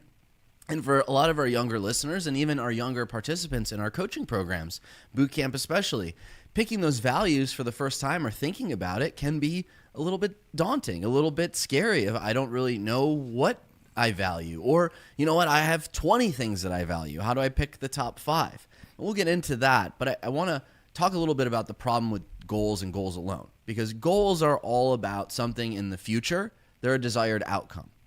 Values are more encompassing than that. Values are the deeper motivations that get you excited, that get you fired up. When your goals spring from those values, then magic really happens. So when we were getting ready for this show, we were talking with Michael about how excited we were to share our values, because I think for a lot of our listeners, they probably picked up on them here or there, but I don't think they fully know what our values are. Well, I also want to state that even for myself, when I was younger and I would hear about these things, I would brush them aside. Why? Because I was like, I know what my values are. I'm good. I have values. I don't need to do it. I don't need to do the exercise. However, and we're going to talk about how to do this exercise, but upon doing it, this goes with anything when it comes to writing it out. The ideas and the thoughts and the goals and the aspirations that you might hold in your brain are just that. They're thoughts, and there's not much weight to them until they go to paper, or until you've given them enough attention to where those thoughts have then turned to beliefs. But even so, they need to be actually articulated for you to understand what those beliefs are. This is why, for a lot of the guys, the clients who come through our programs, how they view the world coming in is different when they leave. Why? Because they had the opportunity to articulate to themselves some ideas that weren't ever fully fleshed out. And because of that, they were nebulous. The proper filter or lens, I like to call it, could never be completely built. But once it's articulated, that lens then comes to fruition, and now you're solidly looking through it. And you're not swayed. You're not influenced by things that take you off course. That's the point of value-based living, is that it gives you a level of resilience. Because listen, sometimes you're not going to be able to achieve those goals. Sometimes it's not up to you. There are other factors that go into those goals. And what happens when you don't achieve your goals? Are you set up for success? And that's really where the values come in. And, studies show that very goal-oriented people sometimes have a fragile sense of self. So what that means is when all you're focused on is external outcomes and factors and motivations, when things don't align, when you don't reach those goals, your sense of self is going to collapse. It's going to crumble. It's going to lead to a lot of inner turmoil and stress. But if your values are solid and clear, even missing a goal is not going to shake or rattle you, because those goals are in alignment with those deeper values. And this, to throw it back to something our first guest of the year, Dr. Judy Ho, had brought up, when she brought out her LIFE acronym, and the very first part of that was low self-esteem, shaky self. And as you were just mentioning, if you're focused on that and you don't have the steps that it takes to get there, you can easily get knocked off course because there is no plan. And listen, it's okay for your values to change.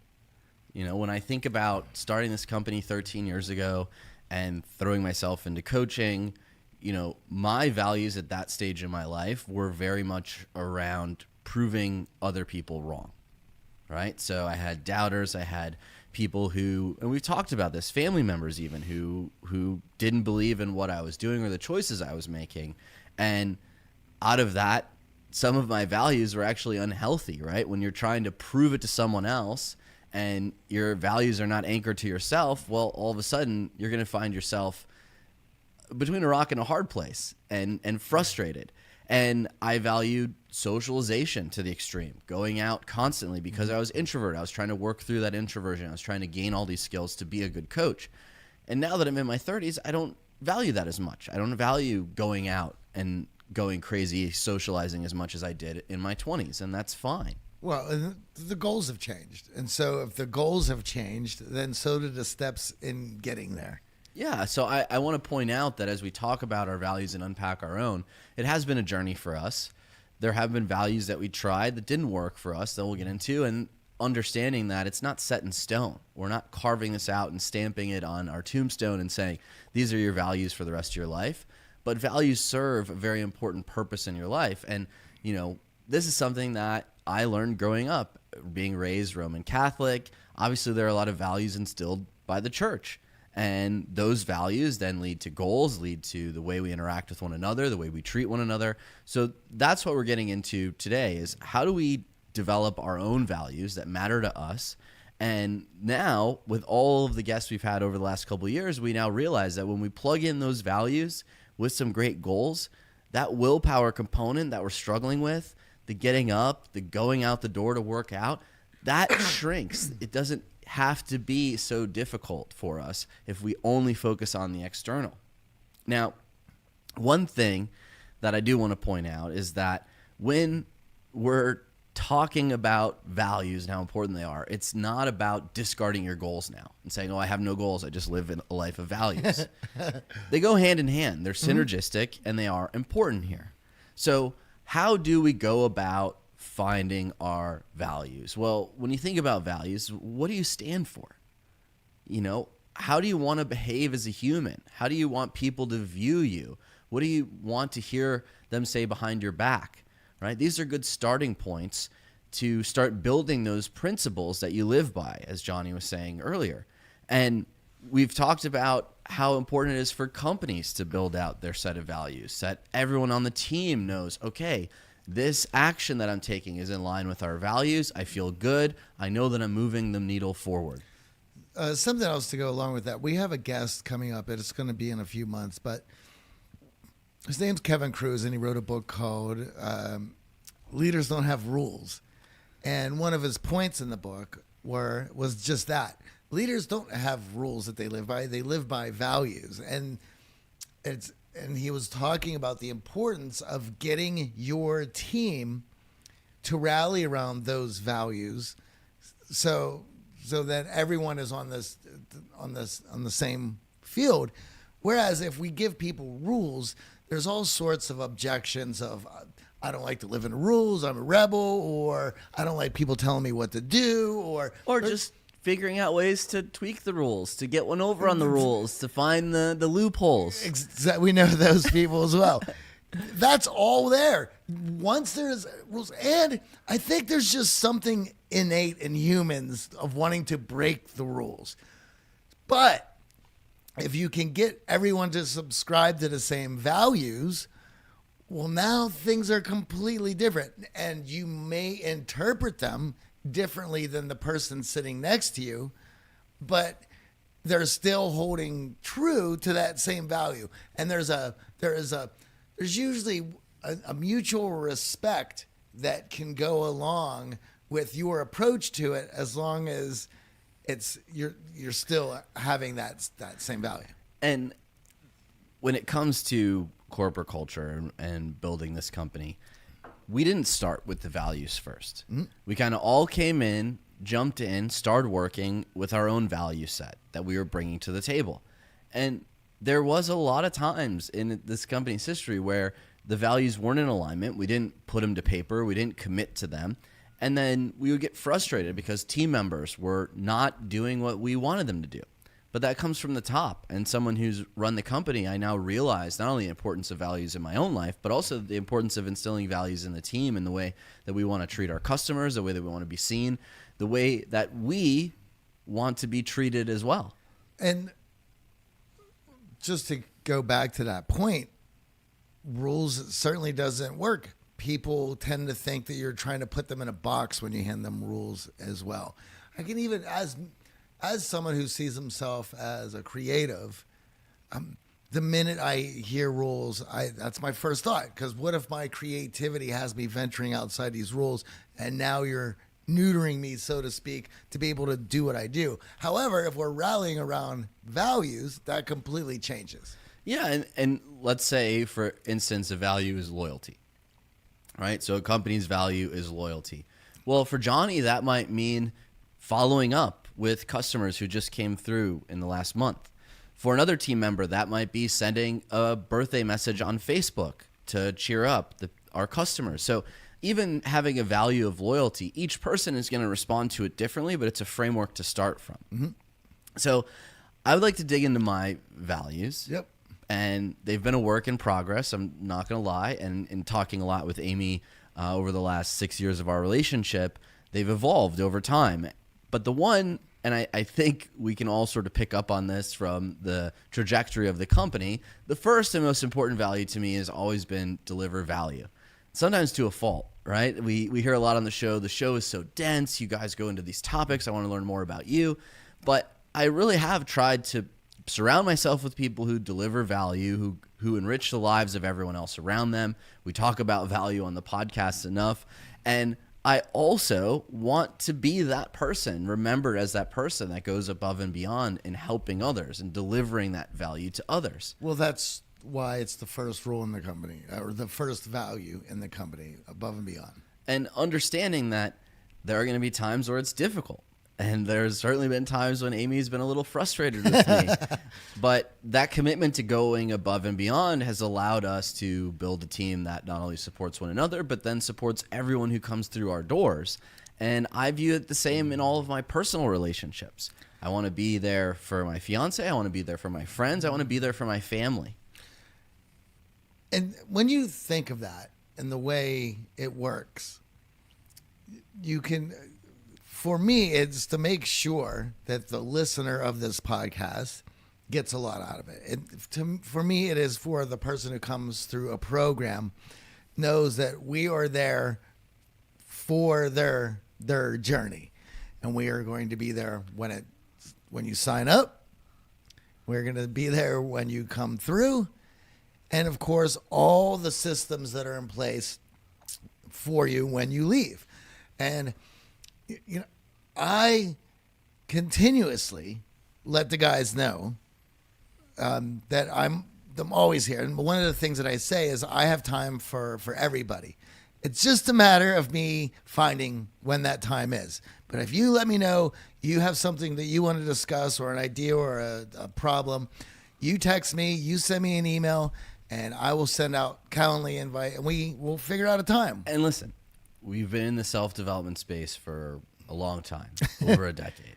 And when we started, and we met a number of people doing coaching, social skills coaching, personal development coaching, leadership coaching. And I've met coaches whose viewpoint is we start working together when the check clears, and we stop working together when the seminar is over. And that's how they live their life. We have never, as a company, entertained that idea. All of our alumni have our personal phone numbers. We talk to alumni who've come through the program 9, 10, 11 years ago.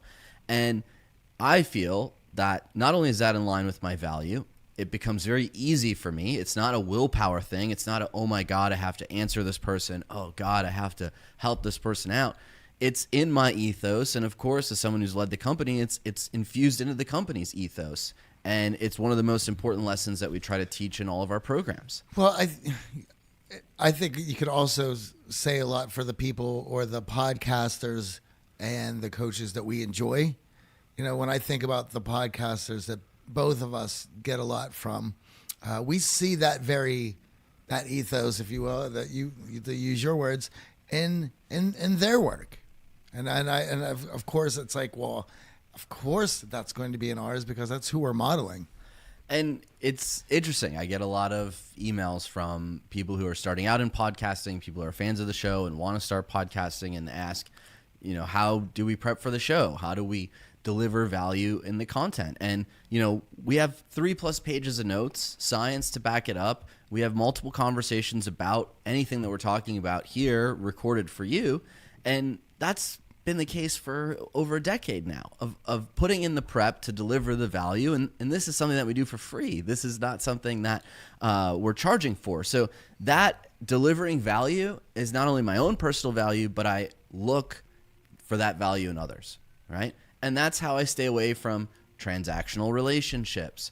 You know, we laughed about this last week with Violet about, you know, the types of people as you become someone who's an influencer or grow an audience that you tend to attract. And listen, there are a ton of transactional people out there, but being someone who values delivering value for others, I look for that in others and I look to lead my life by that. And that's really one of my core values. And that wasn't very hard for me to find. So that one's been pretty standard. The second one, and this one, you know, has led to some people leaving the company, has led to change on the team.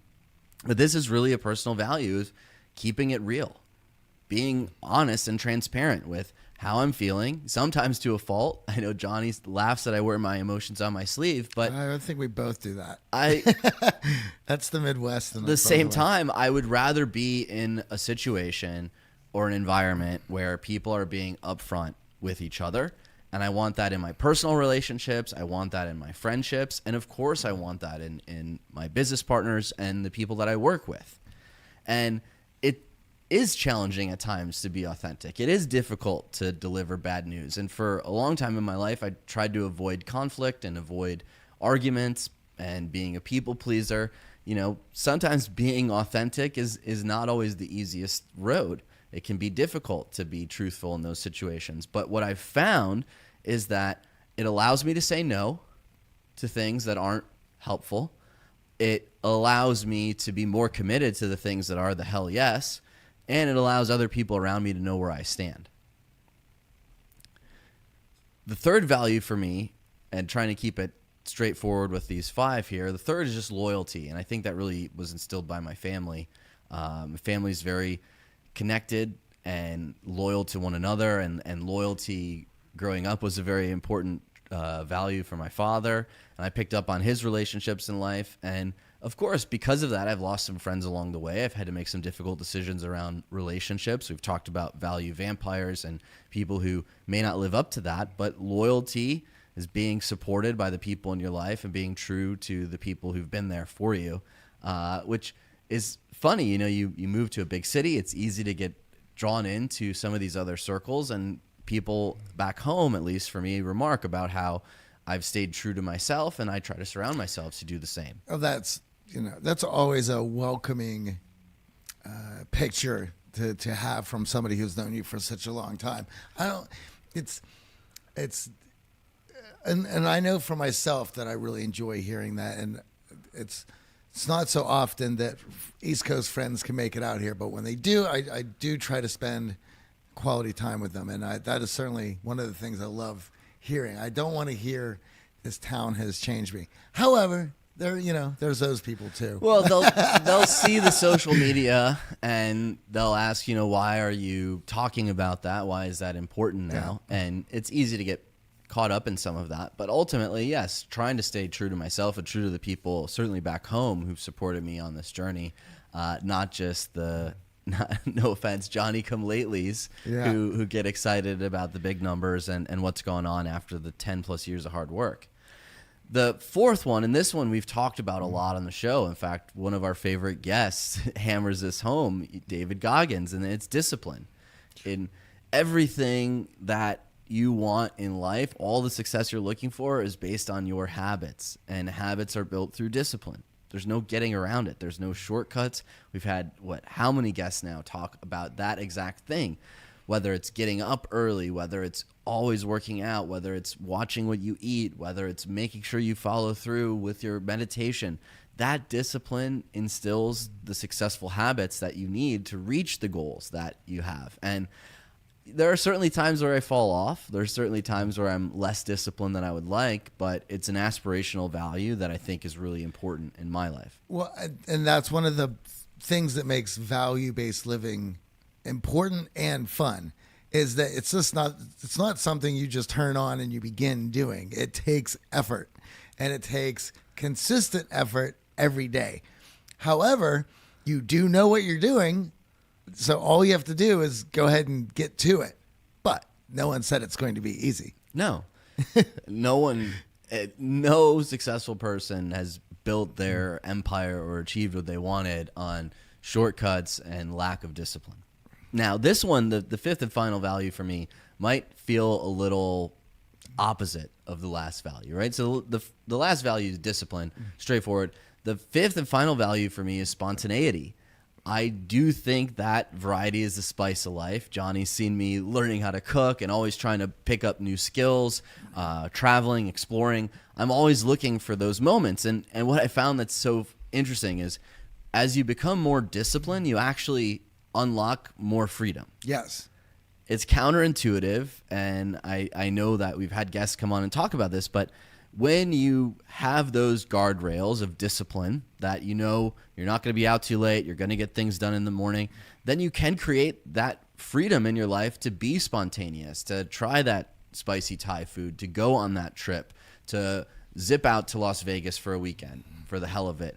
That is something that I value in myself, is that ability to try new things, to not be stuck in a rut or a routine, and also to be more open and accepting of others.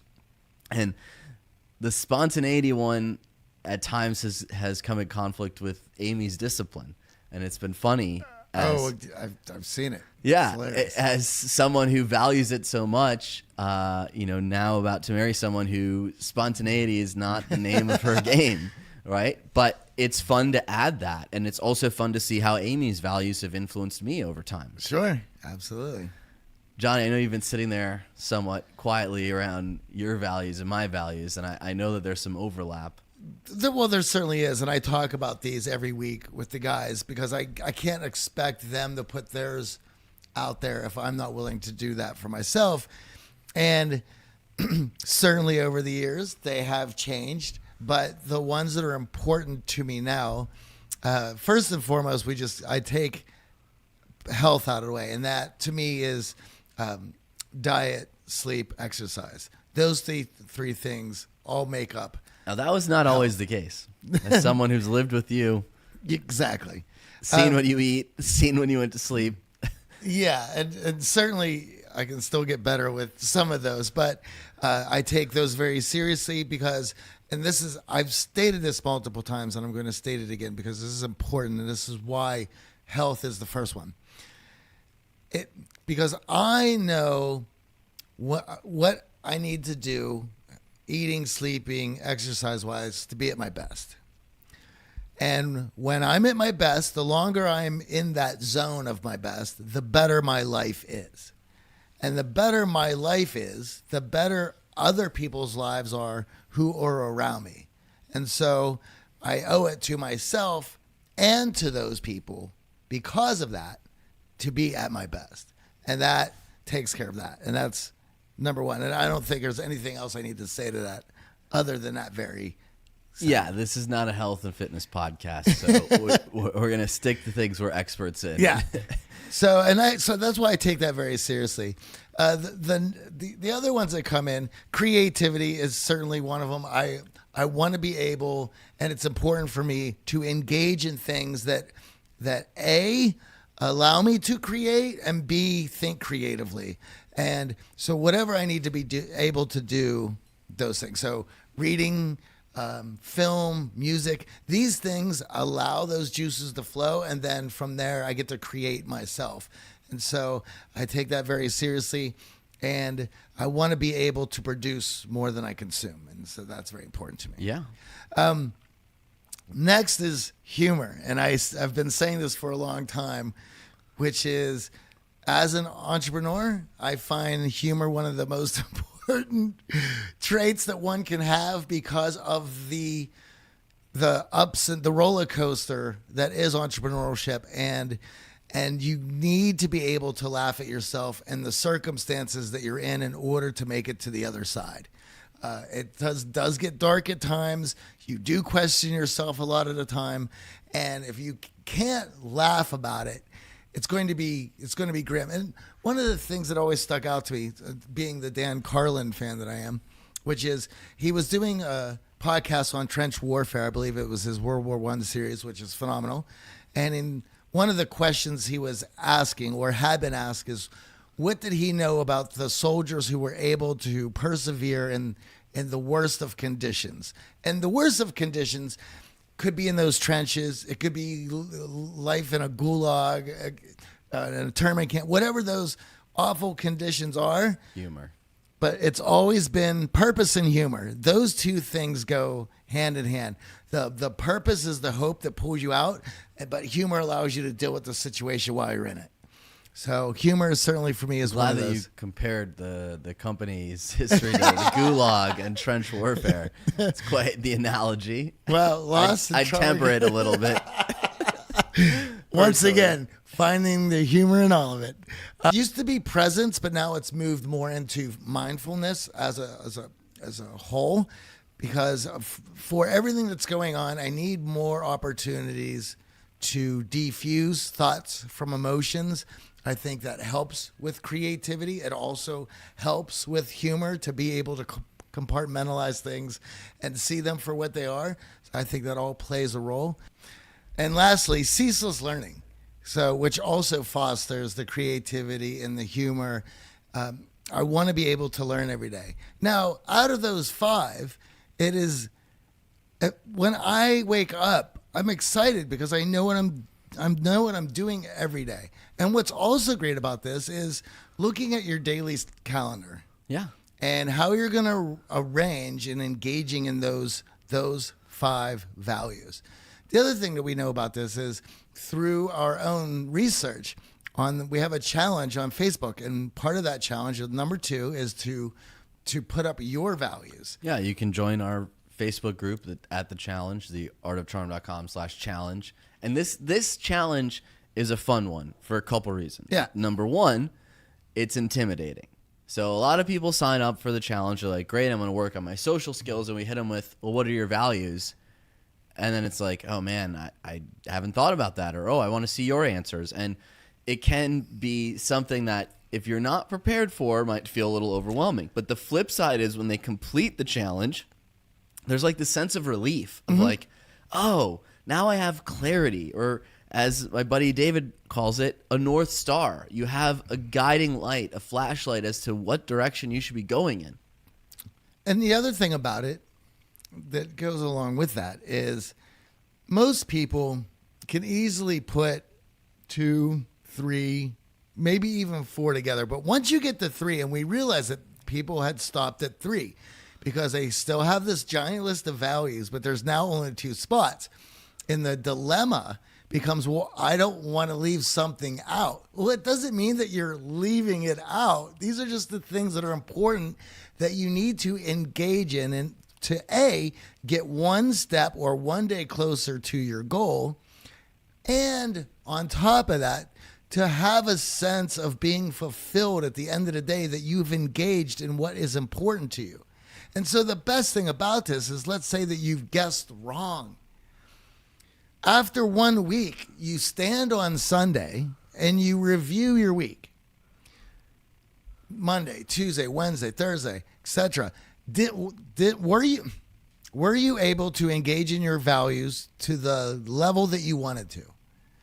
If you answered yes to all those, then did you feel fulfilled at the end of the evening? That's a pretty good week. Yes, absolutely. And if you've engaged in those to where you're fulfilled, you've been incredibly productive.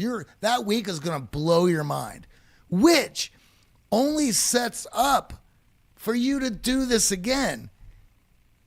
And so why wouldn't you want to? You've just engaged in everything that gives you a sense of being and purpose. It's that and superhuman productivity that we're all looking for. Everyone. And so you're fired up. But here's the best part. Let's say you're not. Let's say something was missing. Let's say that, I could have been better. Okay.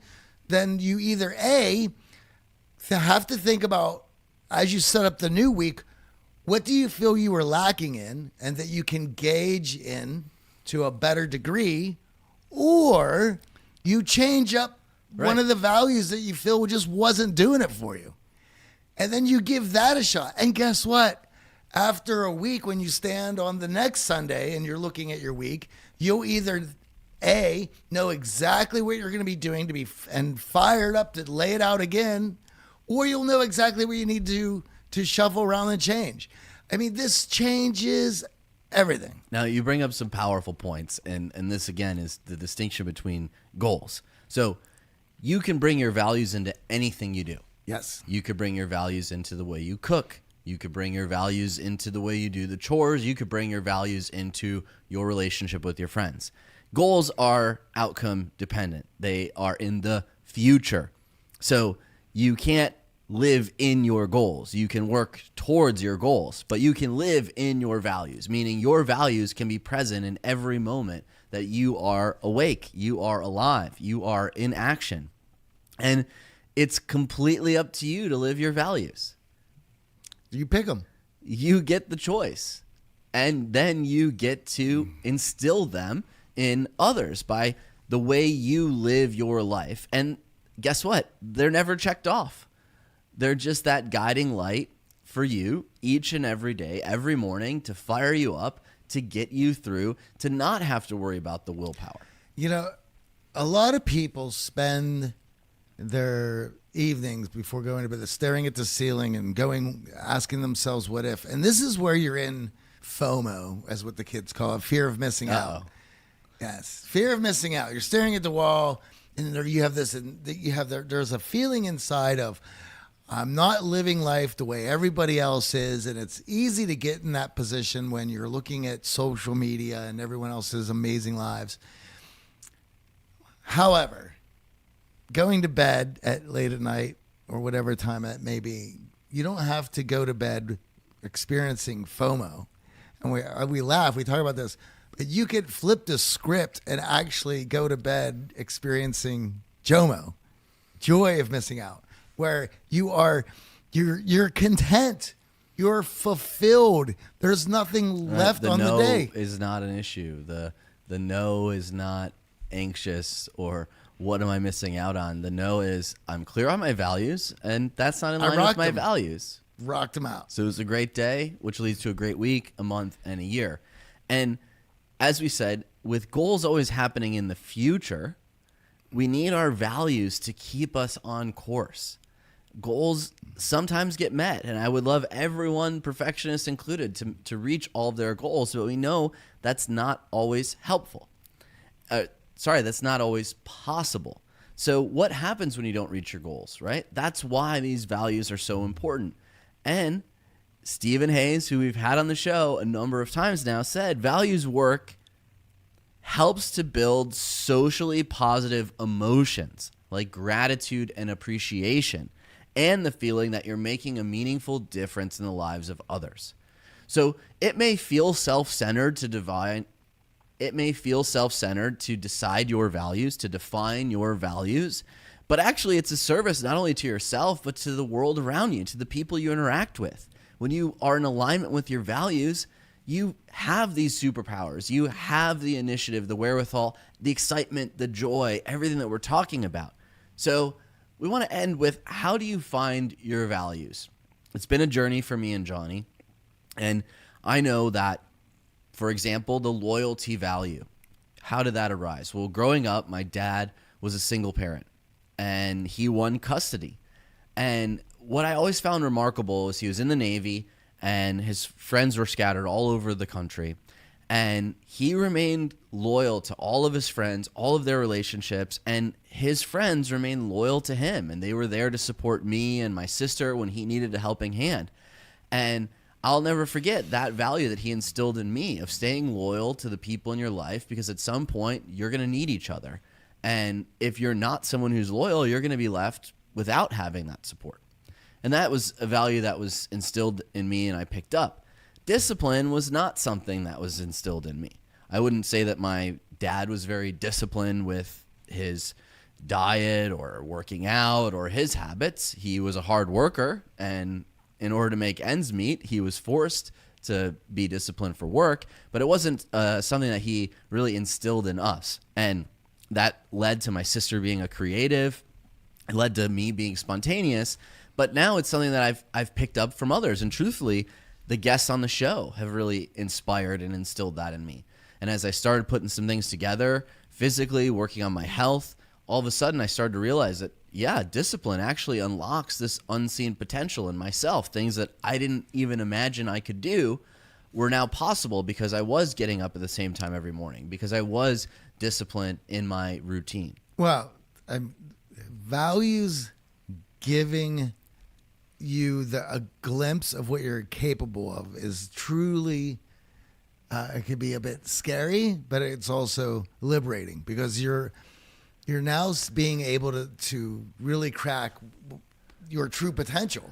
And and that's what I love. So if we were to tell you listening, hey, come out, spend a week with us in LA and we're going to define your values, you'd be like, well, that doesn't sound like much fun. What the heck's that? I want to learn how to talk to people. I want to build better relationships. I want to be able to reach my goals and build allies and wow my boss. Why do I values? That doesn't sound like a valuable exercise to me, an interesting exercise. The fun part is Saturday after the week is over and everyone in the week has started to crystallize around their values. They've started to really look into themselves internally and define what these values are and how they want to live their life. They are so fired up to go back home, to live life through these values, that it unlocks that extra battery, that supercharger in your life that allows you to stay motivated. So for those of you who are listening, feeling run down, feeling you're lacking in motivation, feeling everything's a struggle, taking some time to think about your values and going about your life in alignment with those values can start to recharge that battery. Something I want to add to that. If you do decide to do our challenge on Facebook, it's theartofcharm.com/challenge. If you do decide to do it, it is challenge number 2, where you're supposed to put up your values. A lot of people just put their values up and they're like, I'm done, then they move on to the next. I'm going to let you know that not only are you supposed to distill all these values down to 5, I want the reasons and the how you got to them. Why did you choose them and how did you get to that? Because having an understanding of how you arrived there and why it is so important to you only fuels it inside you that much more, but also gives you a sense of its importance so it sticks much better. And then also put it somewhere as a visual cue where you're going to be reminded of it on a daily basis, whether it is... So you can't forget them, right? So you can't forget them. And Michael has his, our coach Michael in Vienna, has his on his phone screen. It's a wallpaper. And then also stick it on Post-it notes around your house. Because when you see it and you're like, oh, right, that's, you know what? And it is those visual cues of those values that will lead you when you don't have answers. So let's do this week's challenge. Let's help the audience define their values. Now we've learned how important they are and what our values are. And there are many ways to find your values. We talked about it with Judy Ho. You can check out her book. She has a great exercise. But here's a visualization exercise that we're going to do that I think can help you with a few questions you can ask yourself at the end of this visualization. So close your eyes and imagine that you've reached all of your goals that you could ever imagine. You're the richest, the most successful, the healthiest person on the entire planet. All of your wildest dreams and goals have been reached. And ask yourself, how do you want to be treated? How do you want to treat yourself? How do you want to treat others? What do you stand for in life? Right? So now that we've removed all those external factors, all the things we're chasing, the cars, the house, the fancy this, the fancy that, we've achieved those. What's left? The way that we treat others, the way others treat us, and what we stand for, right? And what you're aiming for, as Johnny said, is key. 5 or 6. We're not asking for 30. No. Overwhelm does not help us here. So you want to have it concise so that it's easy to remember. And the important part is, after this visualization, take pen to paper. Write them out. Write out your values and write out why it's important to you and how you intend to bring this value to life? How do you intend to infuse this value into your daily schedule, your habits, your routines, your choices? And this is a fascinating study that we'll end with. A recent study done by Emily Sandoz and Emmy Herbert titled Meaningful, Reminiscent, and Evocative, an initial examination of 4 methods of selecting ideographic values-relevant stimuli, found that by taking the time to write out our values, it can actually give you a huge It can actually give us a huge boost towards implementing them successfully. So the act of writing them out, committing to them on paper, thinking about the why, actually makes you more likely to succeed in achieving and implementing those values. That's powerful stuff. So now that you have your values, write them down and put them somewhere you'll see frequently. Save them as your wallpaper, like Michael. And especially at the beginning, it's important that you're reminded of your values often. As we start to try to build new habits, instill some discipline in our lives, it's important that you're reminded, hey, these are my values. This is what matters to me. And as Johnny said, in those days when he hasn't had an opportunity to tap into creativity, or he's been bogged down in emails and he hasn't had an opportunity to quench his thirst for knowledge, listen to a podcast, read a book, whatever the case may be, that's a rough day. That's a tough day. But when you realize that's part of your values, well, I'm going to make time for it. And I can also say that I know that when I do not engage in them, at the end of the evening, when I'm laying in bed, I'm pissed off. I'm mad. I feel I left points on the board. And at this point in my life and everything that we have going on around us, I don't like to have that feeling. That feeling is awful. And so, and you for working with me as long as you have. Well, as a Lions fan, I know about leaving points on the board. So that's a special meaning for me. Yeah, it's awful. But I have recently arranged things in such a way that certain things get done at certain times, and that where it's the now the values have infused your calendar. Yeah, they've infused your routine, and so those things get met and easily and consistently, and that makes for a great evening and a great sleep. And it just with entrepreneurship, things can get difficult. And however, I know that I'm always able to lean on those values and even in the worst times go, well, I know that I'm doing the right thing. Why? Because I engaged in what's important to me. Even in the best of times. Yeah, well, it's just the icing ups on and the downs, cake. Yeah. Right? It's without values, it's tough to stay grounded. Yes. It's tough to stay humble and have humility. So if you've enjoyed the episode and you're ready to define your values, join us on the challenge. It's a free Facebook group with other podcast fans. Johnny and I are in there, and you can share your values, commit to your values as part of our social skills challenge. You can find more at theartofcharm.com/challenge. But I feel alive with you. Take it easy on my heart, otherwise So when you are able to eliminate an addiction and conquer an addiction like sugar, this strengthens your overall willpower, and this gives you more fortitude and more strength, and it's going to become that much easier for you to step fully into your power as a sovereign being and stand up for yourself and stand up against evil and wrongdoing in the world.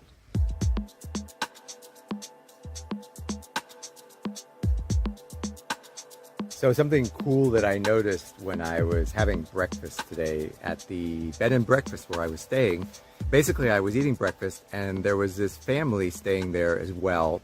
They were Canadian. The mother, she had mentioned she was originally from Malaysia, and it was her and her 4 children. And I noticed that as they were all eating breakfast together, none of them, not one of them, was using a mobile phone, was sitting there chatting or playing or interacting with their mobile phone. And I thought that was great because obviously we live in a world where most people are very strongly addicted to their phones, even to the point where when they are in social circumstances, even in those circumstances, people will often be on the phone. I've even seen many times couples, people who are apparently together, instead of interacting with each other, they're interacting with their phones. So when I saw this family, literally none of them were on their phones, I thought, this is great. They weren't very talkative. They were kind of quiet and unassuming and very polite, and that's cool. But they were engaging with the world around them and with each other and with me and with our hosts rather than with their phones. So that gave me a small glimmer of hope that all is not lost with humanity. On today's video, I'm going to share with you why and how I was able to overcome my addiction to sugar. An addiction to sugar is one of the most pervasive and one of the most difficult addictions to overcome, and it is one that can cause and does cause significant damage to our health. So to kind of set the background of this story, it's going to be important for you to understand how much I used to suffer. How much I used to suffer as a result of my addiction to sugar, which has been a lifelong addiction. And also I want to clarify that an addiction to sugar doesn't just have to be an addiction to candies and sweets. Yes, of course, that's a part of it. But when I talk about addiction to sugar, I'm talking about addictions to any and all foods that contain sugar in a significant amount, or really in any amount. I'm talking, of course, about fruits, including those delicious fruits that we often think of that are very sweet: bananas, mangoes, papayas, even grapes. To a lesser extent, berries and others, because they have less sugar, but they still do contain sugar. And I'm talking about foods with a high glycemic index, like refined grains, white bread, for example, or even bread in general. Why should we even care about the effects of sugar? Well, this is a very large body of science and research that if I were to try to get into all of it in this video, it would be a very long video. So what I'm going to do instead is I'm going to refer to a couple of the doctors, experts, and resources that I have used to help me gain a better understanding of the damaging effects of sugar. And I'll just mention a few briefly here as well, but I'll provide some links below so that you can more easily do your study. Glucose and sugars are one of two main forms of fuel that the body can use. One of them being sugar, in other words, glucose, fructose, and other types of sugar, which get converted into products that the body can use as fuel. And of course, fat through the process of ketosis and generating ketones, which is another source of fuel. These are two very different sources of fuel in the body. The sugar being a very fast-acting, that's why you say you get a sugar hit, like a hit of energy. It's a very fast-acting fuel, but it has significant consequences in the body. And ketones, ketosis, the process of burning fats, is a slower process. It is not necessarily even the primary process that the body would rely on, but as we become adaptive, what's called fat adaptive, our body literally starts to use ketones and fat to burn fuel rather than sugar. And literally you can get to a point where you're literally not relying at all on any external sugar sources for your fuel. And this is what people are attempting to do when they go on what is called a ketogenic diet. They're putting their body into a permanent state or semi-permanent state of ketosis, where literally the body is using the fat burning process for fuel rather than using sugars and glucose as fuel. Glucose has a lot of damaging effects on the body, particularly when you eat it with other substances, because glucose can bind to proteins. This is a process called glycation. Glucose and sugar has been associated with elevated blood cholesterol. There are some research studies about this, so it can therefore be associated with problems with hardening of the arteries. Literally, it can get to a point where you can't think clearly. And I've experienced this myself, because now that I'm almost always in a state of ketosis, I've noticed that my ability to think clearly has significantly increased. Sugar is so harmful to our bodies. It creates what's called insulin resistance, because what happens is the body has to protect us from, for example, there being too much sugar in the blood, your blood sugar level. This is where diabetes comes in, when the body starts to lose its ability to properly regulate the amount of sugar in the blood. So sugar in the blood can be very deadly when it reaches a certain level. So the body has certain mechanisms to protect us. One of them is insulin. One of the main roles of insulin is to control the blood sugar level and to basically lower the level of blood sugar when it starts to get too high, for example. So when the insulin is overused, because just like any mechanism in the body, it serves a purpose, but if it's constantly firing, if it's constantly being used, then it gets to the point of fatigue. So when it gets to the point of fatigue, it can no longer function optimally, and it can even get to a point where the body simply cannot produce the insulin necessary. And this again goes back into the realm of illnesses and imbalances like diabetes. Sugar can damage your teeth. This is something that I can speak of from firsthand experience. I've had many problems, many dental problems that could have easily been avoided had I not eaten foods that were so sugar or even acidic. It can affect your mood. You can have big mood swings. That's something that I've experienced as well. So generally speaking, to optimize our health as human beings, it is optimal to either reduce or even completely eliminate sugar. The problem is, of course, because eating sugar and sweet foods is so pleasurable, who doesn't love the taste of even a good fresh fruit like a banana or a mango, not to speak of delicious desserts. The problem is that it becomes highly addictive, because unless we learn to exercise a certain amount of self-control and willpower, it's going to be very easy to succumb to that. The other problem is there's the floodgate effect. And this is basically where, for example, you can't just eat one grape. Try to eat one grape. Try to put a really sweet fruit in front of you, or even in front of a young child, and say, just eat one of them. It's almost never going to happen. And this is because what happens is when you taste that delicious sweet flavor, the body automatically wants more.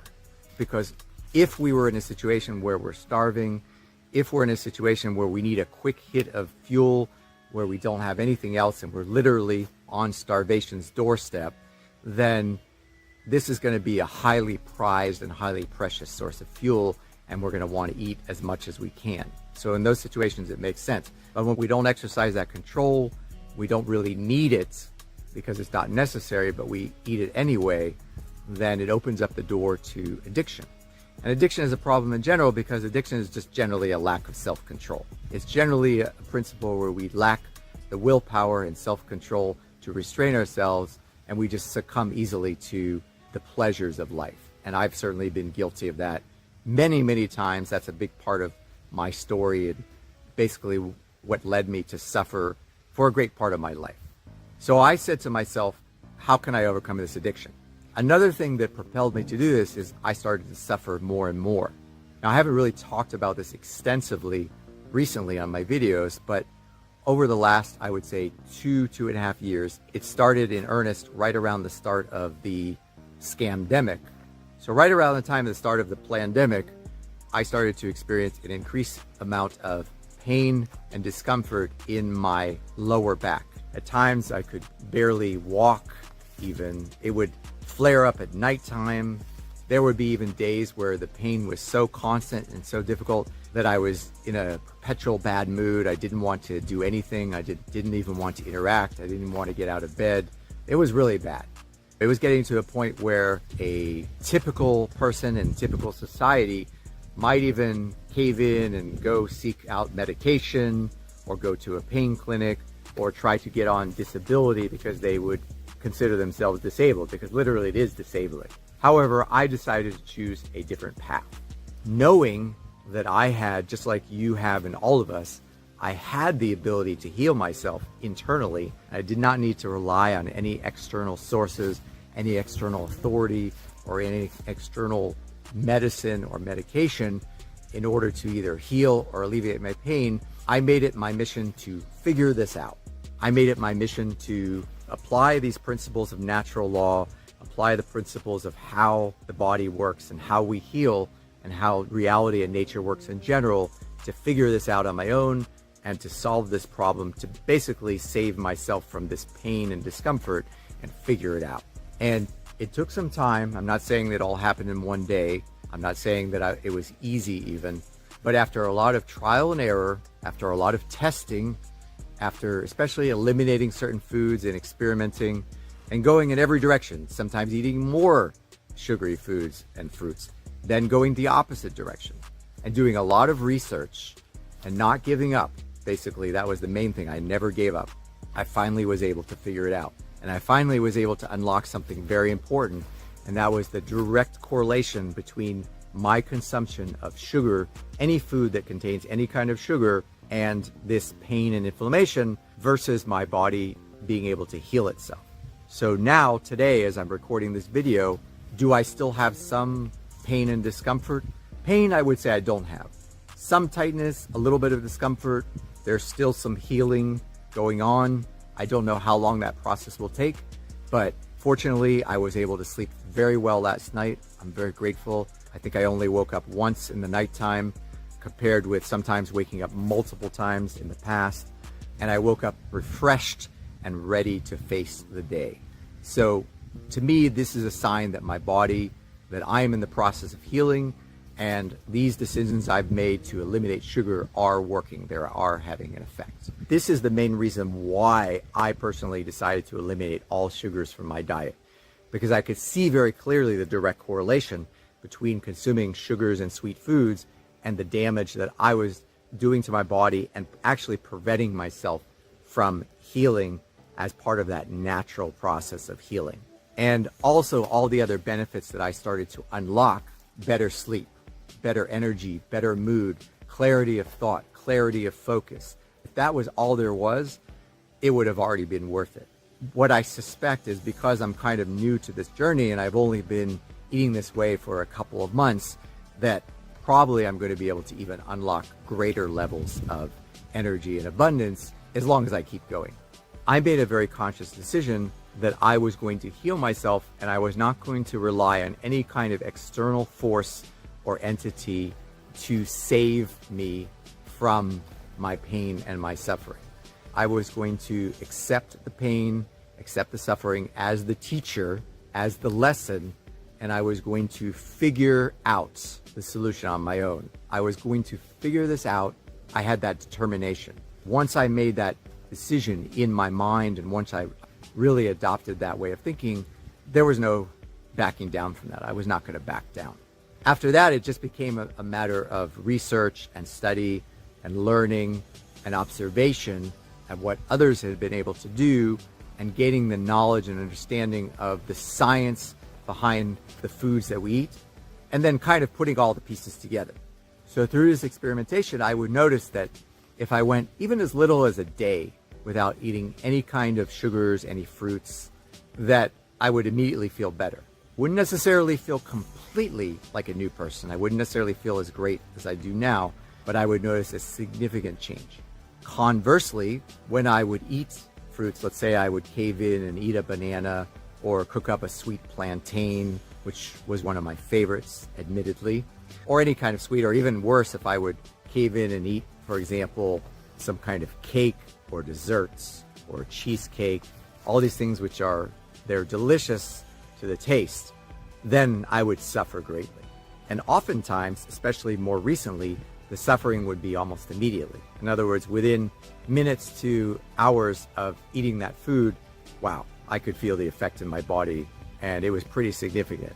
And so this kind of direct feedback and correlation with me actually paying attention, being honest with myself about what I was actually experiencing in my body, in other words, not lying to myself and saying, oh, it's all in your head, or it has to be something else, it can't be the sweets, but just being honest with myself and saying, look, this is what's actually causing the damage, what are you going to do about it? And then going and eliminating that and eating in the opposite manner and feeling great. I only had to do that a couple of times to really convince myself that I was onto something. And then from there, it was just a matter of doubling down and cultivating willpower, because obviously it takes willpower to say no repeatedly to something that is so tempting. And these temptations will never go away, because fruits, for example, and sweets are not going to cease to exist in our reality. That's not going to happen. They're always going to be around. In fact, they're always going to be in abundance. If we rely on the fact that they're not going to be around so we don't have to think about them, that's kind of delusional thinking. And that kind of defeats the purpose of being empowered. So it would be incorrect to imagine that somehow we could rely on the fact that these temptations are not going to be around, because that is the nature of this reality. These temptations of all kinds, not just in terms of what we eat, but all of these temptations that want to lead us down a bad path, they're there specifically to tempt us so that we can learn certain things. So I knew that the internal battle, the internal strengthening of my willpower was something that was going to need to be constant. I could tell intuitively that just like strengthening a muscle, or just like becoming proficient at speaking a language, or any other skill, for example, video editing, something that I've become good at through years of practice. Any other skill, in the beginning it's more difficult, but then as we keep doing it, as we keep practicing, it becomes easier and easier, and it becomes almost second nature. So I knew that as I adopted this journey of saying no to sugar, in some senses it would become easier, and the rewards would become greater and greater, which would then serve as a positive feedback loop to allow me to continue down that path, even in the face of the challenge of the temptations. If you're suffering from any kind of chronic illness, whether it's been diagnosed or not, if you feel like often you're not able to think clearly, if you're experiencing any kind of mood shifts, if you're struggling, if you're always getting hungry, for example, if you're constantly feeling like you're hungry and you can't even go 3 to 6 hours or more without eating, without feeling like literally you're going to die, if you feel like you have to go pee often, if you go to the bathroom often, for example, if you feel like you have low energy, you're not sleeping well, any of these things. I'm not a doctor. I'm not trying to give you professional medical advice, but I would strongly, strongly encourage you to consider eliminating all sugars from your diet. So I want to encourage you to give it a try. If you've never gone even a couple of days without eating any kinds of sugars or sweet foods, then do it for 3 days. Give yourself a 3-day challenge. After that, if you see some kind of benefit, great, do it for 7 days. Now, a lot of people, they may not have gotten to the point where they're actually experiencing constant pain and physical suffering, so they may not be experiencing physically manifested or recognizable symptoms. These people can still benefit from eliminating sugars. It may just be that you're young enough that your body hasn't gotten worn down yet where you can feel those effects, like I was for many years before that, or it could simply be that you're eating a low enough level of sugar that the cumulative effect is not as great as it is on someone else, or someone who has an injury, who already has an illness and it's exacerbating it, right? But we can all benefit from this. I want to encourage you to give it a try, even if you're feeling pretty good already, and just see what it can do. And one of the other benefits is it's going to help you to sharpen the sword of your willpower.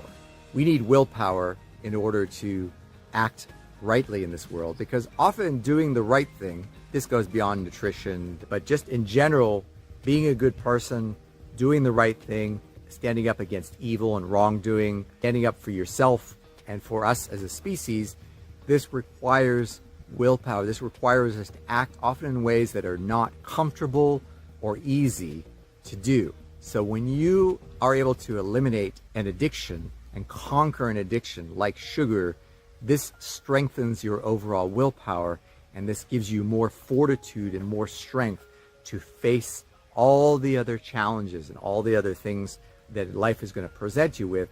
And it's going to become that much easier for you to step fully into your power as a sovereign being and reclaim your sovereignty and stand up for yourself and stand up against evil and wrongdoing in the world. That's another reason why it was so important for me to conquer this addiction, because I knew that as a freedom fighter, which I consider myself, I use those labels because it helps to understand this work that I do. So I sometimes call myself a great worker because I'm engaged in doing the great work. I call myself an abolitionist because I'm actively seeking to end our slavery to the predator class, the occultic priest class, which enslaves humanity. I consider myself an anarchist because I know that the proper state of a human being is self-rulership and not rulership by authority, all authority being evil. So I wear all these labels, and one of the things I realized vis-a-vis this addiction to sugar or any other addiction that I have, is that for me to be the true warrior, for me to be the true freedom fighter, to really step fully into my power, I could not allow myself, I could not allow my energy to be drained. I could not continue to harm myself by eating improperly, even especially knowing in my own mind that these behaviors were actually causing harm to me. It was a matter of stepping up, bucking up, putting on the big boy pants, growing a pair, and really just making it happen. That was the deeper reason why it was so important for me to conquer this addiction. And all the other things, the feeling great, the sleeping at night, these are all both benefits, but they are also supporting my work that I'm doing, because they give me more energy and more fortitude to get up here, to create better videos for y'all, to do this work, to be the best that I can, and to keep growing and being better. Hopefully, just from what I've shared in this video, you've gotten a real sense of why and how overcoming the addiction to sugar is going to be a game changer for you. If you have questions or if you need help on it, you can always send me a message. I will, as I said, share some of the resources of the content creators or the resources that I found most helpful to both understand the dangers of sugar as well as the importance of overcoming it and the benefits. So I'll share some resources in the description of this video. If there's one thing I would want to end this video with, is to just let you know that, no matter how difficult it seems to overcome an addiction like that, it's absolutely worth it. And I would even go so far as to say that this kind of discipline is a requirement. It is a requirement for us as a species to be free from authority, from slavery, from the control of the predator class. So go tackle this and see what you can create. Thank you very much.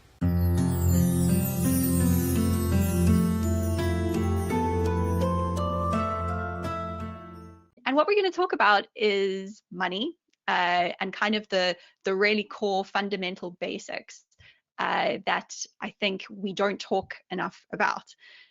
So it's weird for me because talking about money and writing books about money now is my job, which is very, very weird to me, because for most of my life, believe it or not, I was absolutely absurdly terrible with money. If you think that you're bad with money, I promise you I was worse.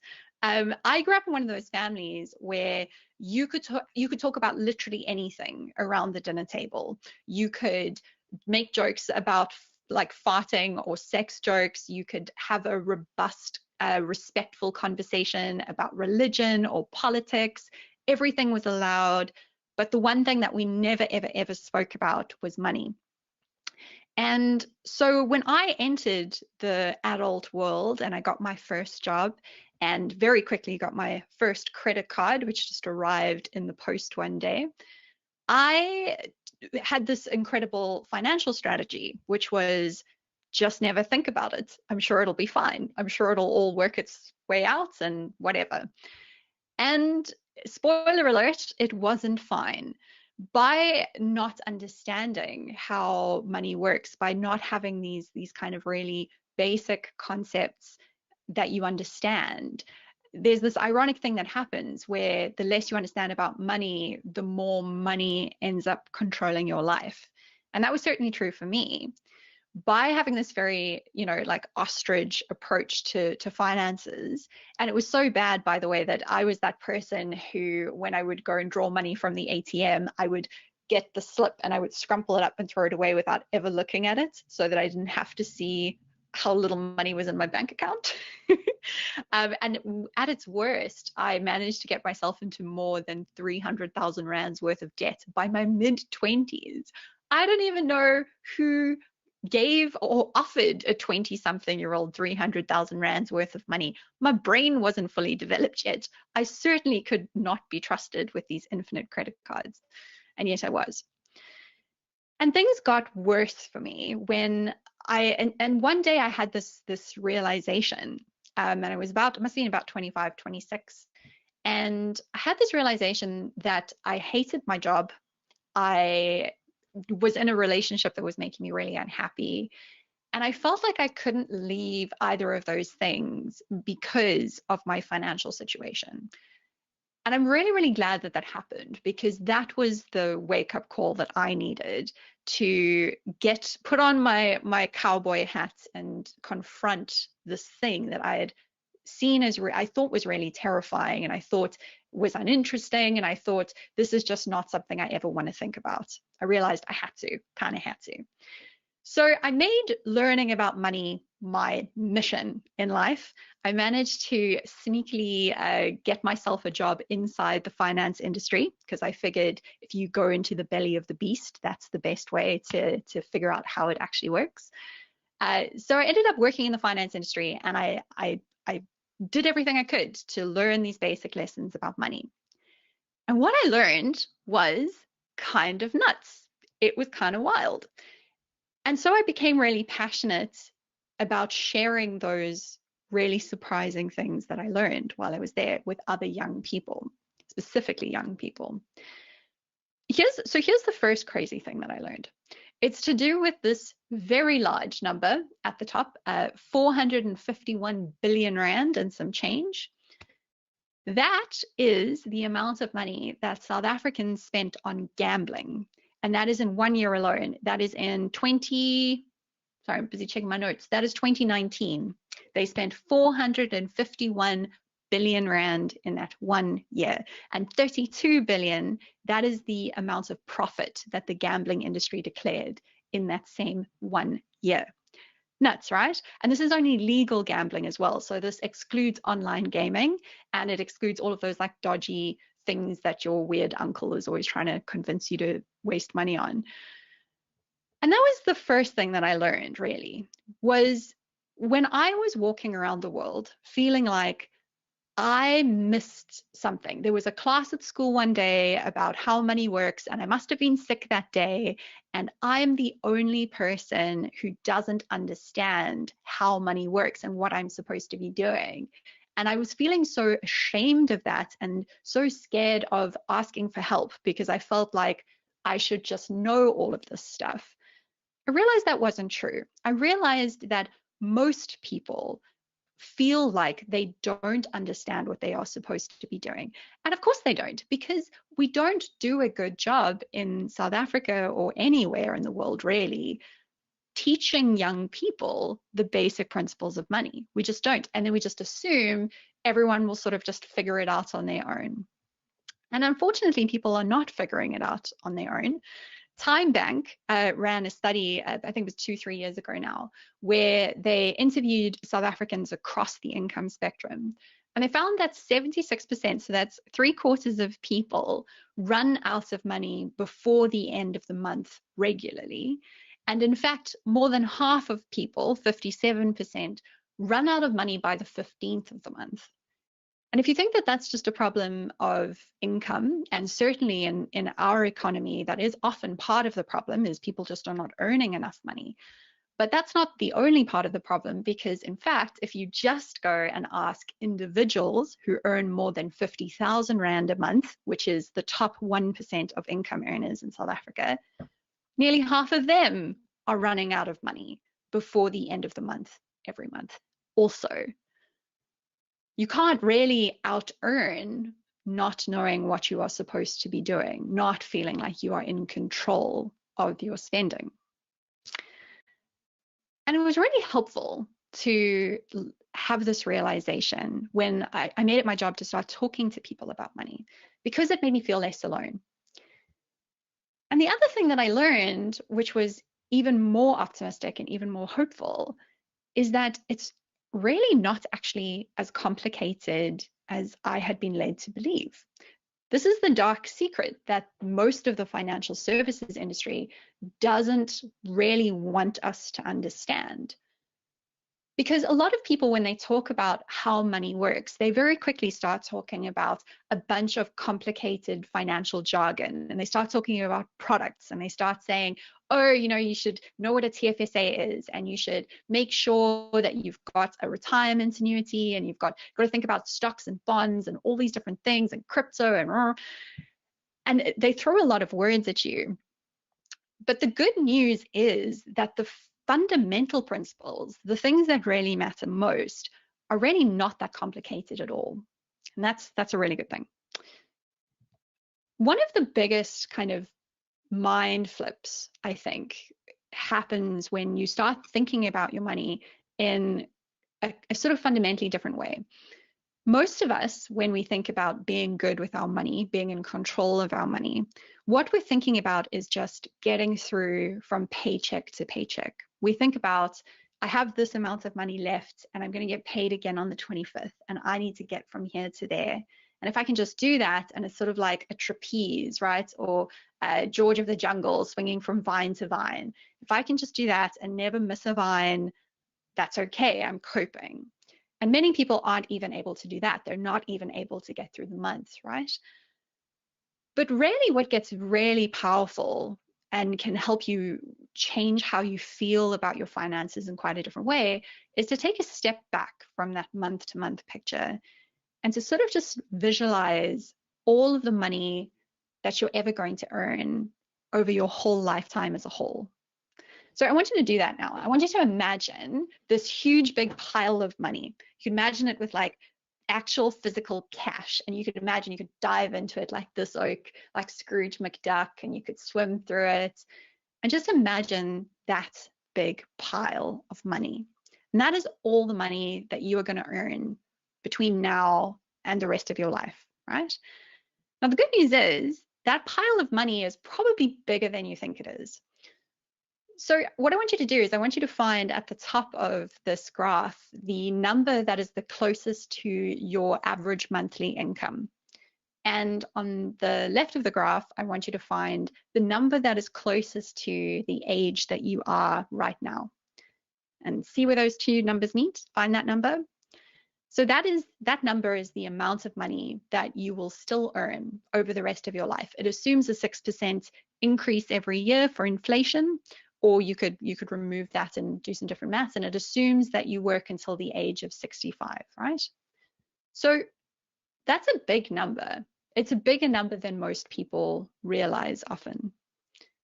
So that's the good news, because every rand that you will ever earn is really a piece of possibility, because you could do anything with it. Money is what we call fungible, which means you can turn the same rand into anything. You could turn it into a holiday, you could turn it into school fees, you could turn it into whatever you want. So you have a lot of choices. That's the good news. But the bad news is you don't really have a lot of time to make those choices in. So I'm not going to do a lot of math in the next hour, I promise. This is the last bit of math that we have to look at. Imagine that you work for 40 years. So you work from age 25 to age 65, and you get 12 paychecks every year, and you never take a break. You never stop working. You work for that full 40 years. That means that you only have 480 paychecks over your whole lifetime. And really, those are your moments to decide where all of that money is going to go. Because let's be honest, once the month goes on and money's in your bank account, it just tends to vanish, right? That happens to all of us, which really means that you have 480 choices, 480 times to decide what you're going to turn all of that money that's going to flow through your life into, what it's going to fund in your life, right? And the truth is that even though that pile of money might be big, it might be bigger than many of us think about when we're stuck in our month-to-month cycle, it's not infinite. None of us are going to earn money forever. If we're lucky, many of us, the reason that we will stop earning money is because we will get old and we will not be able to earn money anymore, and we'll also hopefully deserve some good, calm downtime. And the biggest flip that really helps people to start to feel more in control of their finances, in my experience, is thinking about how they can make sure that they can still pay for the things that they need, even in times when that next paycheck is not there. And that means thinking about that pile holistically. So really the goal is to think about how you can earn money during the times when you yourself are not earning money. And that's what assets are. Jobs are things where you go out and you use your labor and you go and create an income. Assets are things that you can buy that put your money to work so your money can make money for you, right? And that, my friends, is the single core, most important lesson about feeling in control of your money. Buy assets, build a portfolio of assets. That's it. That is the single most important thing to know. Everything after this is how. How do we buy assets, right? I have a little story that I like to tell myself to really help me imagine what this looks like in my own life. And with the story, I like to imagine that I have all these little pets in my house, and I call them snorgels, and they're cute as heck. This is what they look like. And snorgels need to eat apples to survive.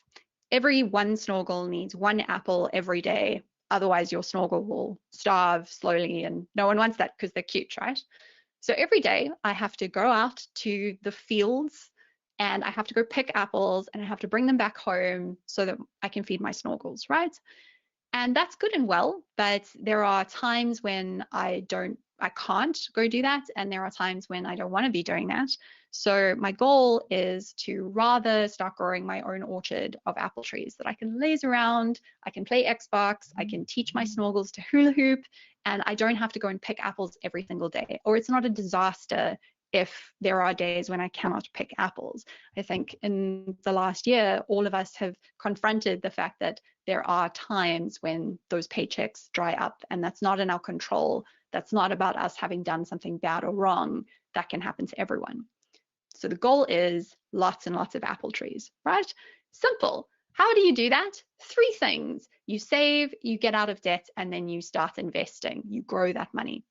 Done. That's it. That's everything you need to do. But obviously, it's easier said than done.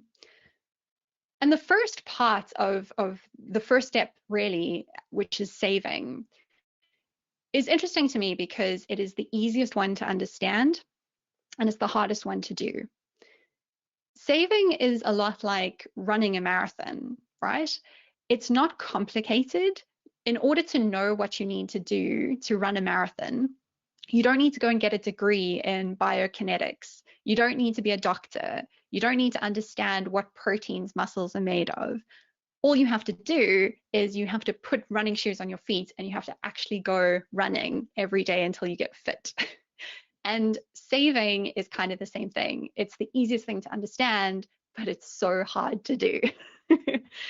So what do I mean by saving? Saving just means creating a surplus, which is making sure that you have apples left over, that you have more apples coming in than your snorgels are eating, right? So back to the snorgels. Snorgels are eating apples. You either earn extra apples, maybe you have a side hustle, maybe you get a long overdue raise at your job, or you put your snorgels on a diet and then you have a surplus. What you can do with that surplus is you can keep them aside so that you've got a bit of a spare cash if there's a day when you need some apples. And then once that pile is big enough that you've got emergency apples, you can then also start planting some of those apples, which is the investing side of things. Saving has to come first, right? But the reason that saving is so hard, right, is everyone hears, okay, I need to start saving money, fine. And then the first thing that we all think about is, okay, I'm going to go and create this big, long, complicated spreadsheet called a budget. And then I'm going to follow that budget. And that budget is going to tell me that I am never allowed to eat sushi or buy coffee or do any of the things that are fun. And I just have to follow the spreadsheet. And then, great, excellent, I'll have saved money. Problem solved, magic. And of course, all of us who've tried creating a budget and just following it know that unfortunately they're very seldom effective. And the reason that they are very seldom effective is that we like to imagine that our brains are these perfect computers and you feed our brains instructions and then your brain just does what you tell it to do. And that's kind of what a budget is. It's like a set of instructions for your brain and then cool, you just follow those instructions. But the truth is that your brain is not a computer. You have the brain of a primate, right? You are a primate with pants on. That is all you are. And your brain doesn't work like that. And we set ourselves up to fail when we treat our brain like a computer instead of treating it like a brain, which is this fallible thing. And you've got to work with how your brain really works, not pretend it's something that it isn't. So instead of just trying to save by writing down how you want to be spending your money in an ideal imaginary world, which is often all budgets are, try something that does actually work. So 3 of the tactics that are best supported by the data. So research shows that these things tend to be more effective than just trying to change your behavior. The first one is just to make saving automatic, something that you don't think about. And this is that old idea called pay yourself first, which when I was in my 20s, I told myself meant that on payday, I could take myself shopping. That's what it meant, to pay yourself first. Sadly, that is not what it means. What pay yourself first means is on the day you get paid, have an automatic transaction that goes off your bank account so that that money goes off away into a savings account or an investment or paying off debt.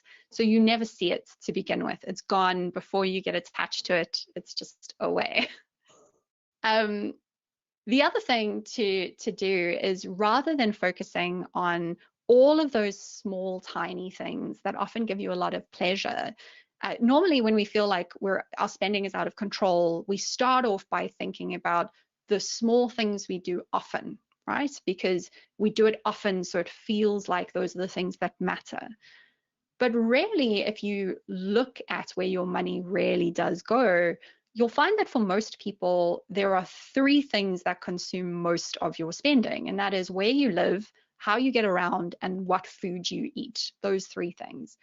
For other people, school fees can be number 4, even sometimes number 3. But for most of us, it's those 3 categories.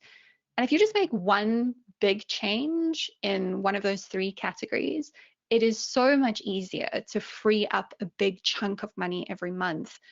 And it doesn't mean that you have to constantly feel bad every time you spend a little bit of money on something that makes you happy.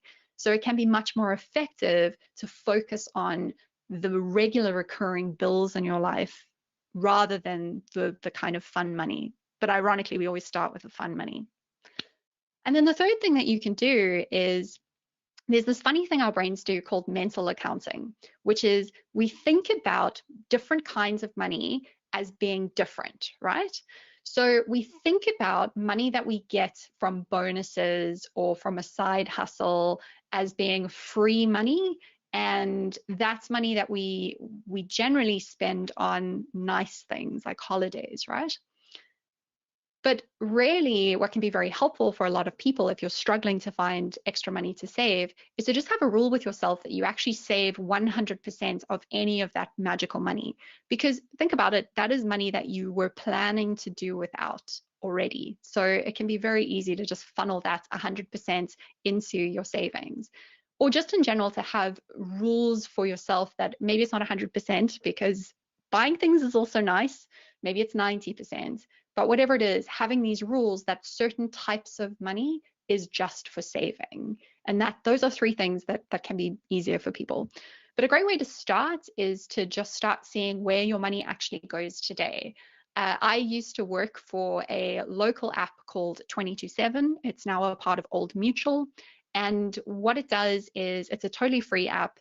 You can connect up all of your bank accounts. You can connect your investments, your credit cards, your store cards, even if you've got like a Edgar's account or whatever, you can put it in, Pick and Pay, cards, everything.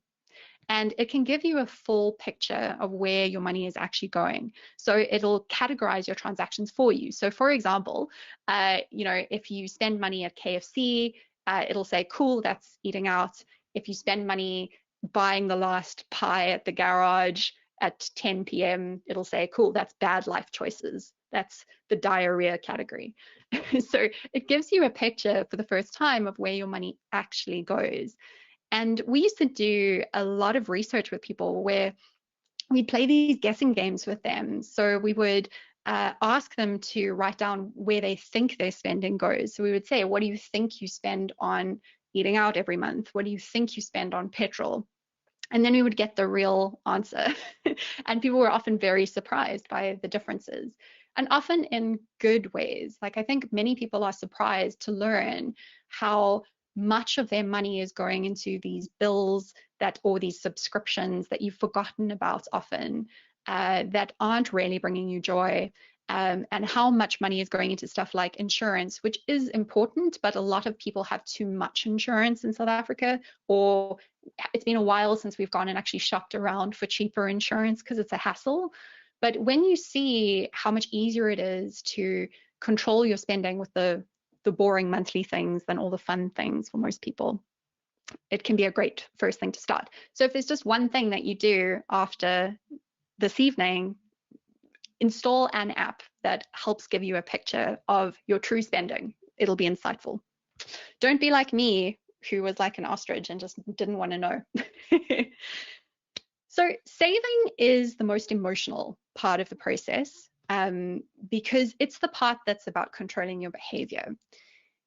So the good news is, once you have confronted that step and you've dealt with all of those difficult feelings, figuring out what to do with the surplus you've created, with all the money that you've freed up, that's actually pretty easy.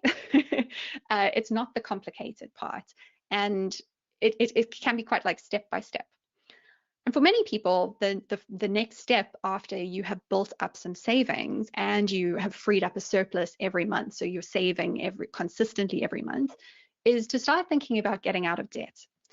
So we have this idea when we talk about debt often that people get into debt because of frivolous things, because they weren't in control of themselves and, they were just being silly.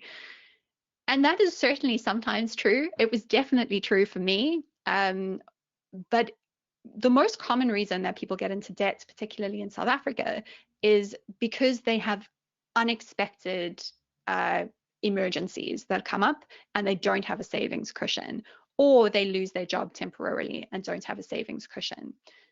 And we talk about debt in this really morally loaded way. And it's part of what makes people feel so ashamed when they are struggling with debt.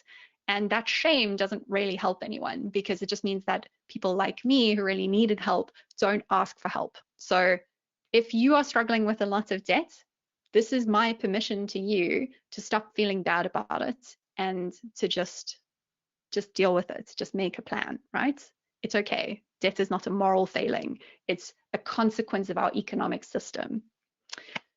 So what debt is and specifically how consumer debt works. I'm not talking about like house debt to buy a house. So go back to our lovely snorgels. What happens when something happens and you can't go and pick apples for that day and you don't have any emergency apples in your savings pile? You have no choice but to go and borrow apples from your very creepy neighbor. I call her Myrta, and she's very mean. And she'll give you apples, that's fine. And then there's an IOU, right? So like if you borrow money from a friend, you can have some apples now, but you have to give them back to me later. That's not the problematic part. That kind of debt, which is more like how we often loan money to friends and family, that doesn't cause debt spirals. What causes debt spirals is usually if Myrta, the person I'm borrowing apples from, is a bank or it's a store card, or it's a credit card, or a personal loan, or a mashonisa, or anything like that. It comes along with this creature called interest. So Myrta says, I'll loan you these apples, but you now have to adopt my pet too. And my pet is the interest monster. It's a bit gross, it's fine. The problem is that the interest monster also needs to eat apples, and it grows. And the longer that you keep it, the bigger it gets. And the bigger it gets, you still only have the same amount of apples every day. And eventually the interest monster is eating all of your apples and there's nothing left for your own snorgels. And that is a debt spiral, when that interest monster is growing faster than you are able to keep up with its growth by picking more apples. And in South Africa, what that often looks like is people who end up spending 60 to 70% of every paycheck just paying their interest. So that's a real stat from Debt Busters, which is one of the biggest debt counseling services in South Africa. So by the time a customer comes to them and asks for debt rescue, on average, it's 64% of their income, their paycheck, is going just towards paying their debt, keeping up with their debt, which means they're now living off 36% of every paycheck, which is really, really hard. And that's why debt spirals are so dangerous for people, specifically when we're talking about high interest debt. The other thing about carrying debt is, if the goal, we keep our eyes on the prize, which is the goal is to grow lots of beautiful apple trees, to have lots of assets so that you can, feed your snorgels even in times when you can't go pick apples, carrying debt erodes that whole plan. And that's because of something quite simple, which is that if you go to the bank and you ask for a credit card, the interest rate that they will make you pay on it is about 18% usually. And if you go to the same bank and you say, here's my money, would you pay me interest on this if I keep it in a savings account with you? They will typically give you like 4%. And the difference between 18% and 4% is the reason that bankers drive nicer cars than you do. That gap is why bankers make so much money. And the thing is, if you are sitting on debt, almost always the best investment you can make is paying off your debt first. And again, this only applies when I'm talking about high interest debt. So that's stuff like credit cards and store cards, right? But there is no investment on earth that can guarantee growth of 18% every year. And that's the growth that you get by paying off your debt. So the really thrilling thing about paying off your debt is, if you've had debt, you're used to living on a small chunk of your paycheck. So you are used to creating a surplus, and once you've paid it off, you can really start to grow your money in the future, and you can free yourself from paying for stuff you bought in the past, and you can start focusing on growth. But you can't start focusing on growth if you are carrying debt, because it makes no sense to be investing in something that might be giving you 12 or 13% growth as an investment if it's losing value on your debt faster. See what I'm saying? So get out of debt. You don't need it. Your life is better without it, I promise. Once you've done that, you can start doing the really fun part, which before I knew anything about how money works, I assumed was the difficult and boring and scary part, and now I know is the fun and also incredibly simple part and very satisfying. So you want to get to this step as quickly as you can, and that is starting to invest. I used to think that investing was something that just wasn't relevant to people like me. Investing was something that you had to worry about if you were like, I don't know, some swanky oak living in Sandton, or I don't know, you had a yacht and you would read the business news on your yacht and you'd listen to Bruce Whitfield every day. I love Bruce, he's great, but no one wants to be listening to business news every day. Some people like Simon, I think, find it interesting. Many of us do not. So for a long time, I was just like, well, investing just doesn't apply to me. It's only for people who really know a lot about business and are interested in business. But the truth is, all of us have to figure out how investing works. And the reason is that keeping your money just in a regular savings account, ironically, is the most reliable way to make it lose value. And the reason is not because of, like little kleptomaniac tokoloshes who are like living under your bed, eating all the savings you've got stashed under your mattress. The reason is because of inflation. And all inflation means is that your money is worth less every single year. So the 10 Rand that today can buy you a can of Coke, in 20 years' time will only be able to buy you half of that same can of Coke, probably even less, right? That's what inflation is. So we have to invest to just preserve the value of our savings over time. It's something that all of us have to wrap our heads around. And the other thing about investing that makes it relevant to all of us is that most of us who are alive today will, if we're lucky, statistically, live a very long time. And it's very difficult to keep working in a job after the age of 65. It's not fair, but that is the world that we live in. Most people who lose their jobs between the ages of 60 and 65 find that they cannot find another job even when they want to, right?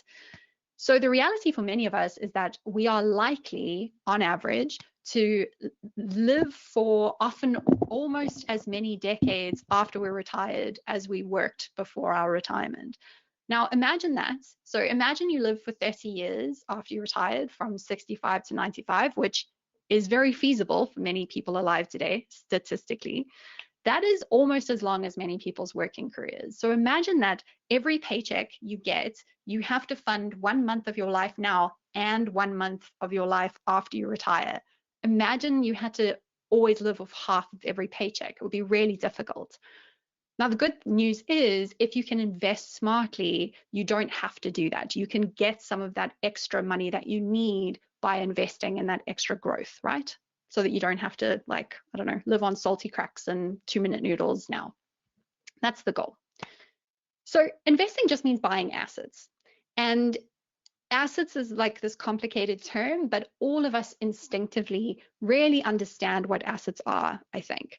So let's talk about a cow. A cow is an asset, and it's a very popular type of asset in a lot of South Africa. And I think we all understand how a cow can increase in value. You can buy it as a small baby cute cow with cute little eyes, and you can feed it, and then when it's big, you can murder it, and then you can eat it. Or you can make it produce milk, and you can sell its milk, right? So we understand a cow is a really good asset. A cow produces value. I don't have a cow, I have a cat. I have tried selling his meat. No one is interested in buying it. The cats are terrible, terrible assets. But the problem with cows, obviously, is they are, I don't know if you've seen a cow, but they're very big, and I don't have room for them in my house.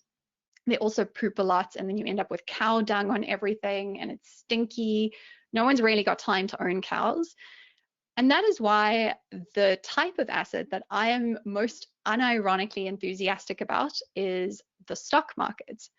And to be perfectly honest, I didn't actually know what the stock market was until my mid-20s. So if you don't know, don't worry about it. I will tell you what it is.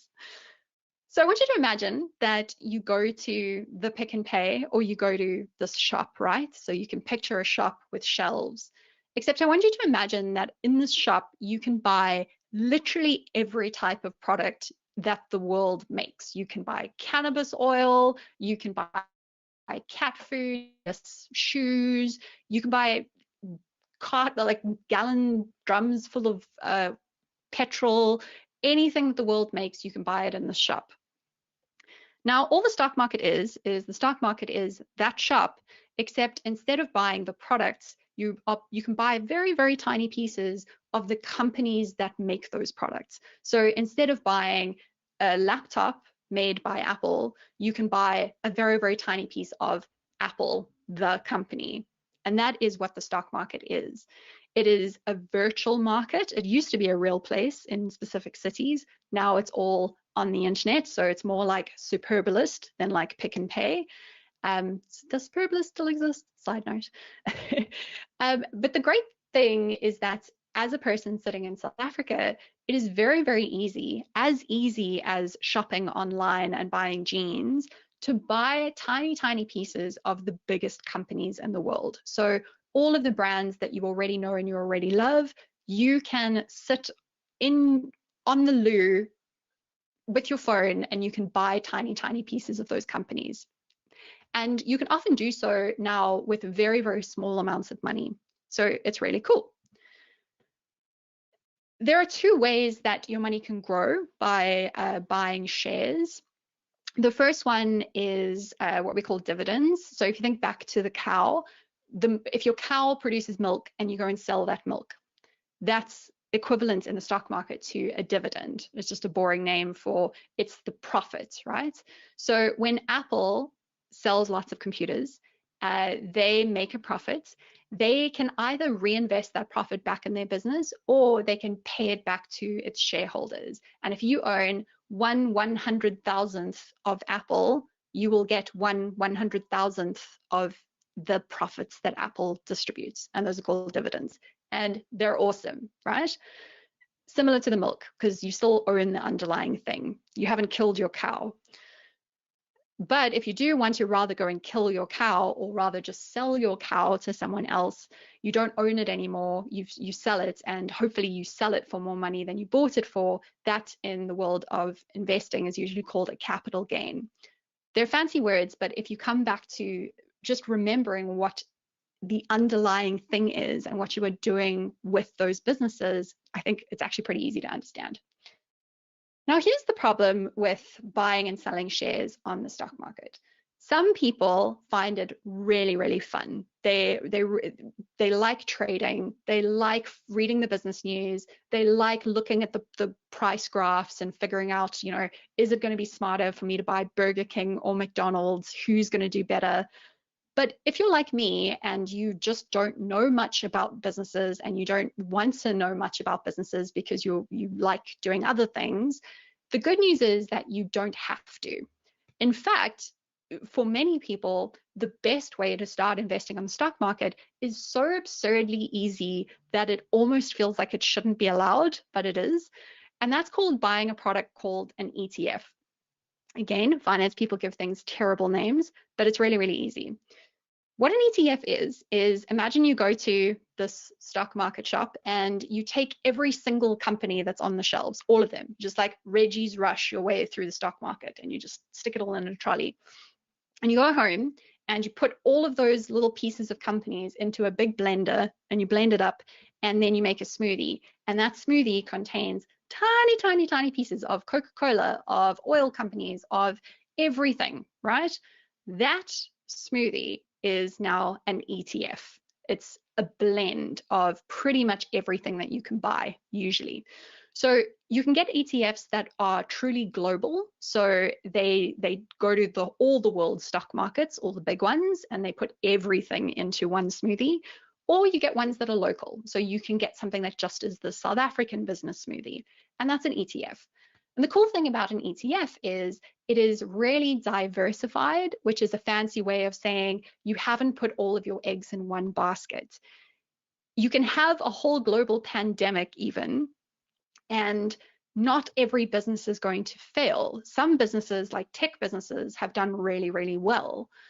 So the great thing about spreading your money across thousands of businesses means that it's much less likely for something to go horribly, horribly wrong. So this is why they're a great investment for most people. There are lots and lots of different ETFs. Some of my favorites locally are, there's a Satrix Top 40. You've probably heard of that one. What that means is it is just the 40 biggest companies on South Africa's stock market in a business smoothie. That's all it is. Or you can get something like the MSCI World, which is the global version of that. It's like all of the companies. And there are ETFs in every country that you want to invest in. But for many people, the easiest thing to do is to just buy a South African one that is a smoothie of companies all around the world. Because by doing that, you are making sure that all of your risk is not attached just to South Africa. You're like, something has to go wrong in Taiwan and South Africa and England and America and everywhere else at the same time for you to lose your money, and that's unlikely. And the good news is that for most people, this really lazy way of investing actually works out better than trying to do that intense trading. Trading can be really fun and it can make you a lot of money if you know what you are doing. And if you don't want to invest all of that time, great way to start, just start buying ETFs, business smoothies. And you can literally do that with as little as 20 Rand.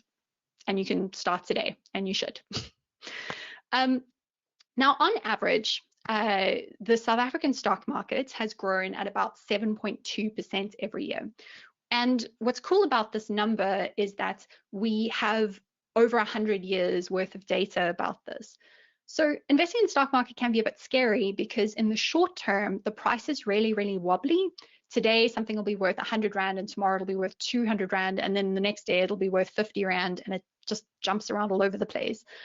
But if you zoom out, the money tends to kind of go back to the normal growth rate, right? So investing in ETFs is not for money that you need tomorrow. It's not for money that you need 3 months from now. It's best suited for money where you can wait at least 5 years, because then those short-term wobbles don't matter. Over the long term, there's no other type of investment that has performed as well as equities that we have this much data for. So it's a really good place for most people to start off with. And at about 7.2%, what that means really is that your money doubles about every decade, right? Which can be powerful. Sorry, I forgot to say this, which is just that the stock market has performed much better than many other types of assets in South Africa, and especially residential property, buying houses on average for most people. But that is a whole side thing. Let's not get into that. Okay, so investing in the stock market is cool. Your money can double about every 10 years. Why is this great? This is great because of a little thing called compound interest.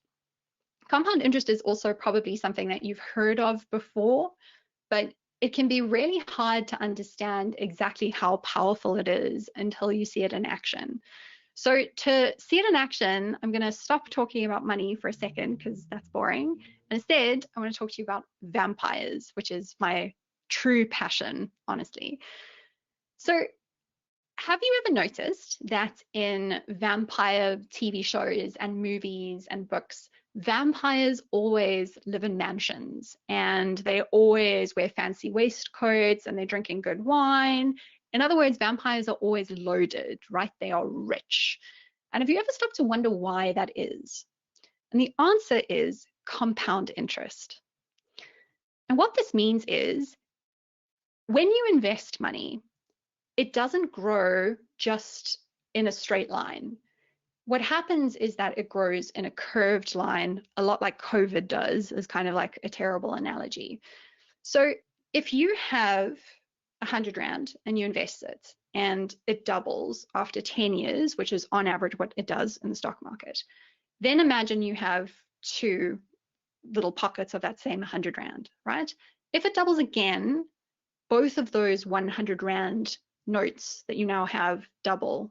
So, and then imagine it keeps doing that. Now that's exponential growth. It's not as easy as just the original thing doubles every 2 years.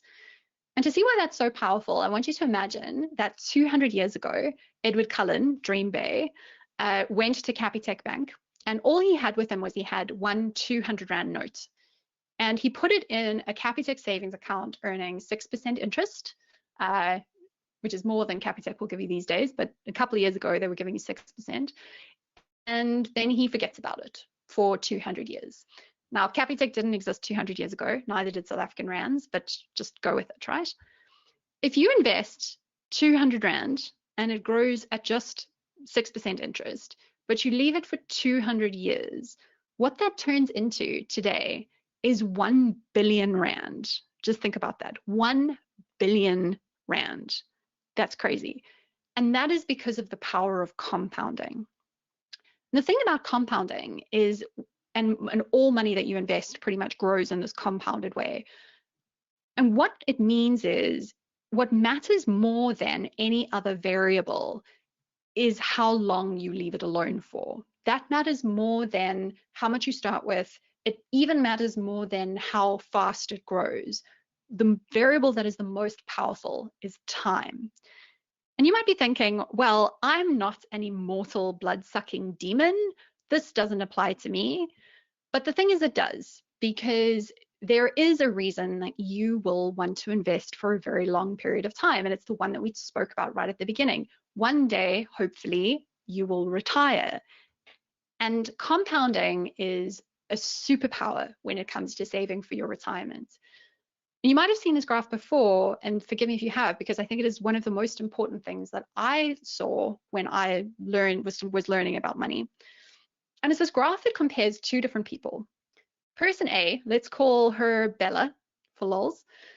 I want you to imagine that Bella starts saving for retirement when she is 25, and she saves 1,000 Rand every month, and she does that for 5 years until she's 30. So age 25 to age 30, 1,000 Rand a month. and then she stops. She never saves another cent for her retirement. So in total, I think she saved 60,000 Rand over that 5 years, never saves another cent.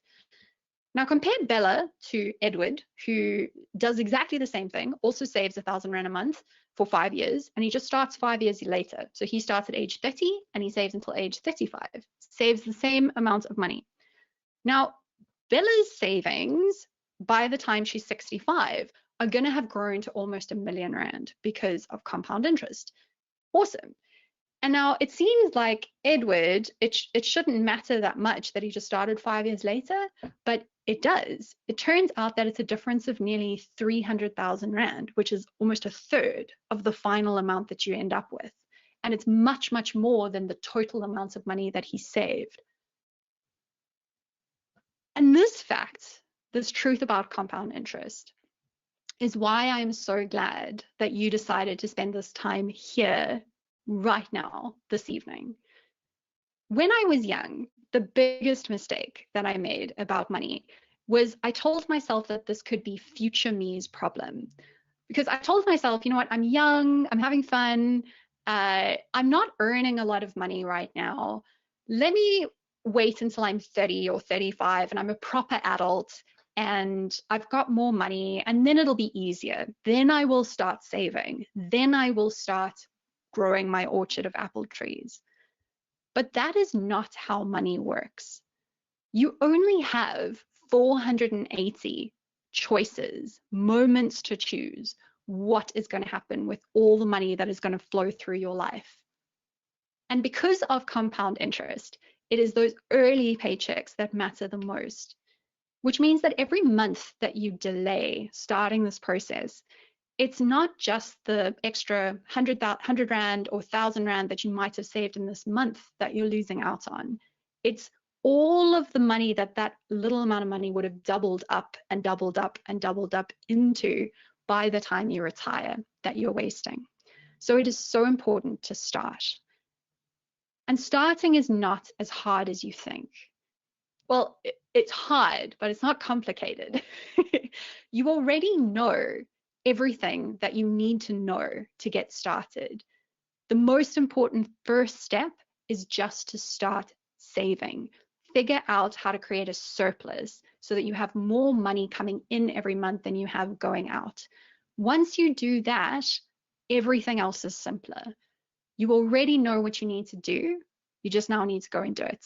And it is worth doing, and it is not that scary. And I am rooting for you to do it. And if you want more extra goodies and bonuses, go check out my website, which is zambekbessinger.com.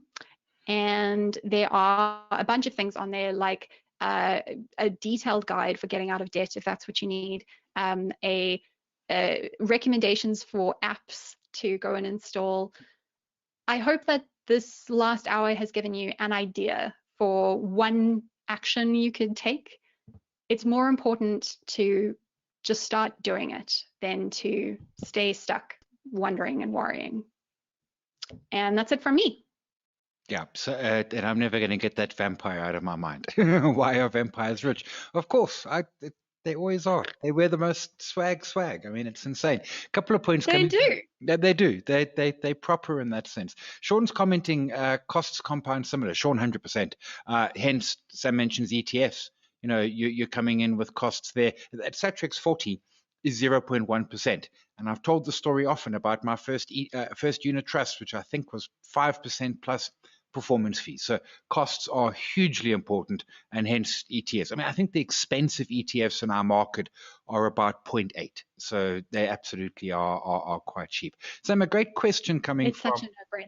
Yeah, from Luzani Gugu. And the comment is that they're actually... what they return is slightly better than the cost of their debt, which is unusual. It's usually the other way around. But they're commenting that they still want to pay off the debt because it stresses them. And my response to that is, you know what? Sleep well at night.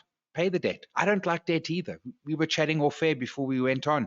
If you have a phobia around debt, and it's not a bad phobia to have, and if it causes you stress, the spreadsheet might say one thing, but do what makes you comfortable. I couldn't agree enough. And people ask me this question all the time, and it often comes up with people who owe money. Where it comes up the most intensely is where people owe money to friends and family, and often those agreements are interest free. So if you run that through the spreadsheet, exactly, the spreadsheet says, you know what, like rather invest and wait on this debt. But for me, I think the biggest change in how I think about my money now is understanding that my money is finite and limited, and so is my lifetime, right? So it's really important to not waste money. I don't hate spending money. I love spending money, but I hate wasting money. And for me, you're wasting money when you are funneling it into things that doesn't add to your happiness. And paying off debt might be one of those things for you that adds enormously to your happiness because it adds to your peace. And that's worth doing. Like, it's impossible to give general advice about what you should spend your money on because everyone values different things. But what I encourage everyone to do is make sure that you are being thoughtful about what you are spending your money on, and you are actually putting your money into what you value. And if what you value is relationships, sleeping well at night, totally pay off your debts. No, I agree 100%. It's about being comfortable. Martin makes a great point, and Martin's point is, how do we get everyone to hear the message? And Martin, there's good news and there's bad news. The bad news is that, let's be clear, corporates, governments the world over are not spreading this message. In fact, governments are pretty much doing the opposite of everything that Sam says, in that they're spending our future money and they're not saving, and they are the worst to follow. That means the responsibility falls on us. And I talk about, I do presentations to the JC Schools Challenge, and I talk about the responsibility of knowledge. When we know something, we need to go and talk about it and tell peeps about it. There is one trick, however, with, I suppose, any knowledge, but mine is about money. You can't talk to someone about it who doesn't want to listen. It's as simple as that. The cliche, you can lead the horse to the water, but if that horse don't want to drink, there's nothing you can do. You can kind of plant seeds and then wait for people to come back to you and engage them. Sam's got 2 great books, one for adults, one for kids. There's content out there, but kind of let it be known that when people have questions, you're the go-to guy for those questions. Do you know, it was so amazing for me becoming someone. So, I grew up in a family that just never spoke about money because, and bless my parents for this, their intentions were good. It's because they found money really scary. So they wanted to protect us from ever having to worry about it. But, it had this terrible consequence of, therefore, we just, were clueless. And what I do now is I make up for this by, I talk about money all the time. I have no scam. I tell people everything about my money. And what's incredibly powerful is that once I started doing that, other people started telling me about their money problems. So I found that that's really powerful as well, is just start being really open and honest with the people in your life about the things that are worrying you, but also the trade-offs that you are making. Like, oh, I'm choosing to downgrade my flat because I am doing this with it instead. And, talk about those things. And that is an invitation you'll find to other people to start opening up to you. And few people feel like they can talk about money. So when they find someone that they can talk about money to, they're often very excited to do so. Yeah, no, this is true. A bunch more coming through. Julia, you worried about 22/7 and sharing details with Old Mutual. I remember when it came out. I know folks who were involved in the process. Your stuff is safe. I mean, they at worst, what they might do is give Old Mutual your email address to phone you, but that hasn't even happened to me. I signed up. Was it 2012, 2011 it came out around mid-year? The Old Mutual's got, they're not going to suddenly start peeking in. I mean, it's just not in their interest. Truthfully, our finances are never that particularly interesting anyway. Here's my favorite. I will say that. Yeah. So just a quick thing on that, I absolutely, I will also, as someone who worked there, can tell you that it is really secure, but I do really respect that you are skeptical, because you should be skeptical whenever anyone asks for your money.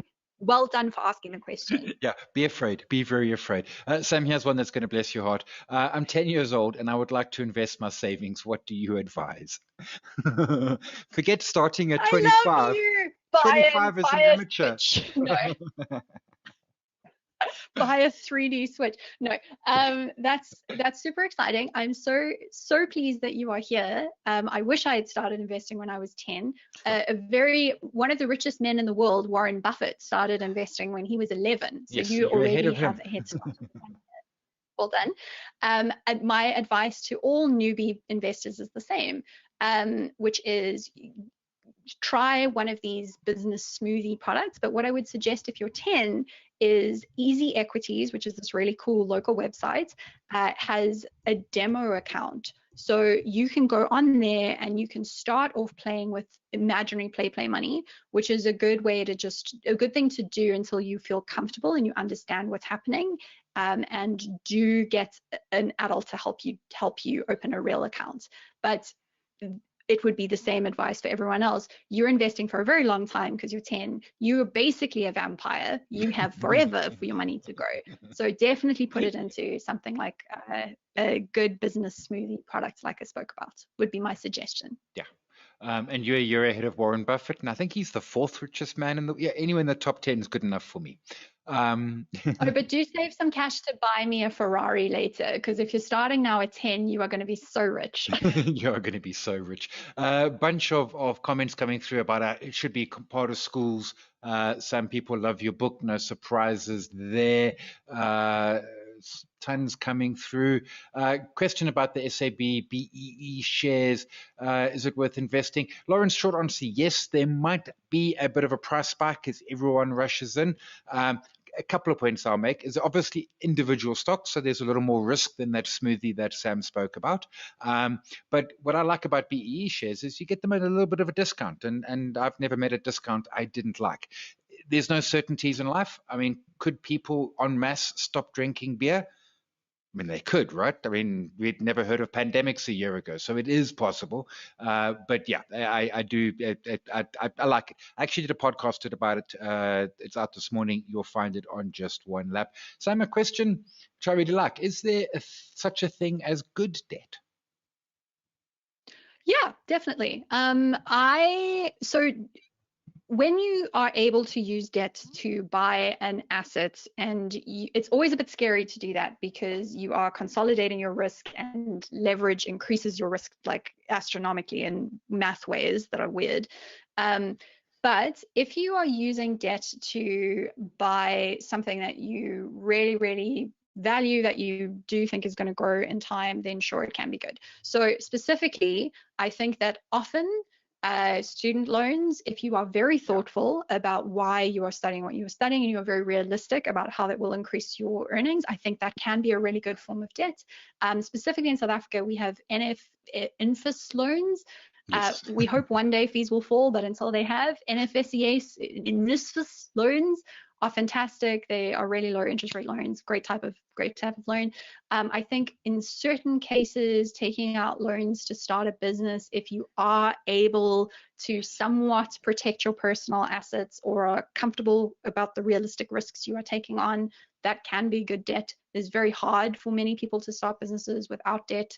Your other option is to bootstrap, which is what I did when I started a business, because I am terrified of debt. And debt to buy a house mathematically often comes out as kind of neutral, as long as you stay in that house for at least 10 years on average in South Africa. It usually works out that buying a house that you fund with debt will work out over time to being sort of equivalent to what you would have paid on rent if you would have paid the same amount of rent. So you're not using the debt as an excuse to buy more house than you would have otherwise. Yeah.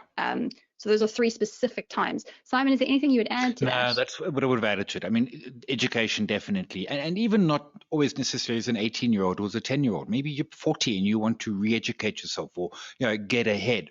Be realistic. I take Sam's point. A house, but don't do. My wife and I moved to Joburg. We'd been living in a 1-bedroom house in the hills of KZN because it's just the 2 of us, a couple of dogs and some cats and a horse, but the horse had a stable. And we came to Joburg and the bank gave us a loan. So we basically made the house fit the loan, which we then had 4 bedrooms. And there were still only 2 of us and a couple of dogs and a cat, and the horse still had its own stable. a last question, because we have hit time and because I don't have a very good answer. Emmanuel's asking, how do you manage money in a relationship? I'm more conservative while my wife is carefree. So in my case, my wife is the conservative one. She would not spend a dime if she could. I'm the carefree one. I mean, I don't know. Same, relationships are tricky. Throw money into that pot. I encourage you to go onto my website, and I wrote a long blog post about this topic about a month ago. So I would encourage you to read that. I think that we often think that, sorry, my thingy keeps falling over. We often think that money should be unemotional and we should be unemotional about money. But the reality is that when you're talking about managing your money, you're talking about quite deep questions about what do you value? What does a good life look like? So, someone like Simon who's more carefree, that means that you value experiences, you value those things in your life. And so money is always going to be a part of any relationship, because when you are arguing about money, you are often really arguing about values, and you're arguing about quite deep questions. So I think I don't have a quick answer, but the long answer is it is worth being very thoughtful about what you are actually talking about when you talk about money. And a very practical first step for many people is to make a financial plan together. That is the expression of both of your goals. Often that plan, you're just going to throw it away, but the process of making that plan together and the conversations that it can open up can be really powerful and helpful.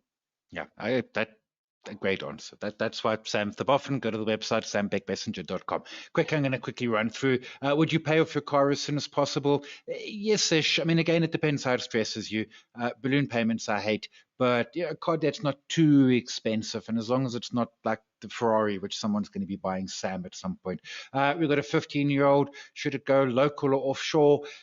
You know what? At this point, you're 15, you're starting, you're so ahead of the curve. Local or offshore is not really going to be the issue. Sipa, you're worried about unit trusts. If you're worried about the price, things go up and down, as Sam says, in the short term. You zoom out, they go up.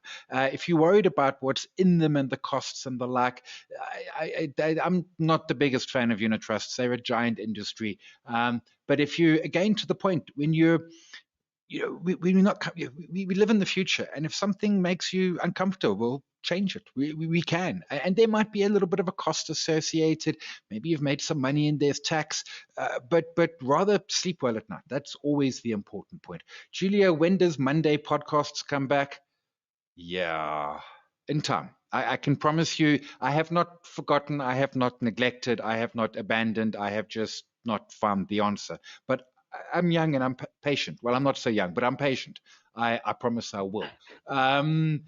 The other 90%. And then Talopo, Sam asking what happened to your podcast. Basically, it was taking up so much time. And so I have ADD, right? So I basically I can only motivate myself by doing new things all the time. The podcast was a really fun experiment. And I am now doing other things, I guess. If we can find a sponsor, I think we will make another season at some point. I do still have a podcast that I do with one of my best friends, Simon Dingle, about once every 2 months, called Take Back the Day, which is about productivity. It's not about adulting. But thank you for that question, because that tells me that someone listened to the podcast, which is always good to know. No, the podcast was epic, and I love the one that you and Simon Dingle do, Take Back the Day. What I love almost most about it is it's completely random. It just pops into my feed. None of this, when I do a podcast, I'm ADD, but I go the other way. I'm also OCD. So when I release a podcast, it's released Monday at 12:30, every Monday, Christmas Day, New Year Day. No, not you and the Dingle. You just randomly drop this thing in. Just basically whenever we can get our shit together. Folks, I'm going to leave it there. We've done all the questions. We've run our time. Huge thanks to the JSE for facilitating, and massive. Sam, you're absolutely epic. You're awesome. We appreciate you coming back. Thank you hugely. And to everyone. Bandwidth. I feel like that is a word that I've been hearing and reading a lot lately. And so it prompted this interesting discussion in my mind that I thought would be relevant to you all. So here I am. I want to talk about bandwidth and like the things that I've been learning and what I think that it might mean for us as moms. I feel like all moms are busy moms, so that I don't even want to distinguish. I was going to say especially for busy moms, but I think all moms are quite busy. We all have a lot on our plate that we're trying to handle and juggle. And so, yeah, I've been reading a lot about that. And when I think about bandwidth, especially like mental bandwidth, I think about it as like your ability to like focus on tasks, concentrate, just like the energy that you need to like get through the day. And I feel like it's relevant for moms because I feel like you'll feel more confident and more peaceful when you feel like you have enough bandwidth to process all the things that need to get taken care of. But I feel like one thing that moms may struggle with, especially if you feel overwhelmed all the time, is we might feel like we don't have enough bandwidth, energy, focus, concentration, like all willpower, all the good things that we need to be successful. Sometimes it can feel like a struggle that we don't have enough bandwidth to juggle all the things that need to get done. And so I want to talk about bandwidth for me because one thing that you guys may or may not know about me, I used to talk about this on my channel a lot, is that I am an Enneagram 5. Please research that because I'm not an Enneagram expert, but I know that one thing about Enneagram 5s that some people see it as a flaw, but after the things that I've been reading about bandwidth, I'm starting to possibly see this characteristic as, you know, having its good side and bad side. But one thing that we believe in as Enneagram 5s is basically the conservation of bandwidth, the conservation of energy. How do we still accomplish our goals and get things done without feeling depleted at the end of the day? And although I am not like an expert in that, I have definitely learned a lot and have found things that make me feel better when I approach it in a certain way versus things that definitely make me feel depleted and like I have no bandwidth left at the end of the day. So I want to talk about, I think I came up with 6 things that have been successful for me in the effort to preserve bandwidth, emotional and mental bandwidth. And so before I begin, I want to talk about why bandwidth is important. I took some notes here. Yeah, you need bandwidth in order to have willpower. So if you have goals that you're wanting to focus on and you notice that you're not showing up for them, it's probably because you're lacking bandwidth. You need bandwidth in order to make good decisions. You need bandwidth to be able to concentrate on tasks. I don't know how many of you guys have ever experienced this where you're trying to accomplish a task and you're doing it when you're tired, you feel depleted, and it just feels like you're not doing it as well as you would if you did it at a different time of the day when maybe you're high energy. That happens to me a lot, and that could be an issue of just not having the bandwidth to do it. I was listening to this YouTube video that was kind of talking about this as well, and he said one mistake that people make is when they plan out tasks that they need to get done, we tend to plan in time, like, you know, I'm going to work on this from this time to this time, the next task I'm going to do from, you know, this time to this time, and we think that we can plan with time alone. And that's not the case for a lot of people, because what we need to be managing instead of our time is we need to be managing our bandwidth, because just because we block out some time to do something doesn't mean that we'll meet that time block and also have the bandwidth that we need in order to have the willpower and the energy and the strength and the focus to be able to show up and complete the task. So instead of only planning by time, we need to also be making sure that we're taking our bandwidth into consideration and making sure that we're planning our day to also match the bandwidth that we have. So that's what I want to talk about, how to increase your bandwidth or at minimum preserve the bandwidth that you have.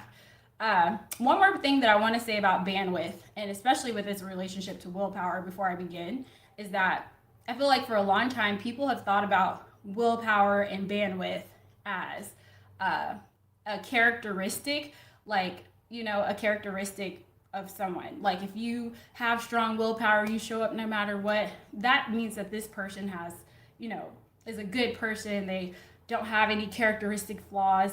Meanwhile, if you struggle with bandwidth, you struggle with having the energy to show up consistently, that shows like poor moral traits for that, you know, person.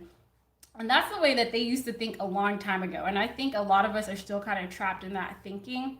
But the more and more research that comes out that kind of tests this thing, this bandwidth idea, and willpower, the more that the research is starting to support that willpower is more like a muscle.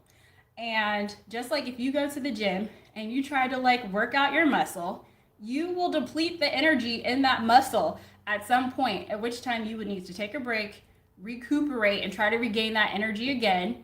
And then you could try again, you know, maybe the next day or in a few days' time. So that's what it's like when it comes to our willpower and when it comes to our bandwidth. We only have so much in a day, and we need to manage it because it depletes. And then once it depletes, it's very difficult to, like I mentioned, be consistent, do or demonstrate willpower, have the focus and concentration that you need in order to accomplish your tasks appropriately. So I hope at this point you guys understand the importance of bandwidth and the importance of taking it into consideration as you're planning your day, as you're planning your goals. Maybe this can explain why you feel like you're struggling with certain things, being consistent mainly. And it's, you know, it's really hard to be consistent and make good choices when you just are at the end of the day and you don't have any bandwidth left. And so before I begin, hi, my name is Lede. I'm the creator of this channel, Love Always Lede. And on this channel, I just like to talk about tips, tricks, hacks, and things for moms to make life easier for us. If you like that kind of content, then definitely feel free to subscribe and like this video. That is an awesome way to support the channel. All right, the number one way or thing that I noticed that helps me preserve bandwidth is you guys may have noticed this in my last video, but I really try to do my most challenging tasks earlier in the day. So whether I have like a task of the day, like I have a goal that I'm trying to meet, and I know that this is like one of my big primary goals of the day, I try to do it as early as I humanly possibly can. Sometimes it's not very early because I have kids. I might have to do things for them. I have routines that I need to get done, but as early as I can, because for me and the way that my body works, I have the most energy in the first half of the day. But for someone else, you know, you have to know your energy. Maybe you have the best energy after you've eaten a healthy lunch. I don't know. But I try to plan the biggest tasks that need to get done around when I have the most energy. And for me, it's not exactly directly when I wake up. I need time to like kind of get my brain going. Then I need time to get my routines. But like once I get my routines done, like boom, if I'm going to get something done, if I want to increase my chances of getting those tasks done, I have to execute early for me. And that makes sure that I'm using my bandwidth for the most important things. Because what will happen if I don't is I will get pulled in so many different directions. I will get, you know, things come up. We have families. And by the end of the day, after I've been pulled in 50 different directions, I've handled everyone else's priorities, I have no energy and no bandwidth left for the things that I decided was a priority. So what I notice is if I do it first, I can get those things done and still have plenty of bandwidth left to tackle the unpredictable parts of my day. And so this doesn't only apply to goal setting. For me, this can even apply to like my routines. You know, it's not a very smart idea for me, knowing that I don't always have like the most bandwidth, for me to wait until the very end of the night after I've done every single possible thing for everyone else for me to be like, now it's time for me to do my cleaning routines. It won't work for me. Sometimes it can, especially if it's a habit, but for the most part, I don't trust myself to do my routines at the very end of the night, because a lot of times I just don't have the energy to do it. So what I instead do is I try to find a way to push that task earlier in the day. If I have like a small window of time before I need to go pick up my girls from school, I'm not gonna waste that window of time. I'm gonna do some darn dishes. If I am waiting for something to cook in the oven, I'm not gonna waste that time. I'm gonna be folding laundry because I know that all these things can give me a head start. If, I don't know, I'm just in the kitchen and I don't have anything to do, or if I'm taking a break from work, I'm gonna be like dicing berries and stuff and getting ready for the next day. Because, you know, just because I have a goal to get those things done at the end of the night doesn't necessarily mean that I have to do all of it at the end of the night. If there's any way that I could give myself a head start or incorporate it into earlier parts of the day when I have more bandwidth, I just know that I'm more likely to be successful than if I wait until the end of the day to try to get things done. So that's just me. All right. So we're talking about 5 ways to maximize your bandwidth. And now I'm going to be going to point number 2. One thing that can take a toll on your bandwidth is trying to hold too much information in your brain at one time. you guys, there are studies that support that. Let's see, I have notes here. I've been taking notes for my reading, you guys. But there are studies that support for our short-term memory, we can only hold about 7 pieces of information, give or take 2. So for some people, that number's 5. For some people, that number could be 9. But we can only hold a small amount of information in our short-term memory at one time. And the more information that you just try to hold into your short-term memory, that has a way of pulling down on your bandwidth. Because what happens is we think we're just going to remember it, we're going to tuck it into this nice corner of our brain, and that's not how it works when it comes to our short-term memory. Because instead what it does is it just kind of bounces around in there, it keeps popping up, distracting us, pulling us from the task that we're supposed to be working on, because we're remembering all this stuff that we need to do. Oh, I need to do this. Oh, I forgot I need to get my son's medication order. Oh, I forgot. So one thing that you can do to preserve your bandwidth and to keep like those little short-term memory tasks clear out of your brain so that you can be focused and have bandwidth for the day is to have a system that you trust and to write those things down in a system that you trust.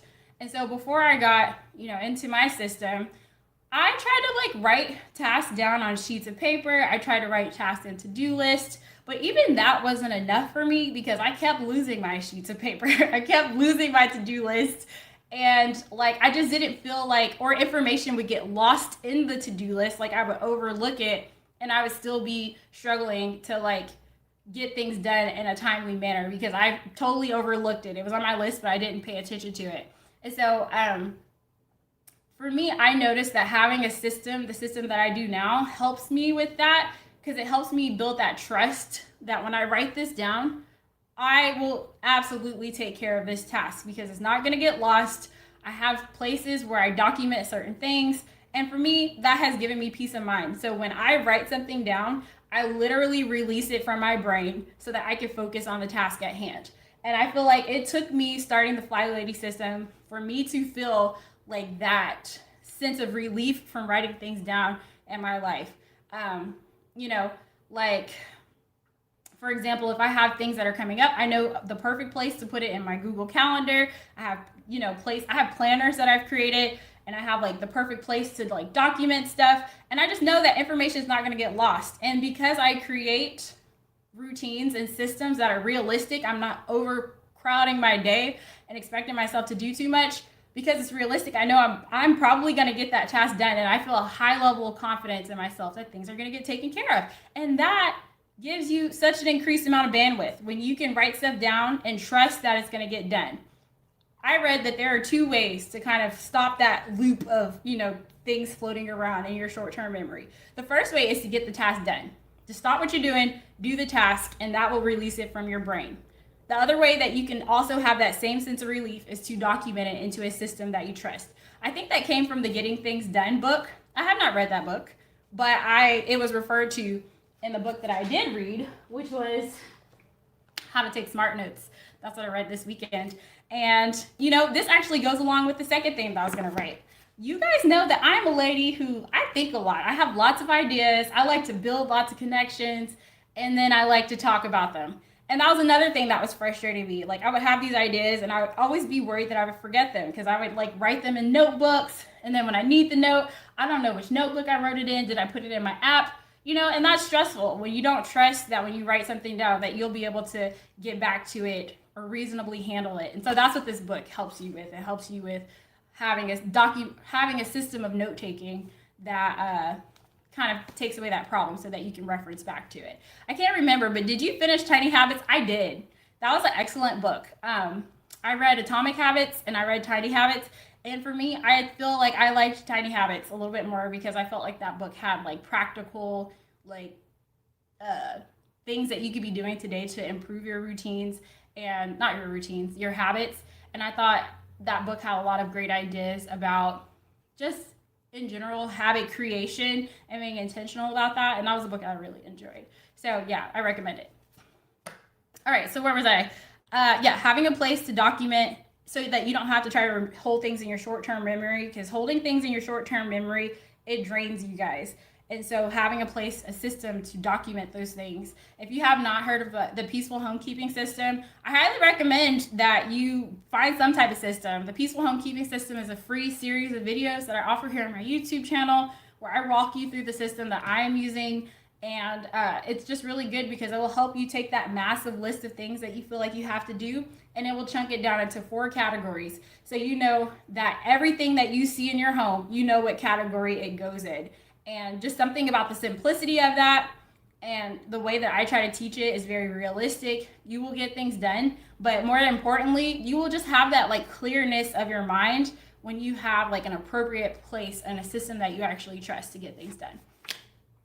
All right, I gotta hurry up and get back to work. So let me zoom through these next 3 things. Okay, we're talking about how to maximize your bandwidth. Number 3, it kind of goes along with what I was talking about before, but I listen to my intuition when it comes to planning what I think that I can reasonably accomplish in one day. If I am writing out my to-do list and I'm like, oh, I'm not sure that's gonna get done, I listen to that.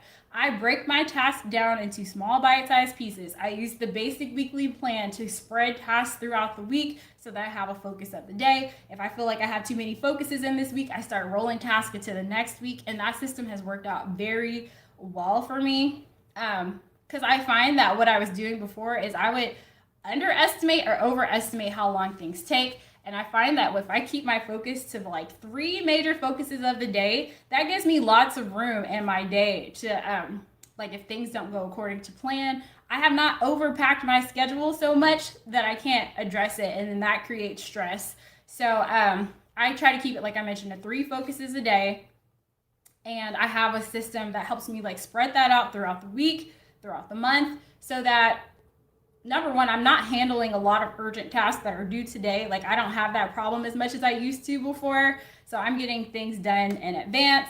And that, for me, I feel like that preserves a lot of bandwidth by not over jam packing my day, having realistic expectations and lots of wiggle room for when things inevitably go wrong. I have lots of space in my day to adjust and to problem solve and to work through it, because I don't have the pressure that, oh, I only had 15 minutes to do this task. Now I got to jump to I don't have that because I don't over jam pack my day. So I find that having that wiggle room, that flex room in my day really helps me just preserve bandwidth. And it just gives me that sense of like, I don't know, like assurance, if that's the right word, that if things go wrong, like I still have plenty of room in this day to be able to try to work it out and figure it out. So that helps me out a lot. And I would consider that giving myself flex. So that can even include, I am very serious about taking my breaks. So that can even include like making sure that you're taking your breaks. I know, especially as a work from home mom, it can be tempting to work through your lunch break. It can be tempting to not take, you know, what people would be doing in the office is chatting with their coworkers and having like that time of non-productive time and then returning back to their task. When you're like working from home, sometimes it can be tempting to just power through everything because you don't have a coworker to talk to. But for me, I have to take my breaks, and that I feel like helps me also just with having that flex into my day. Also, it's important to plan breaks into your day, which I think I'm gonna talk about in a minute. But yeah, I'll talk about that more in a minute. But that helps me out a lot, is just not overpacking my day and giving myself plenty of flex room. And I find that when I'm consistently knocking things off my to-do list every single day, that flex room is not problematic for me. Because sometimes I feel like we can get into that mindset that, well, if you could do 3 tasks, well, if you have time and flex, you should have made it 10. No, like for me, because I'm so consistent, I'm finding that it doesn't really hurt anything for me to just keep my focus to like 3 major tasks. And if I have something that's really heavy, like I see a task coming that's pretty heavy, like one thing that I'll do as well is I will adjust the rest of my day. Like I had to take 3 kids to get blood drawn. That was like a really big deal because like 2 of them are like, two of them were 3-year-old toddlers. And for that day, you better believe we had like an easy dinner when I came back home. So I do that a lot. Like I will adjust my day according to the tasks that I know that I have. And if it feels really heavy, I'm like, okay, well, where can I start cutting back a little bit to make this fit into my day comfortably? So those are things that I do to preserve bandwidth. The next thing that I do, number 4, is I try to avoid hyper focusing. So what does that mean when it comes to homekeeping? for me, that means like trying not to clean my whole house from top to bottom all in one day. I'm just going to get it all done. That used to be what I tried to do. That led to like a lot of stress, chaos, overwhelm, self doubt, thinking that I must be the messiest person in the world. I can't keep up. Why does everybody keep up for me? Yeah, that led to a whole lot of drama that I'm not trying to go back to. And so I find that it's just effective to set boundaries with myself that prevent that hyper focusing and cleaning in layers. Like, does that mean that my house is perfectly clean 100% of the time? No, but I also don't have projects lingering around the house that are irritating me, that are getting under my skin, that I don't feel confident that I can take care of, because in the way that my system is structured, if there's anything that I want to get to, I know where it will be taken care of in my system. If I have clutter that needs to be addressed, I will get that in zone 2. If I have some vacuuming that needs to get done, I will handle that during my weekly home blessing. If I have dishes that need to get done, I don't have to stop what I'm doing right now to focus on that. I know that it will be taken care of, you know, during my routines. And so it's nice to know that every single thing that I see in my house, I can figure out what category it best fits in, and I know when I'm going to be working on that category of tasks. And so that really helps me not hyper focus. That one thing I was reading about was called tunneling. And that's, let's see. Yeah.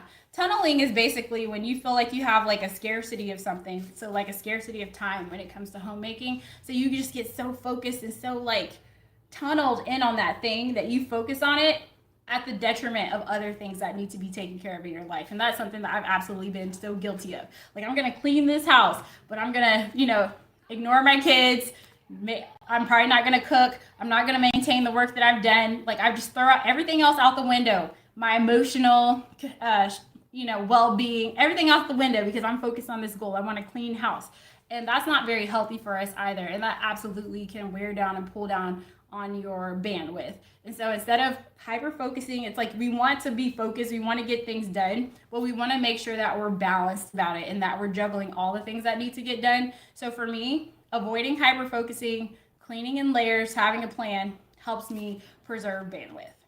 All right, the next thing is, I've talked about this before, but trying to reduce the number of decisions that you make in real time. Like if it's 5 o'clock in the morning and you're trying to get your kids breakfast ready, for me, it helps when I already know what I'm about to do. If I have any possible way to separate the thinking of that task from the doing of that task, I really try to do that because that is one thing that will pull from your bandwidth is decision making. Responsible decision making pulls down your bandwidth. They call it decision fatigue.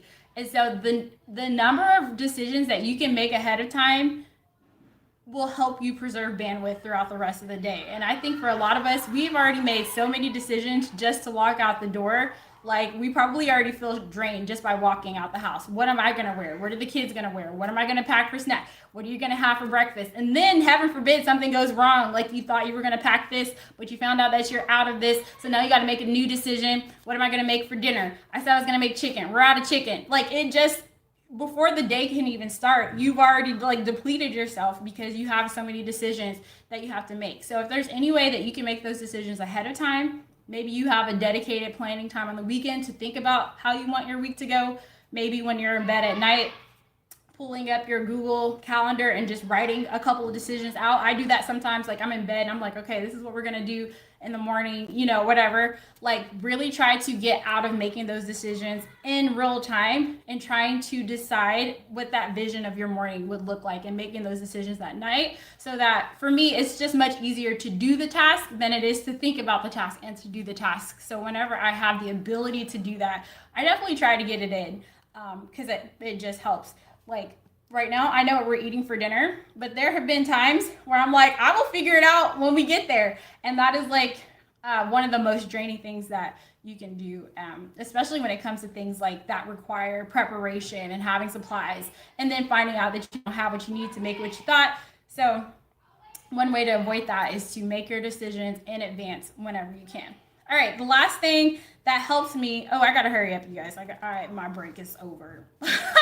It should have been over. I wanted to make this a 20-minute video, but y'all know I get long-winded. So the last thing that helps me with just preserving my bandwidth is, yeah, incorporating lots of planned breaks and me time into my life. There used to be a time where I felt like selfish about that. I used to feel like guilty about that. But those days are behind me because I've learned that when I have like that wiggle room in my life, that flex room in my life, it just makes me show up in everything that I do better. And so what does that look like for me? That looks like on the weekend, I have my self-care day. Half the time, my self-care day literally could just be me under the blankets without, I'm sure you guys can hear my kids yelling, but that helps me out so much. Sometimes it looks like me reading a book and having quiet time. Sometimes that looks like me getting my kids to bed on time so that after 8 o'clock, like I don't have to talk to or answer to no one. Sometimes that looks like me waking up an hour before my kids, because as much as I don't want to do it, it sets me up for so much success when the first hour of the day is quiet. I gotta talk to nobody. Like I can cut my fruit in peace if I need to, pack whatever I need to pack, take my shower, put my makeup on, and have that slowness. So what looks like self-care and time and space and capacity for me might look completely different for you. Maybe you need to schedule some time to go hang out with your girlfriends. It don't have to be dramatic. It don't have to be an all-day event. But if you know that it makes you feel energized and rejuvenated, I just feel like it goes a long way to helping you maximize the bandwidth that you have when you're pouring back into yourself. And it is something that I have seen the difference, you guys, between not doing it and doing it. And that is why I advocate for it so much, because I have seen a very contrast difference. And so if you are not taking that time for yourself, I highly recommend that you start doing that, because that is definitely a way to kind of increase your mental and emotional bandwidth so that you can show up for all the things that you need to do with more energy, more clarity, and more focus. So my kids are really back there just screaming. School starts next week. But anyway, that's all I have.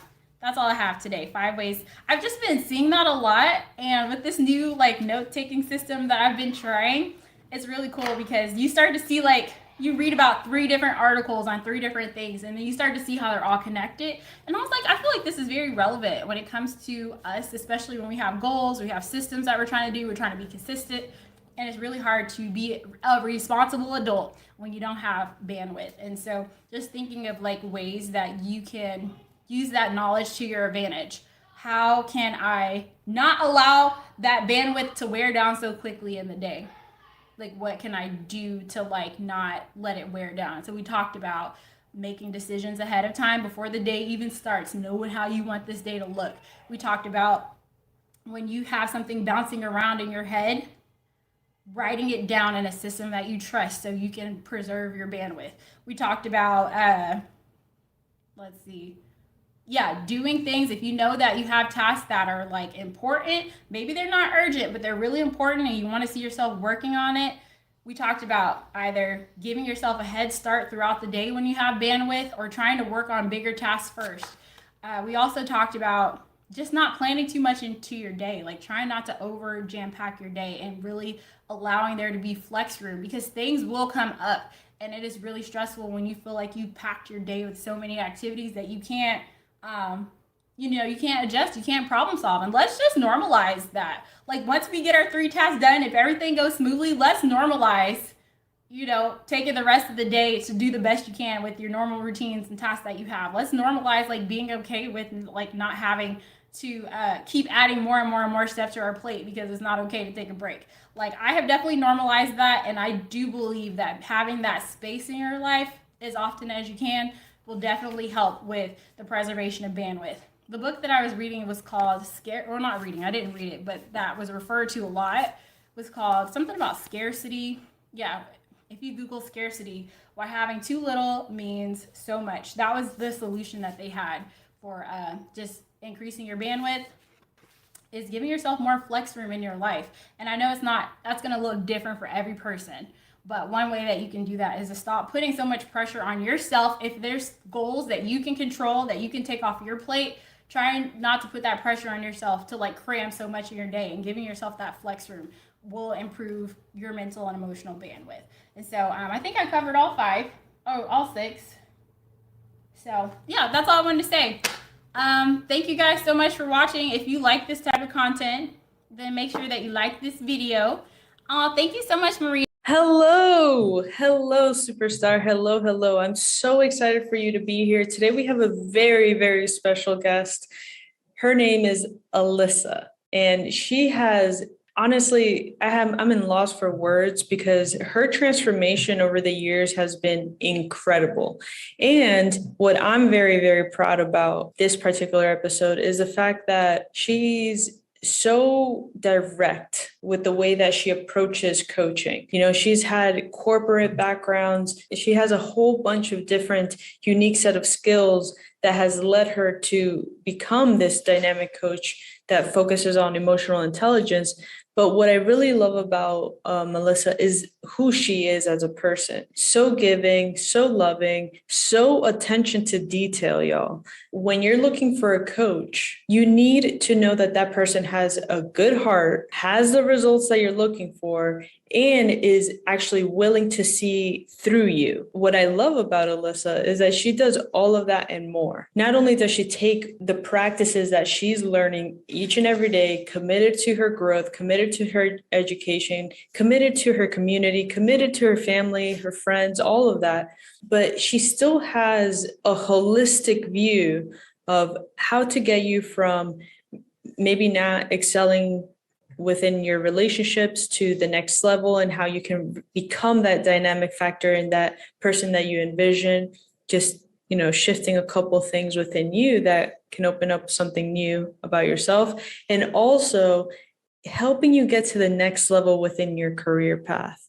So what I'm really, really, really excited about is for you guys to see the directness about Alyssa. She's so good with articulating, you know, moments in life where it could be challenging, it could be difficult, but she helps you see the BS in your overthinking, or she helps you see the BS when there's nothing really there.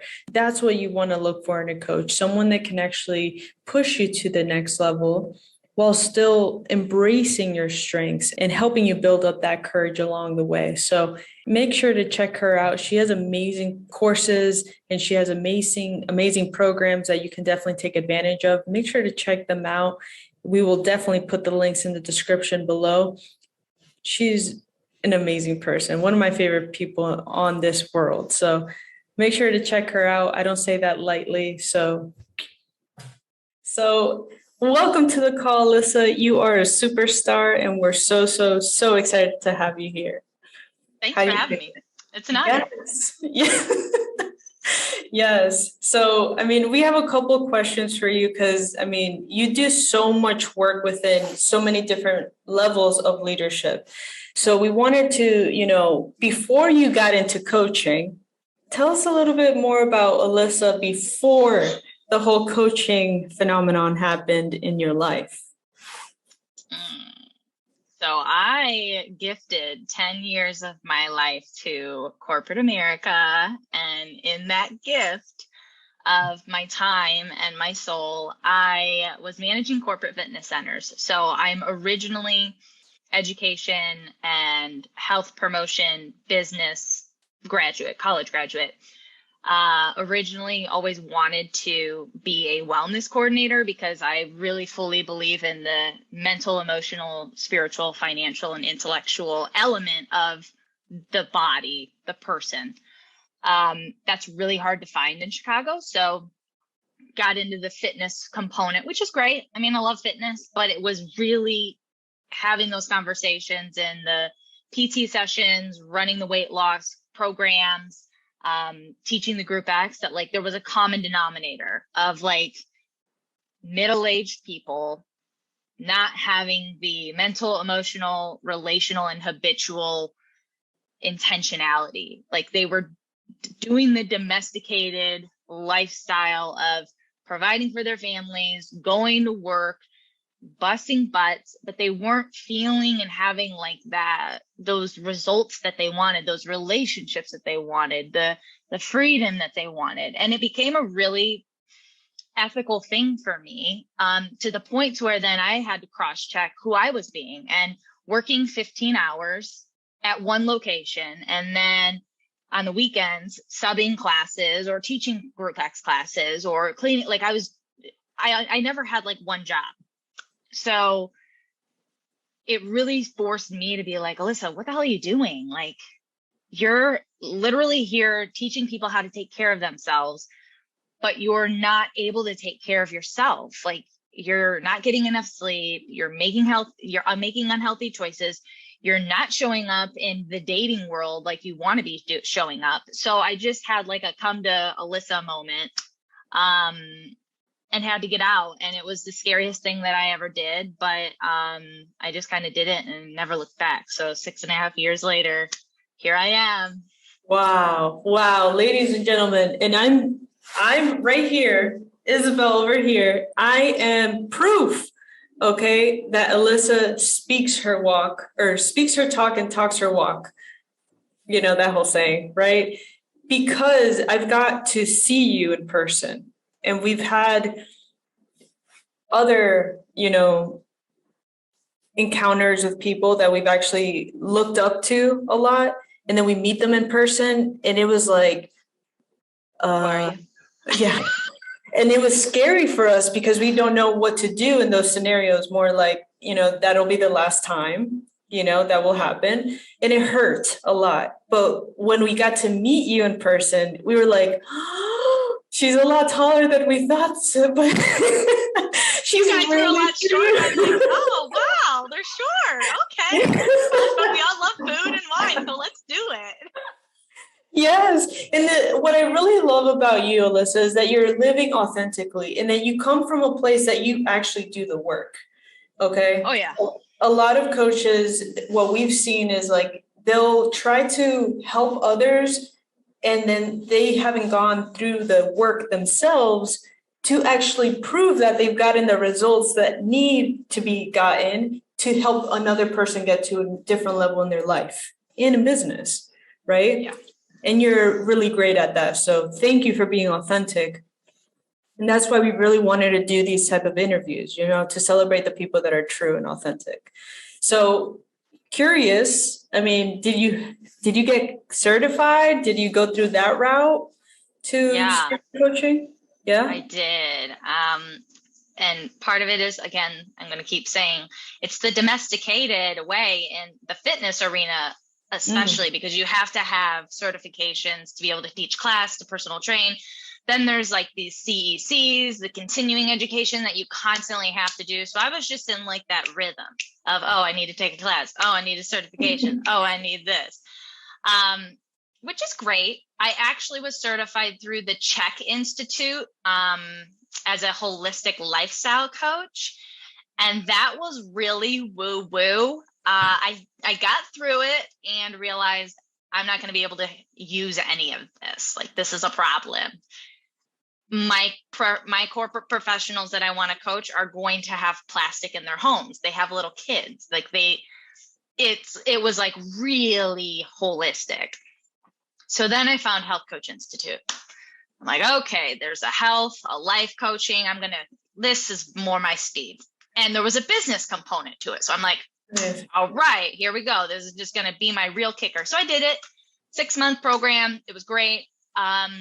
Went on, did their 1-year mastery, which was more ecology, therapy based, which was great.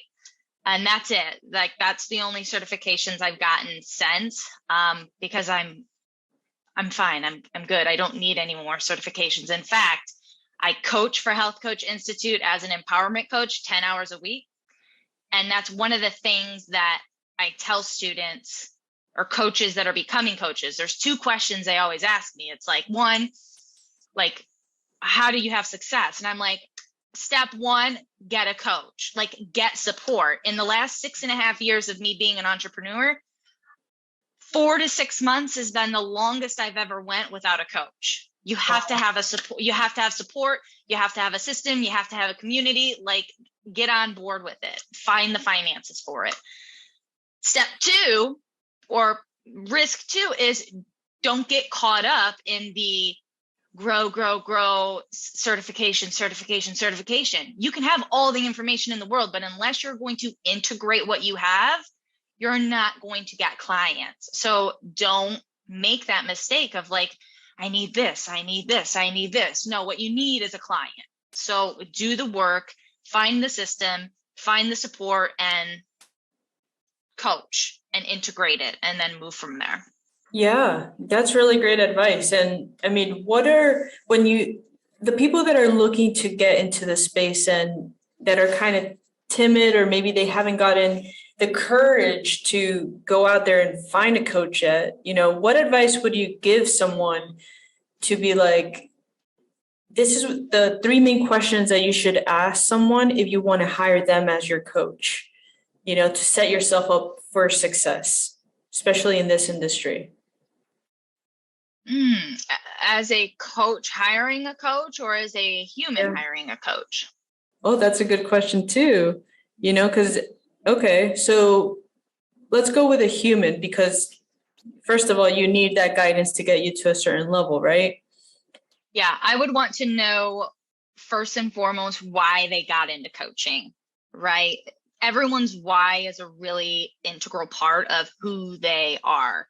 It's not necessarily what a person does, but their why is important. Kind of like on the reverse flip of why someone's going to hire you and why not. So why did you decide to get into coaching? The second thing I would probably want to know is like, what has been your most memorable experience or like win with a client? Let me know, like, what's your greatest testimony, I guess is the best way to say it. Because again, I want them to brag. If they can't brag about themselves, how are they going to be able to get me to brag about myself? And that's a very important part about coaching. Oh, that's a good one. And then what are your core values? What are your top 3 values? Wow. Because if your values are like work, food, and finance, well, that might not, like, maybe I'm a workaholic, maybe I'm overweight, and like if your core values are those things that could negatively impact me or like influence or affect the way in which I'm wanting to go, we may not be a good fit, Yeah. And what has been one of the major like hell to heaven moments that you've experienced with your clients that honestly that you get to dig even deeper within your core values that really justify your core values? Are we talking about past clients or current clients? Like, I guess an example of that is when you tell me that I had a client who came to me to lose weight. She had lost over 100 pounds 2 times on the ideal protein diet, had surgery, had skin removal, everything, gained back. She signs on with me because she'd been personal training with me, and she had only lost like 30 pounds in 4 to 5 months. She signed on for another 4 months. And what had happened in the like 6 to 9 months that we were working together, we realized that there was a lot of inner belief, identity, family of origin stuff going on. And so we worked together for a full year. And then a year after that year, I was sitting at her wedding at 51 years old. She finally allowed love in and married her best friend. Oh, wow. That's awesome. Like, it was awesome. So, I mean, that's like obviously one of the most memorable. Anytime I can help a client get through the blocks that they have within themselves to be able to connect and to like lead a more loving life. I think love is something that's like lacking, especially in the digital world of disconnect. Love is like so important to me and to like my clients, especially now in the arena of working with a more male engineer minded scope of practice. For them, like, I just love being able to help and see them celebrate how much connection or respect they feel for themselves and their teams, because they are coming from that authentic, grounded space of like knowing themselves. And with that then also comes the emotional and psychological anxiety, depression, unhealthy work-life balance. So like it's just, coaching is amazing. I don't know how people don't have coaches. Right, right. And especially when you're going into a new transition into your life, you might be going from corporate and now you're looking to get into this dynamic field of coaching. You know, you must get someone that has been there or can actually tap into all factors of coaching, right? Because you deal with not only the emotional intelligence within everything that within you, but you also deal with business, right? Yeah. You're very strategic and tactical and like very technical. So like, what are some ways that, you know, you see coaching as like an evolution to people, you know, because what we've seen, and correct me if I'm wrong, a lot of people start with the unknown, like the naive self of being able to be like, I'm going to help the world and everyone in it, and everyone's going to be drinking the Kool-Aid and everything's going to be great. And then they need to make a landing page. And then they need to drive people to their first webinar, or they need to fill up something. And then they get stuck. You know, what has been one of the ways that you've been able to stay focused and energetically focused and positive in your business? The first is understanding that, and one of my business coaches probably 4 years ago said, Alyssa, there's a difference between being a fluffy, passionate coach and a purpose-driven entrepreneur. He's like, you cannot be a higher percentage of this fluffy, passionate coach. You've got to step in to this purpose-driven entrepreneurial space, because if you do not step into this space, there ain't going to be no fluffy, passionate coaching going on. You have to get the fundamentals. So for me, it was really about re-identifying myself as I am a purpose-driven entrepreneur. I am a woman in business. I can do hard things. I cannot tell you how many times I said to myself in the mirror, Alyssa, you can do hard things. Alyssa, you can learn this. Alyssa, you can learn this. And having certain thresholds and like checklists of small tasks. Sometimes when I was developing the landing pages or going through some of your guys' trainings, I would have to set a timer, because I struggle with anxiety. So I would get so worked up about how foreign it would be. And I would just say, Alyssa, watch 10 minutes of it. Just give it 10 minutes and then go leave. And I'd go and I'd take the puppy around the block, and then I'd come back and I'd sit back down. And so a lot of it, again, is knowing that inner game. And also catching all the bullshit that's going on, like catch your mindset, catch your subconscious that's blocking you. Because if you're not willing to identify as like, I'm a person in business, I am a purpose-driven entrepreneur, you're not neurologically going to be able to have the beliefs firing to create that reality. Wow. And that's a shame. So having small increment things to do that are not overwhelming, but a lot of it is being able to look yourself in the mirror and tell yourself, I'm a purpose-driven entrepreneur and I can do hard things, and have some humility in it. Because I am like, I tell my partner, Amanda, you guys met her, in the winter, I really struggle. Again, I will tell her, babe, I need you to tell me that I'm good enough. I need you to tell me that I can do hard things. I need to tell you to tell me that I'm going to rock this day, or that I'm going to sign a client this month. And she would, because again, if you can't do it in yourself and you find someone that loves you and can support you, have them do it, because you have to create that. You have to create it. You have to create that image. Wow. That is so, so, so powerful. That's a mic drop moment. That was beautiful. You know, one of the key core values, going back to that, because you're very ethical, you know, that's a really strong word, but you embody that to me. One of the core values that we've always been so passionate about is being location independent. Mm-hmm. And we love it, you know, and we also want to ask you, being location independent, what has been one of the greatest gifts of being location independent, but what has also been a thing that you don't like about being location independent? So location independent prior to the pandemic, y'all, I was doing 12 countries in 12 months and it was a joy. So location independent.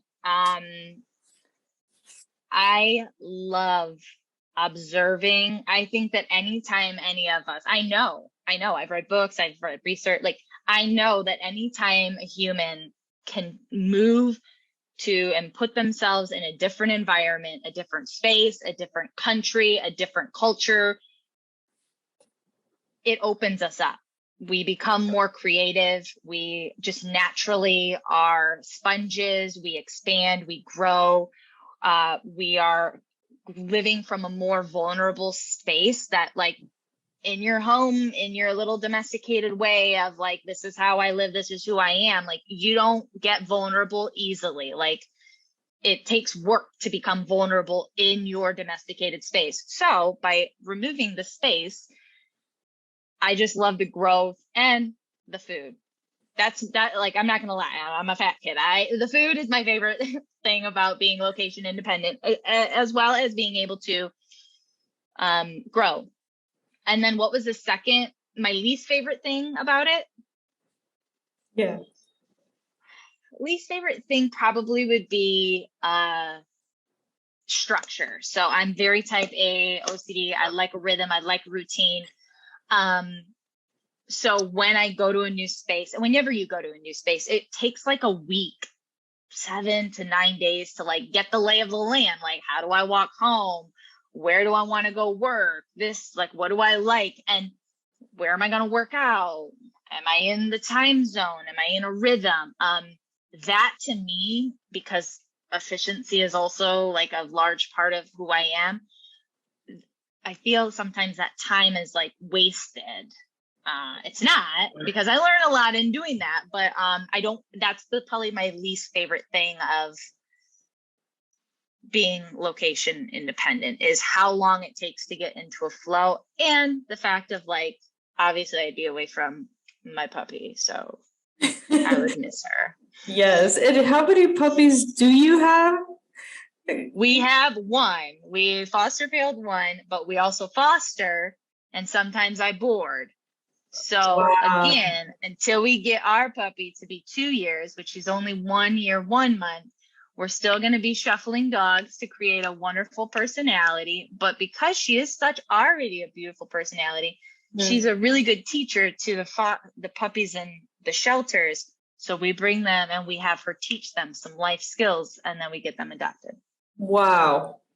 Wow. Y'all, if that isn't filled with love, I mean, what else is? I love that.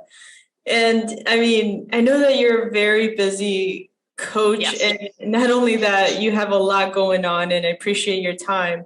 There's one question that we always ask, and it's probably going to be one of my most important questions to ask. And it's something that I take extremely serious. Okay. What does freedom mean to you, Alyssa? Oh. Freedom to me is the ability to live, laugh, love, and learn however, wherever, whenever I want, right? It's the ability to do what I love, but be able to share experiences and places and things with the people I love, while being my authentic self in all of it. Yes. That's awesome. I love that. I feel like you already knew that. You know, sometimes I ask that question and it takes someone a moment or two, but I feel like you live in freedom. Yeah, I'm very, Amanda and I were talking about before. That was one of the last things we said when we went to bed last night. We had a fucking hectic weekend, but we're like, you know, we have like such a good life. Like, life is so fun with you. And I'm just like, I didn't feel like we had any fun this weekend. It's like, but it's so fun. Like, we got Gordon adopted. We brought Willie home. We organized. I'm just like, the sun was out yesterday. Like, the sun was out today. That's the cheer. But it's also a level of perspective too. So I think that anyone who's watching this that feels kind of like in that contractive, that stuck space of, you know, what the hell am I doing, or how do I leave? Like, I also want you to just check in with yourself and let you know that, like, the freedom starts with you and the way you think and the way you feel about it and interact with it or associate to it. And a simple example of that is, are you a this or that person? Or are you a this and that? And if you're a this or that, like, you're not going to find freedom. Wow. Ask yourself those questions, ladies and gentlemen, because that was strong. You can't feel freedom if everything, like, if there's a good or bad, a yes or no. It's this and that. And that's where gratitude, you know, gratitude, mindfulness, meditation, like, it's all important. But that's also where, like, catching your thoughts on what's true and what's not true, and taking ownership and accountability and how it's keeping you in this little, like, stuck circle. You are the owner of that. You're the master in creating that. So change it. And it's okay if you don't know what freedom looks like. I talk to tons of people that they're like, yeah, I don't know what it is. And that's a great thing to become aware of, because then you don't have really anything to complain about. You get to create something. That was so good. That was so good, y'all. If you have not checked out Alyssa, make sure to check her out on Instagram. You're on Facebook. You have a website. Make sure to check her out. She is amazing. Where can people find you easiest, Alyssa? I mean, everything's under my name. Like, my website is alyssapajoli.com. And then from there, if you want to go to my YouTube channel, if you want to go to LinkedIn, Facebook, like, they're all on that page. But otherwise, any platform, just searching Alyssa Pajoli, you'll find me. Can people DM you? I'm even on Twitter. No, I don't accept DMs. Yes, of course. Voice messages are preferred, but if you want, if you want to hide behind text, I'll also accept. Awesome. Well, ladies and gentlemen, you definitely heard it from the woman herself. Alyssa, thank you so much for your time. Thank you so much for being you. And thank you for being authentic and being consistent with everything that you do. Really appreciate you.